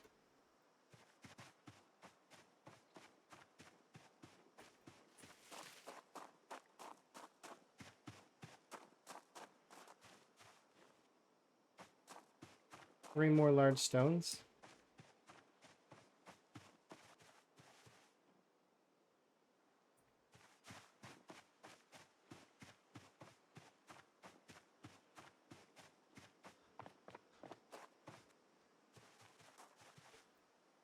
Two more.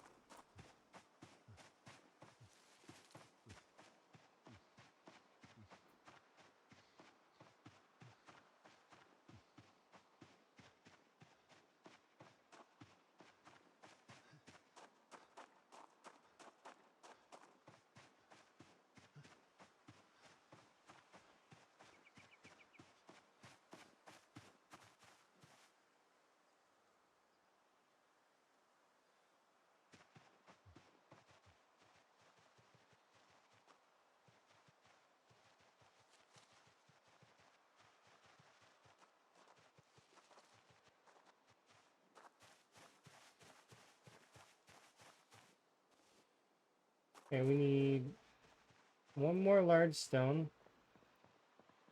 There's one.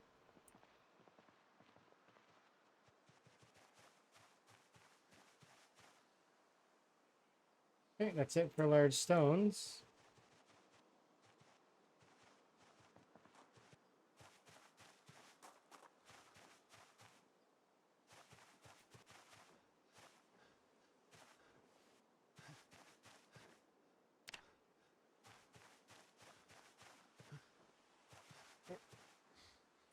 Um,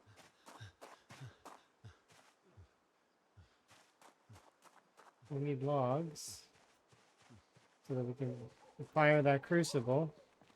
I need a bin to put that in.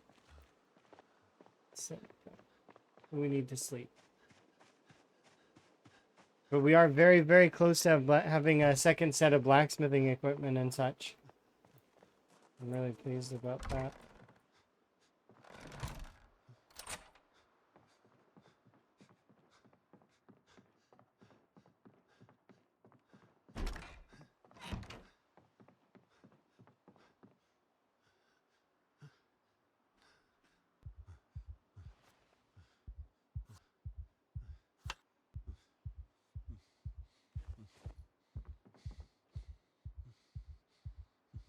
Yeah, let's panic come down and then we'll get through the next batch.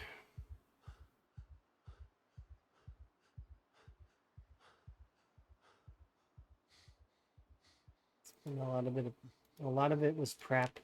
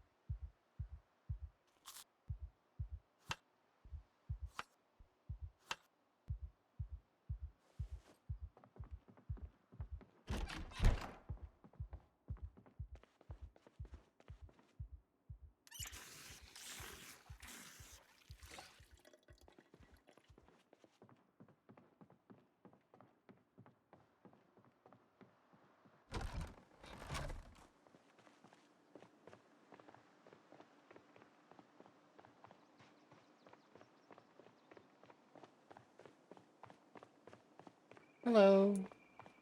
Hopefully you're having a good day. I'm having a pretty good day today. The apocalypse seems to be going good. We've managed to get some of our forge stuff on the go, so that stuff's good. I went and I snagged a few bags to create some stuff, and we're going to be creating right now. Uh,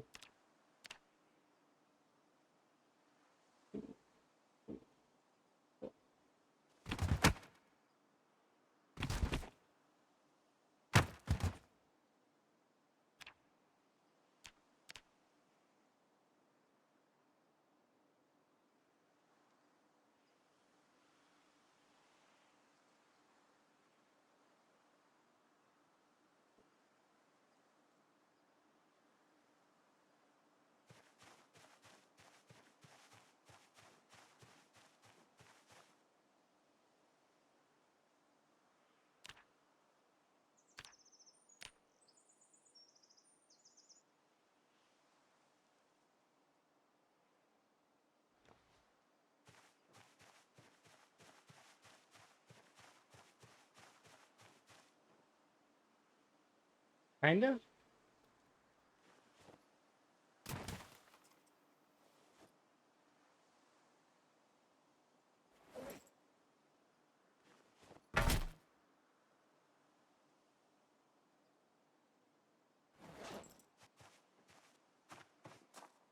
We are kind of skill building right now, but not fully.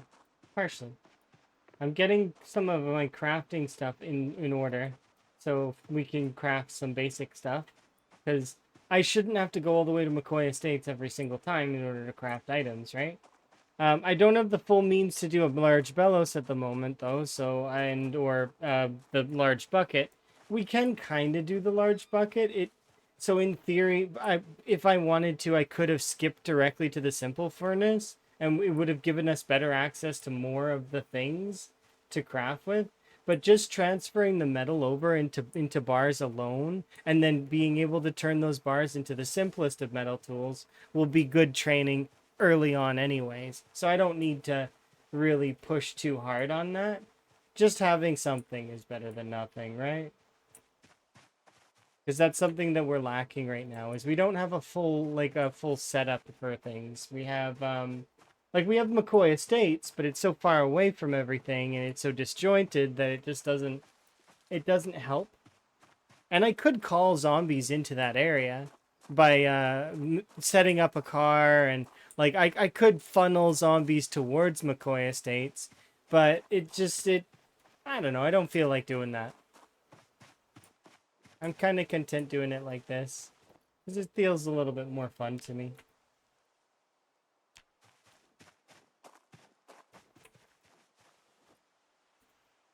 Who knows though? Maybe I'll change my mind on it. Maybe we'll decide that, I want to do that. But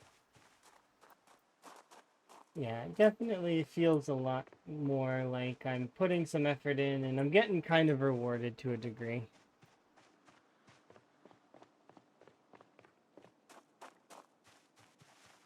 Let's make a couple of ropes if I can. I need a wooden rod to do that.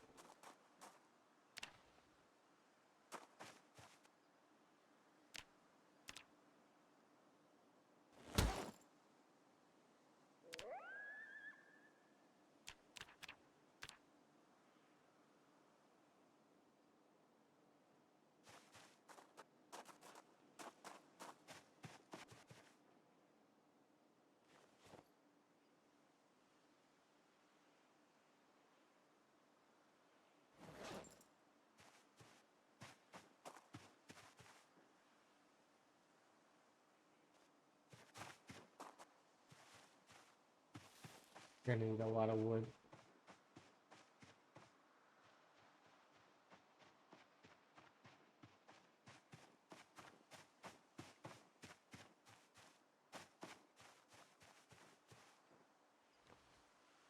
Actually, this stuff doesn't count.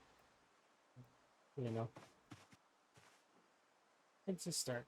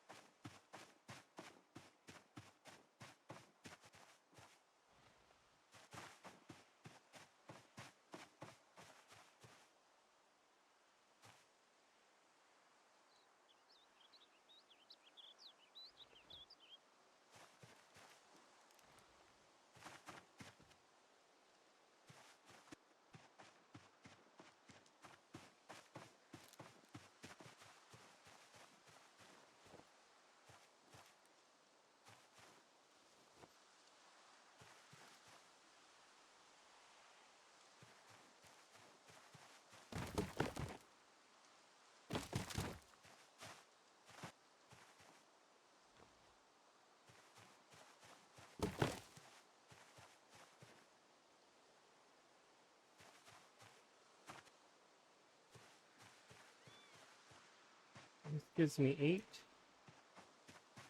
I probably could grab those 3 and carry them if I had, if I wanted to equip the other one primary. But I don't trust this area fully yet, because, well, I mean, it's right next to the hot zone, so I don't trust it.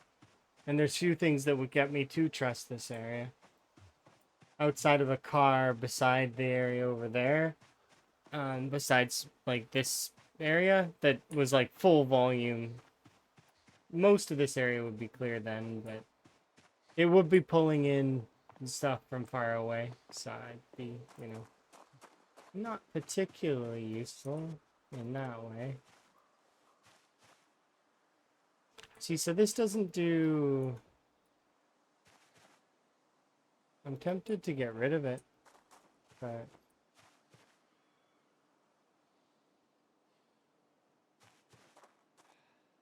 Because we need the dome kiln in order to do the coke coal. And the dome kiln is good enough to do the regular coal too. It does both.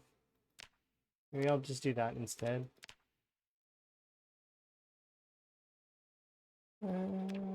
This one. So I need another 4 of those. We'll just get rid of this one. Can I just get rid of it?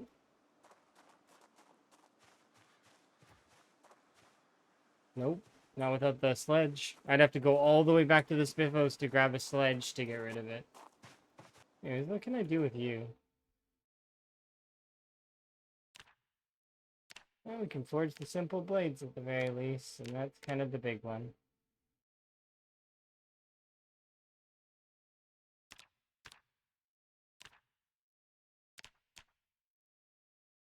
Can't make the hunting knives with it, but that's okay.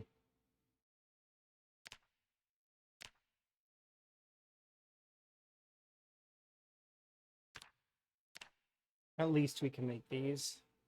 These will be our bread and butter for the moment.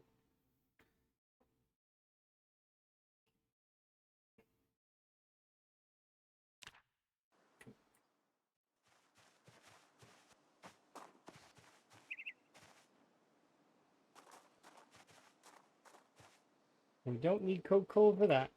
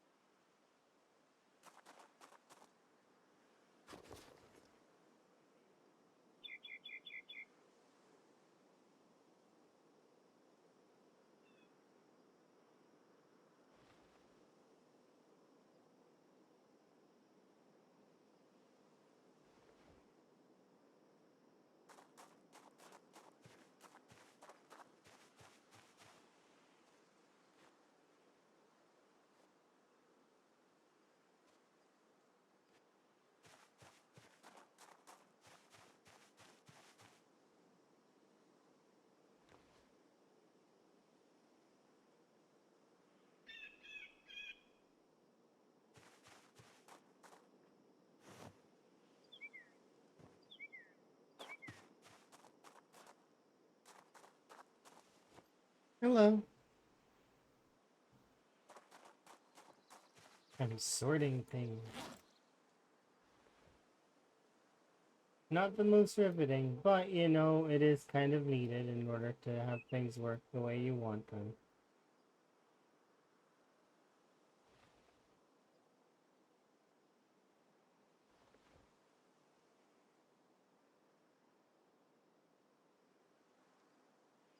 Ooh, spare pair of boots.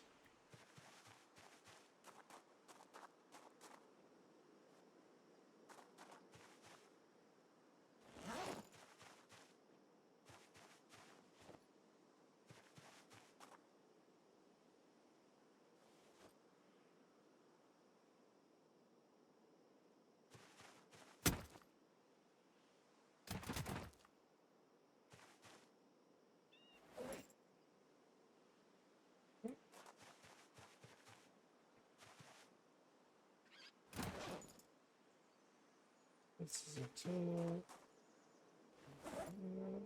Go for that one.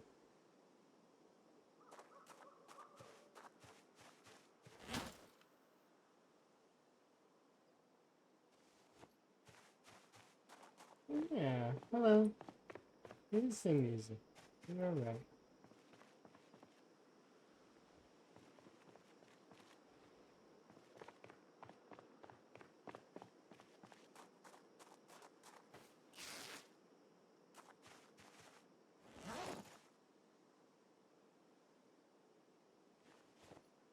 This is garbage. I need a trash can 4 over here, so let's go grab one of these 2 trash cans that we have. Grab the rotten bacon out of it. And what?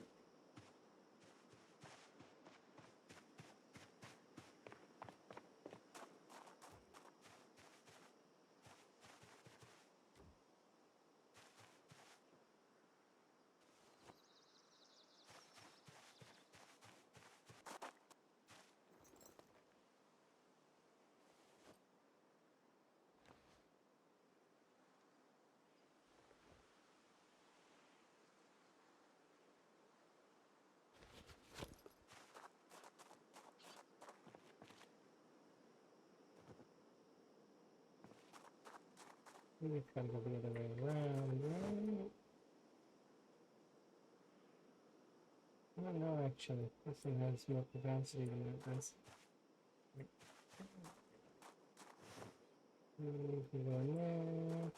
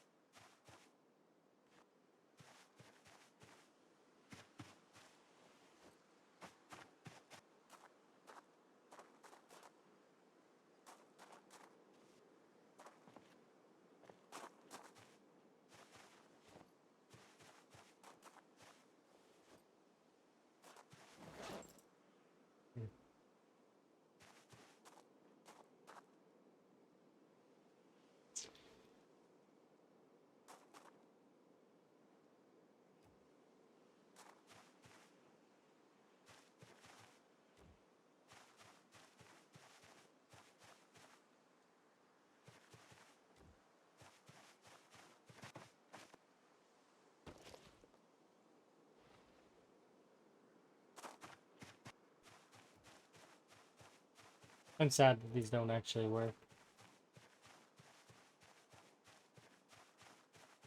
I thought that I could use them to cut them up and I could take the fur off them. I can't. They're separate items. They don't count towards the thing that I wanted. So because of that, I actually have to go and look for another thing.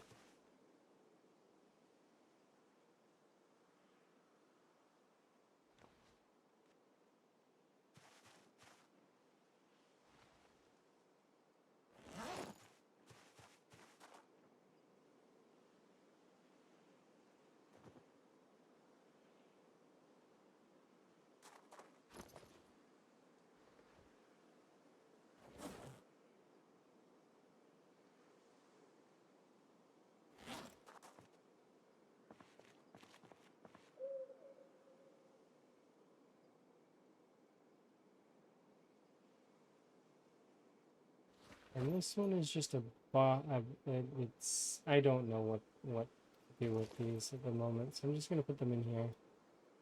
So whisk, um, pop cans. I'll probably just trash. Building rods. Glass. This goes here. Goes there. In the blue backpack.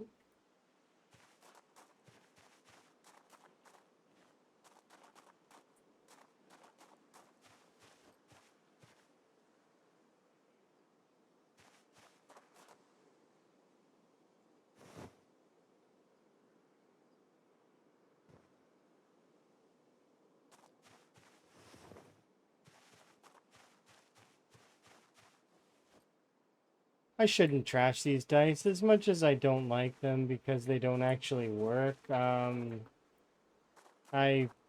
they'll fix them eventually, so I should keep them.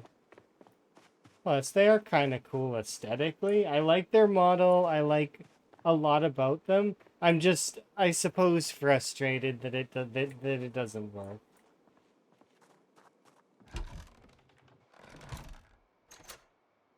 Because it's, you know, you get to craft your own dice, but they don't work. They forgot to put the dice part on.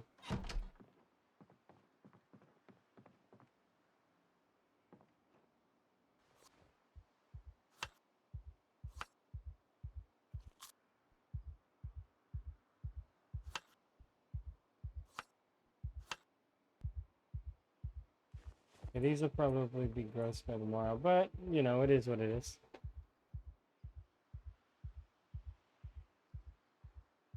Are the dice supposed to be used in anything? They're just for fun. Like you can just so they added in recently in Build 42 a big bag. It's not recently. It's been in Build 42 for a while, but a big bag of D&D dice. So you can get a bunch of different D&D dice. So like D100s and you know D20s, D10s, D8s, etc. Right? D4s. They're all there. And even D6s, like different variants of D6s. So you could literally play D&D in Zomboid if you wanted to. There's even like a basement event where people were playing D&D and there's like somebody in a wizard outfit.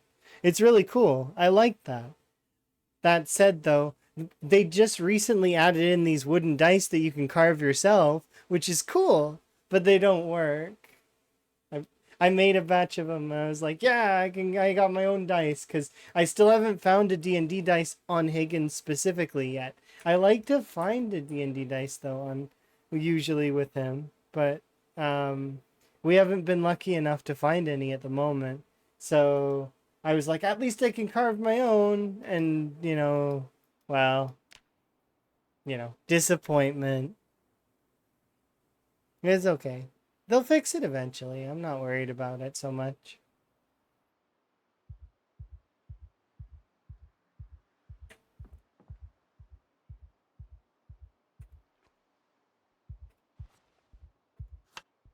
It is a new thing that they just added, so I'm not gonna be mad about it or anything. I'm pretty sure these are gonna go bad before we can use them next, so we'll just stow them.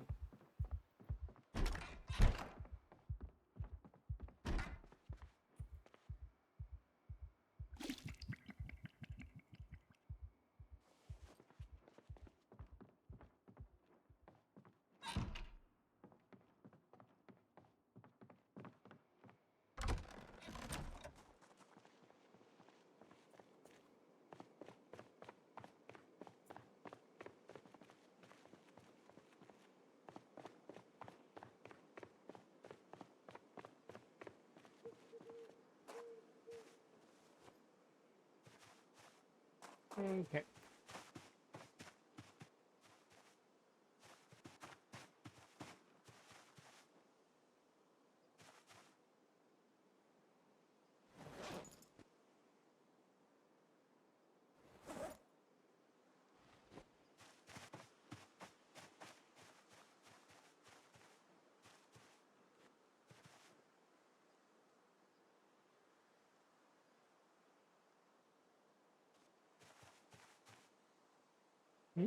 Oh. Alright, so now we do blade like this. So the rule for this is that we have to get rid of 5 things in order to make one crucible, because for some reason right now the crucible isn't functioning as it should be. So we just made what? What kind of crucible is that? A crucible with iron. So now we just need to grab 4 more things and just get rid of them. There we go. Easy. Delete. Okay, and that covers the cost. Technically, we're gonna have to trade like clay and a bunch of other stuff as well, but the things that you have to trade are not like you can get a lot of clay really quickly. Search focus. Or is it stones? Now, better than before. We got like 24 clay, right? Like immediate with those nodes, but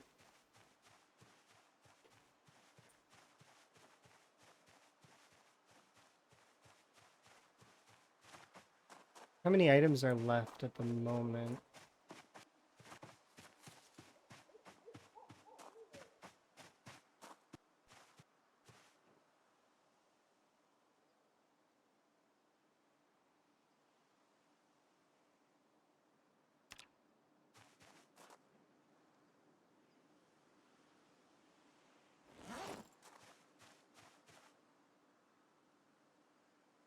Chisel.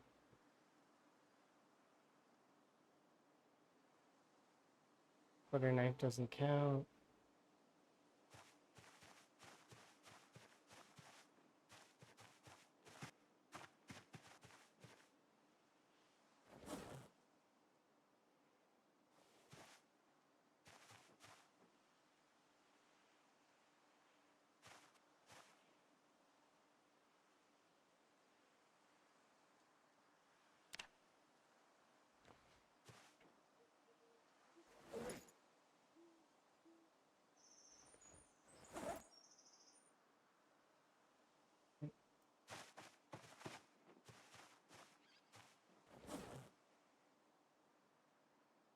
The knife doesn't count.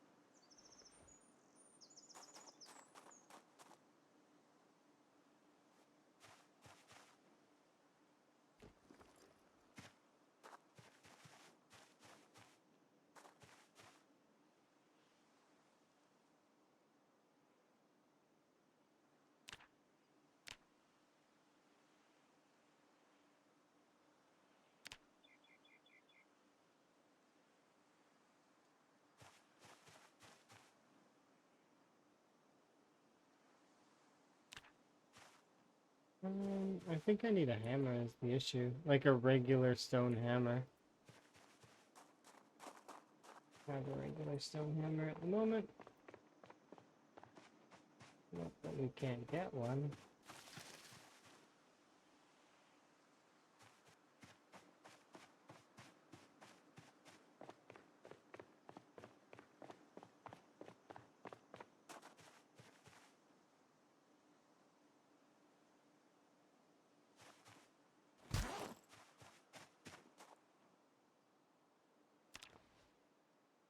Hey, Demetri, how goes? You having a good day? I'm making progress. Mind you, it's slower progress, but it's going well. So how many of those can I make? 31. And how many of these can I make? Let's start with the 9.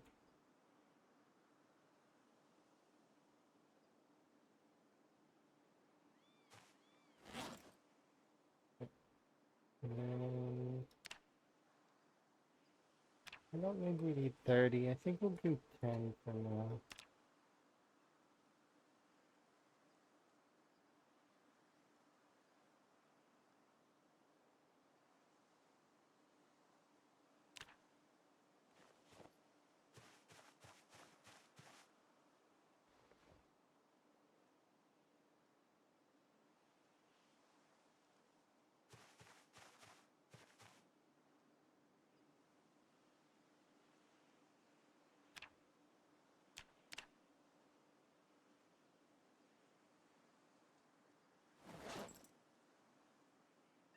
Okay, now I should be able to make some stone knives.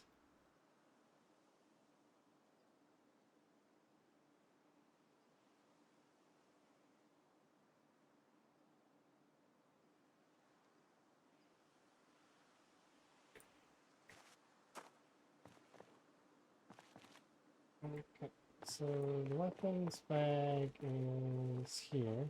No, it's both. One of these is a weapons bag, right? It's you. Okay.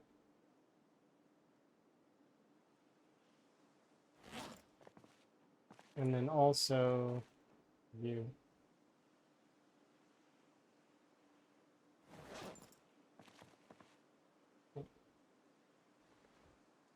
I want one tools bag. This one's worn, so we can use that one instead in combat.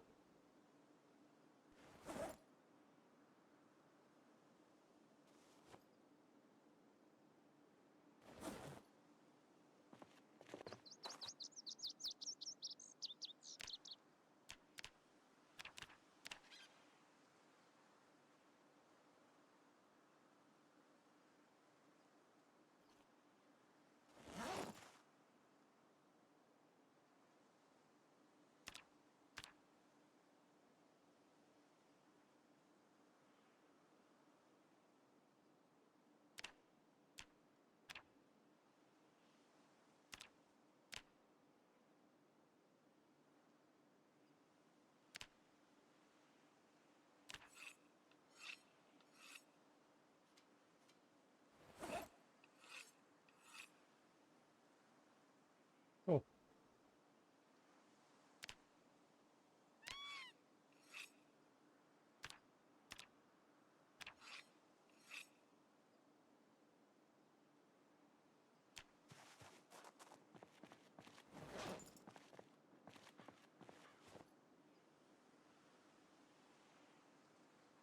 okay. Yep.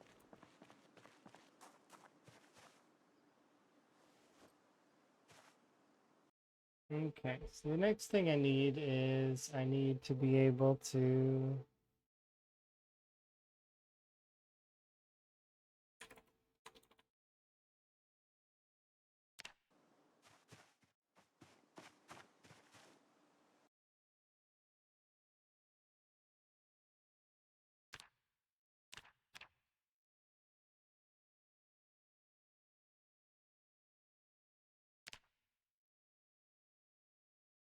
we have this, which I can then pour out, but in order to pour it out, I need the clay molds, which costs. Now I can do the other method, which is the chunk method, but it requires a crucible in order to do that.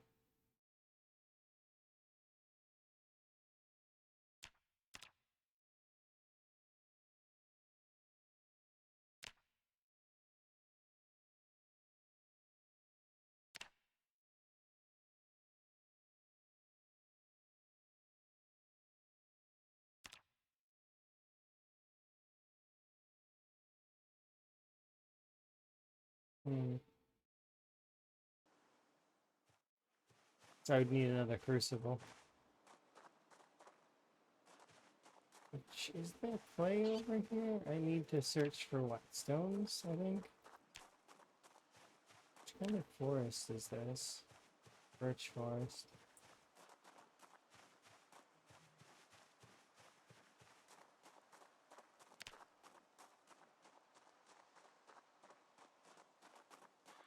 Finding cherries still. Moldra is just cherries. That's all Moldra is. Cherry trees.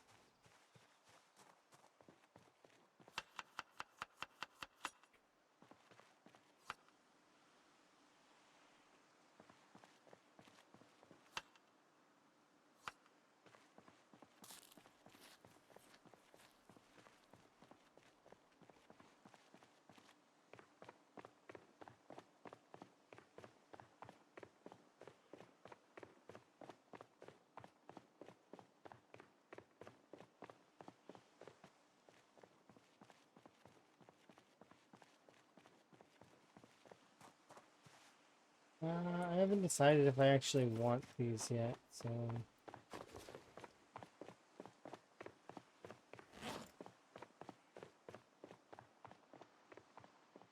Might as well grab a rock or two, though, just in case.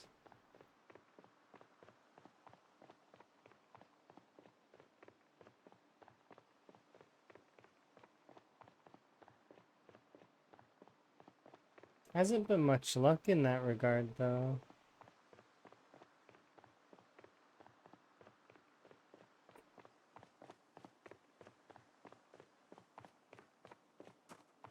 For clay.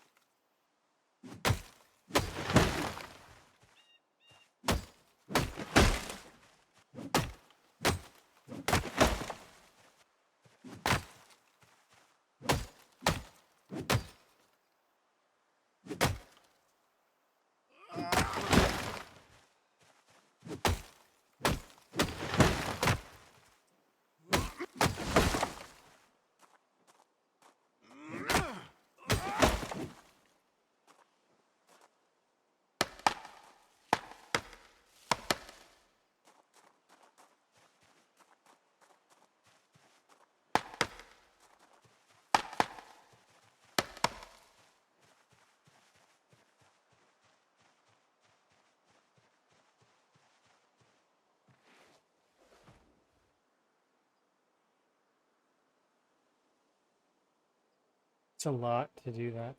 Even with fair amounts of axe skill.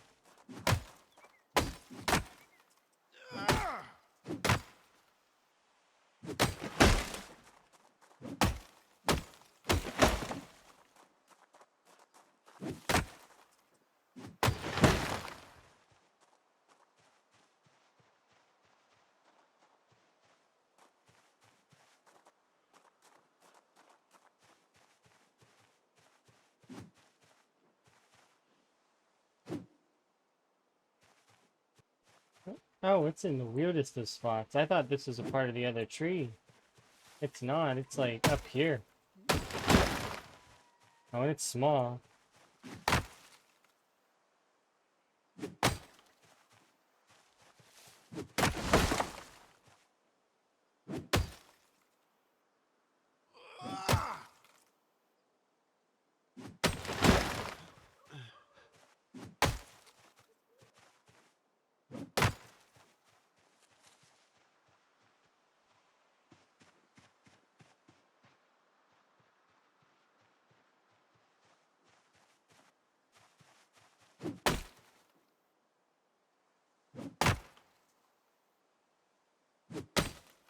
This is gonna be a bigger one, but not like super big.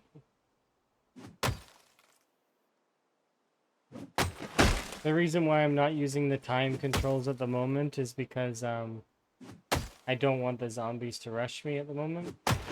Not while my stamina's like this.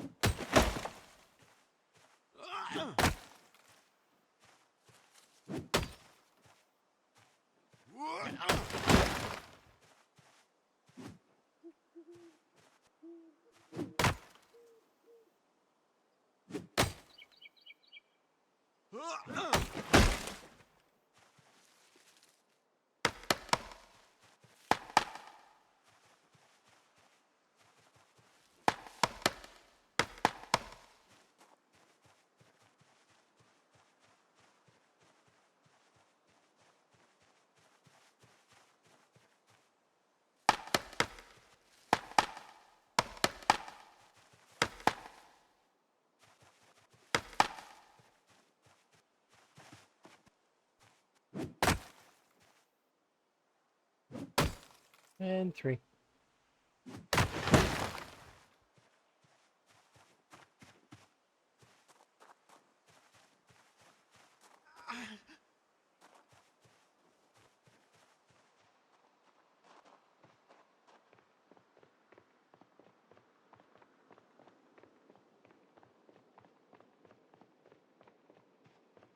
Time to get some nap in.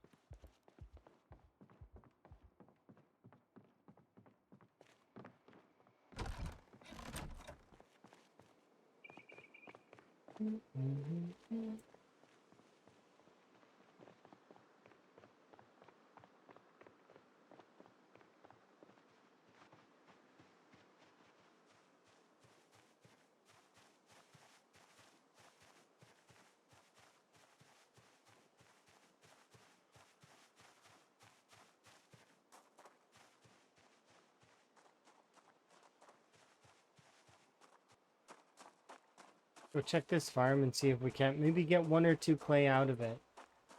Like if we can get a few clay out of it, then I can actually make the bars that I want to make. But if not, that's fine too.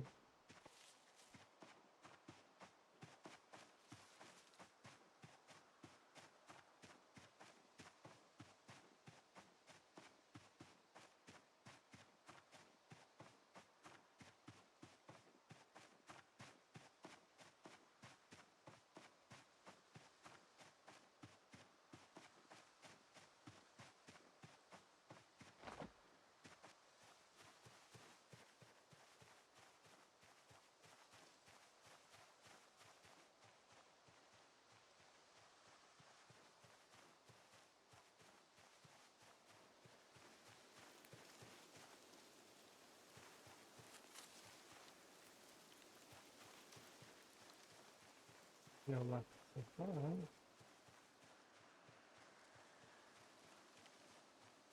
It should count as farm.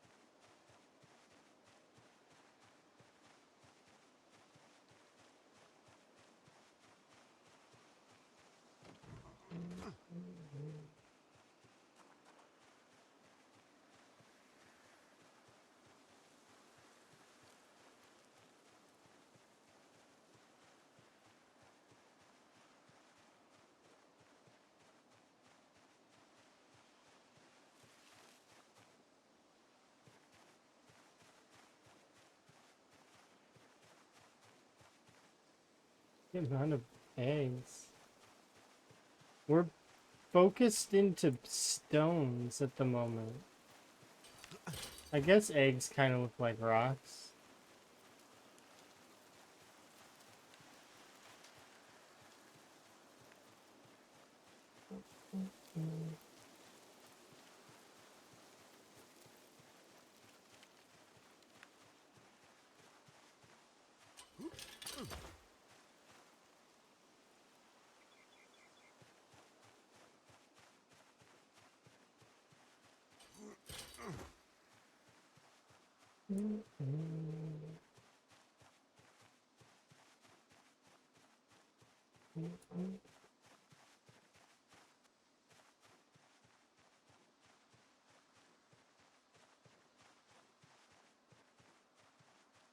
Oh, look.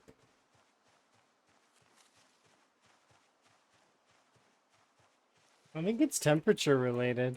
I'm actually starting to think that.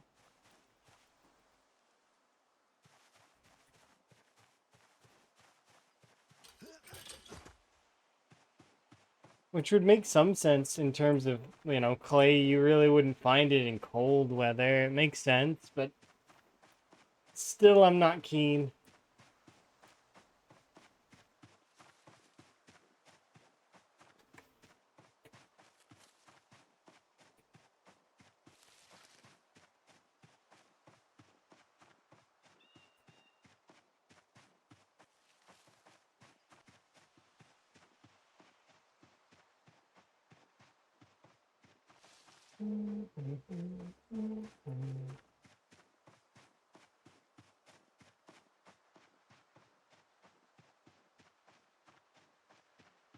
Are there more here?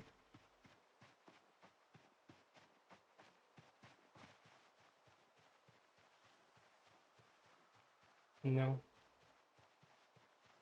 At least not that I can see.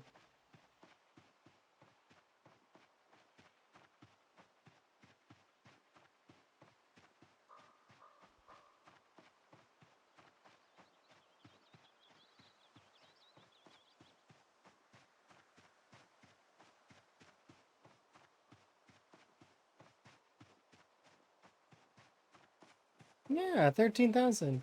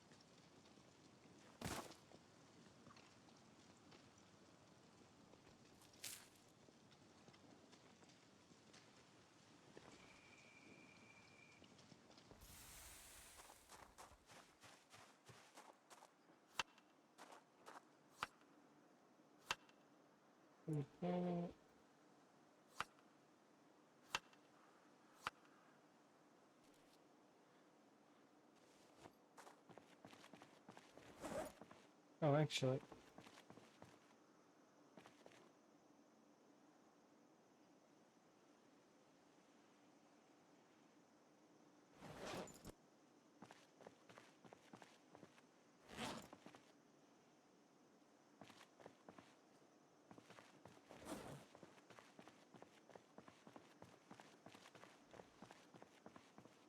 Okay, let's go.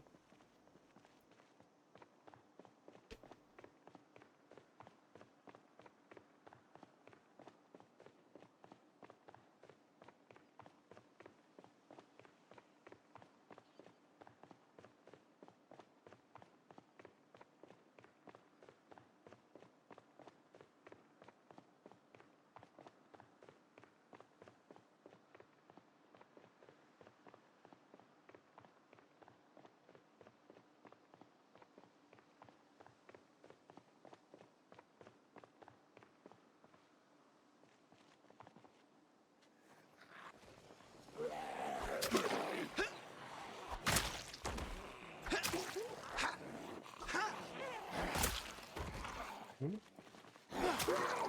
Yep.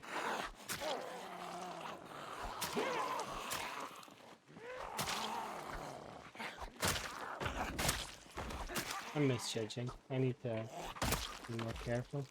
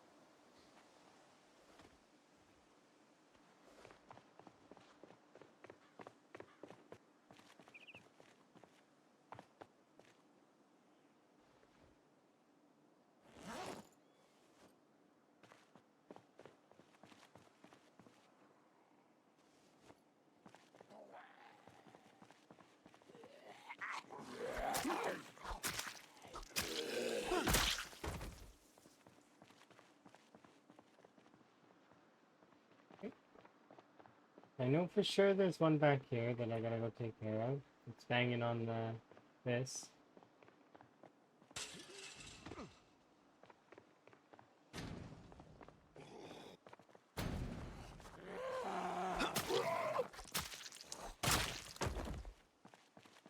Any other loose ends in here? While we're at it.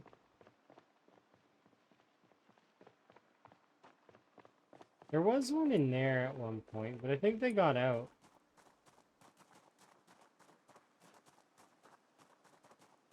I don't know how that is, but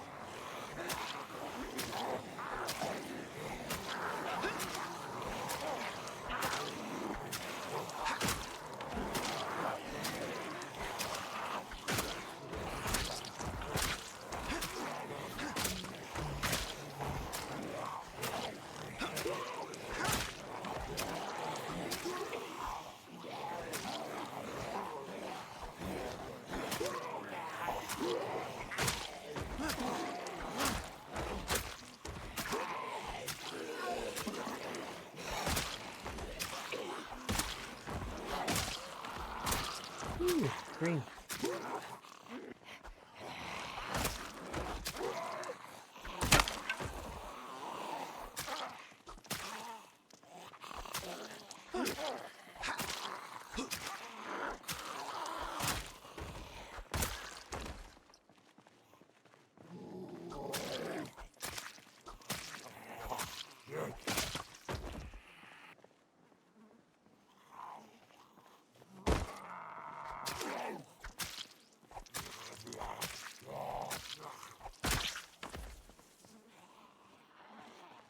Yeah, a green bag. I'm always happy to get more duffel bags. Duffel bags are my favorite containers in the game. Like, if I had to choose a container that I could only get one, the military bag, the hiking bag, both would fall by the wayside. Although this is my favorite hiking bag right here. This is my all-time favorite one. I would take duffels anytime. I like duffels. They're cool.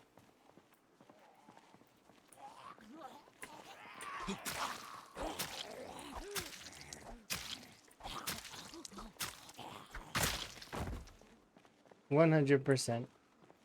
Duffels are the way. They're the way of the future.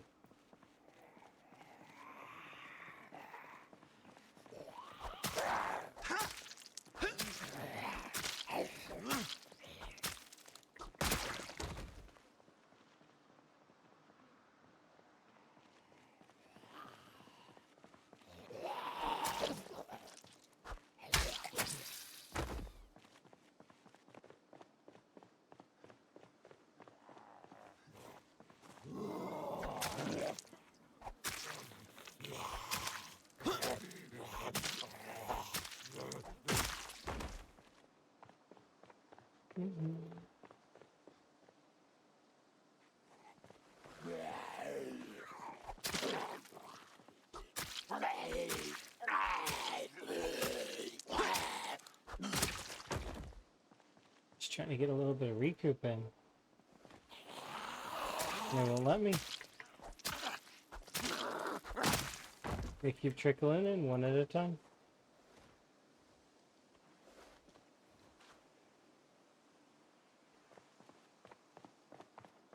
Well, we're cold.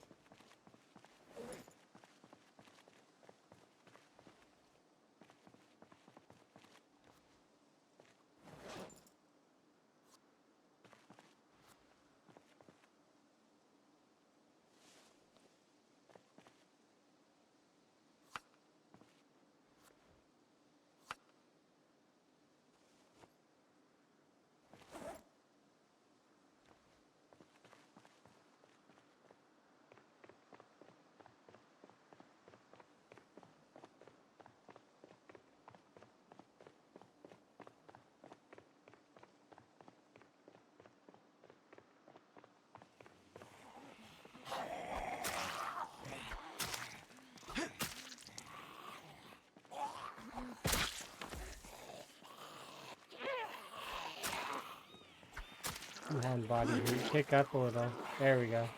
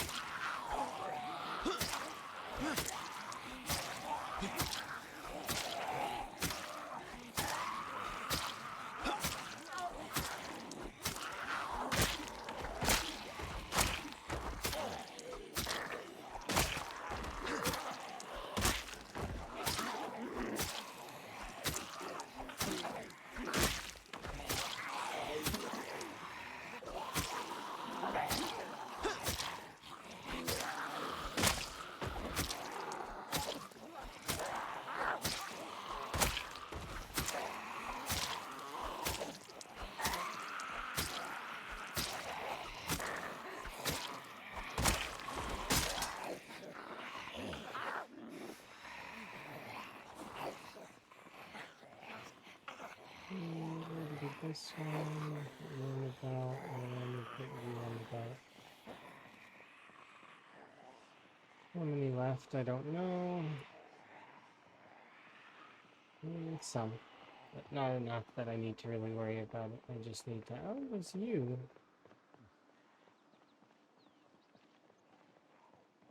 I'm not surprised to see you there. I don't want people to get lost, so let's group you guys up. You too. Okay. Yeah, I don't want you to get lost, so stay with me.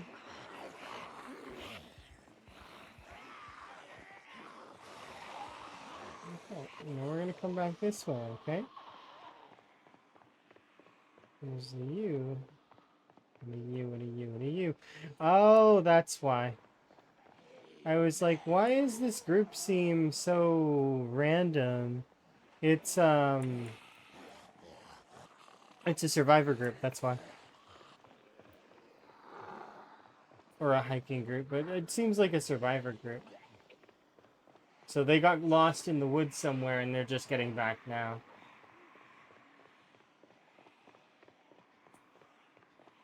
So let's sit here, regroup.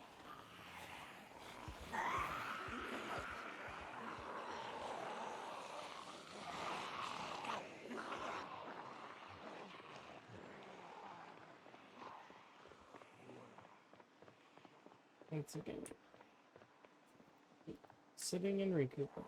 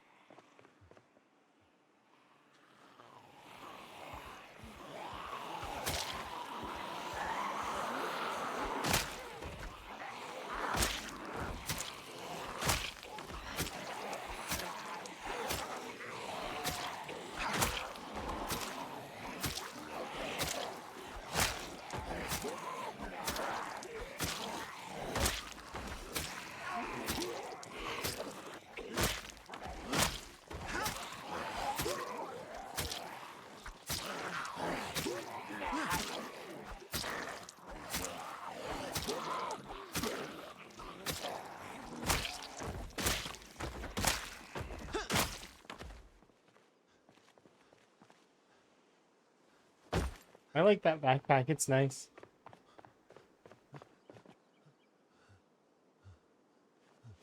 And this one's good too. It does suck that there's nothing in that bag, but that's okay. It happens. Wait, regular trowel doesn't smelt down. It might one day, but for now it doesn't.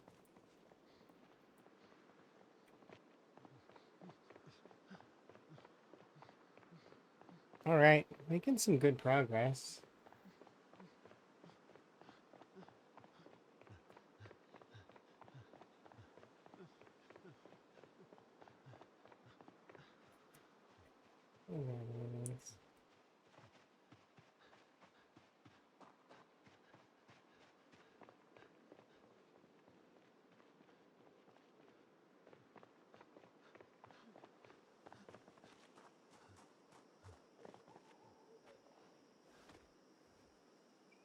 There we go.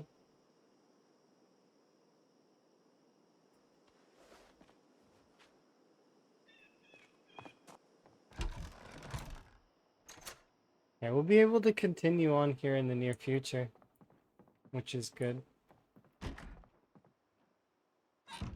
Let's get ourselves in for bed.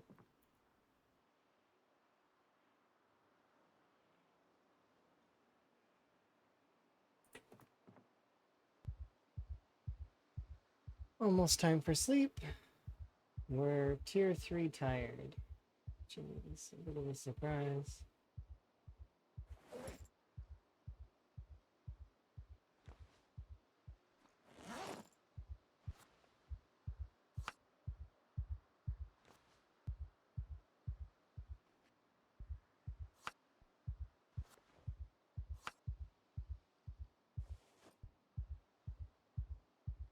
And for my panic to come back down.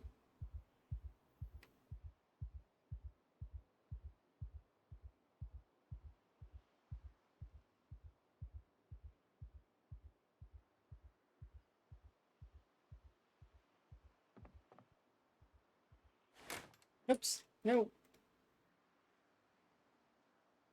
Open curtains. I can't see. that's so scary to be in the dark like that. I don't want to be in the dark like that. I would rather zombies see me outside than be in the dark. Go ahead, look in at me, and then try to figure out where I am.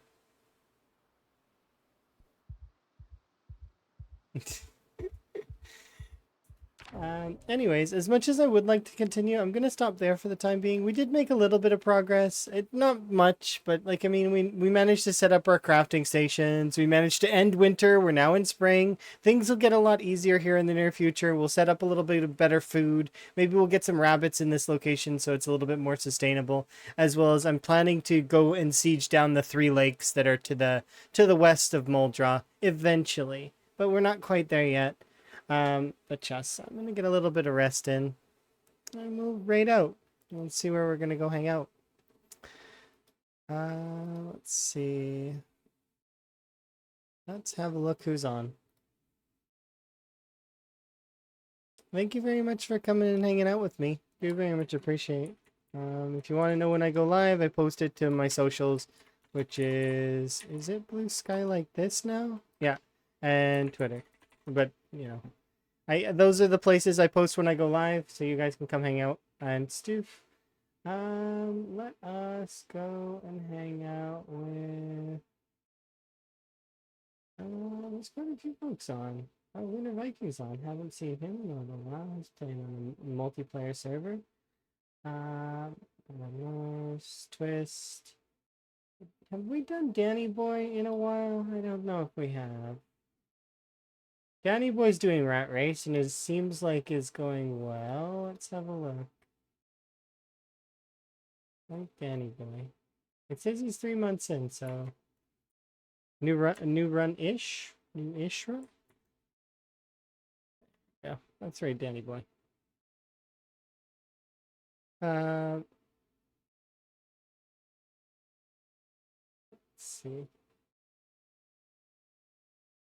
They don't. They maybe speak some English, but you know, it's okay. They speak the language of Zomboid. That's good enough for me.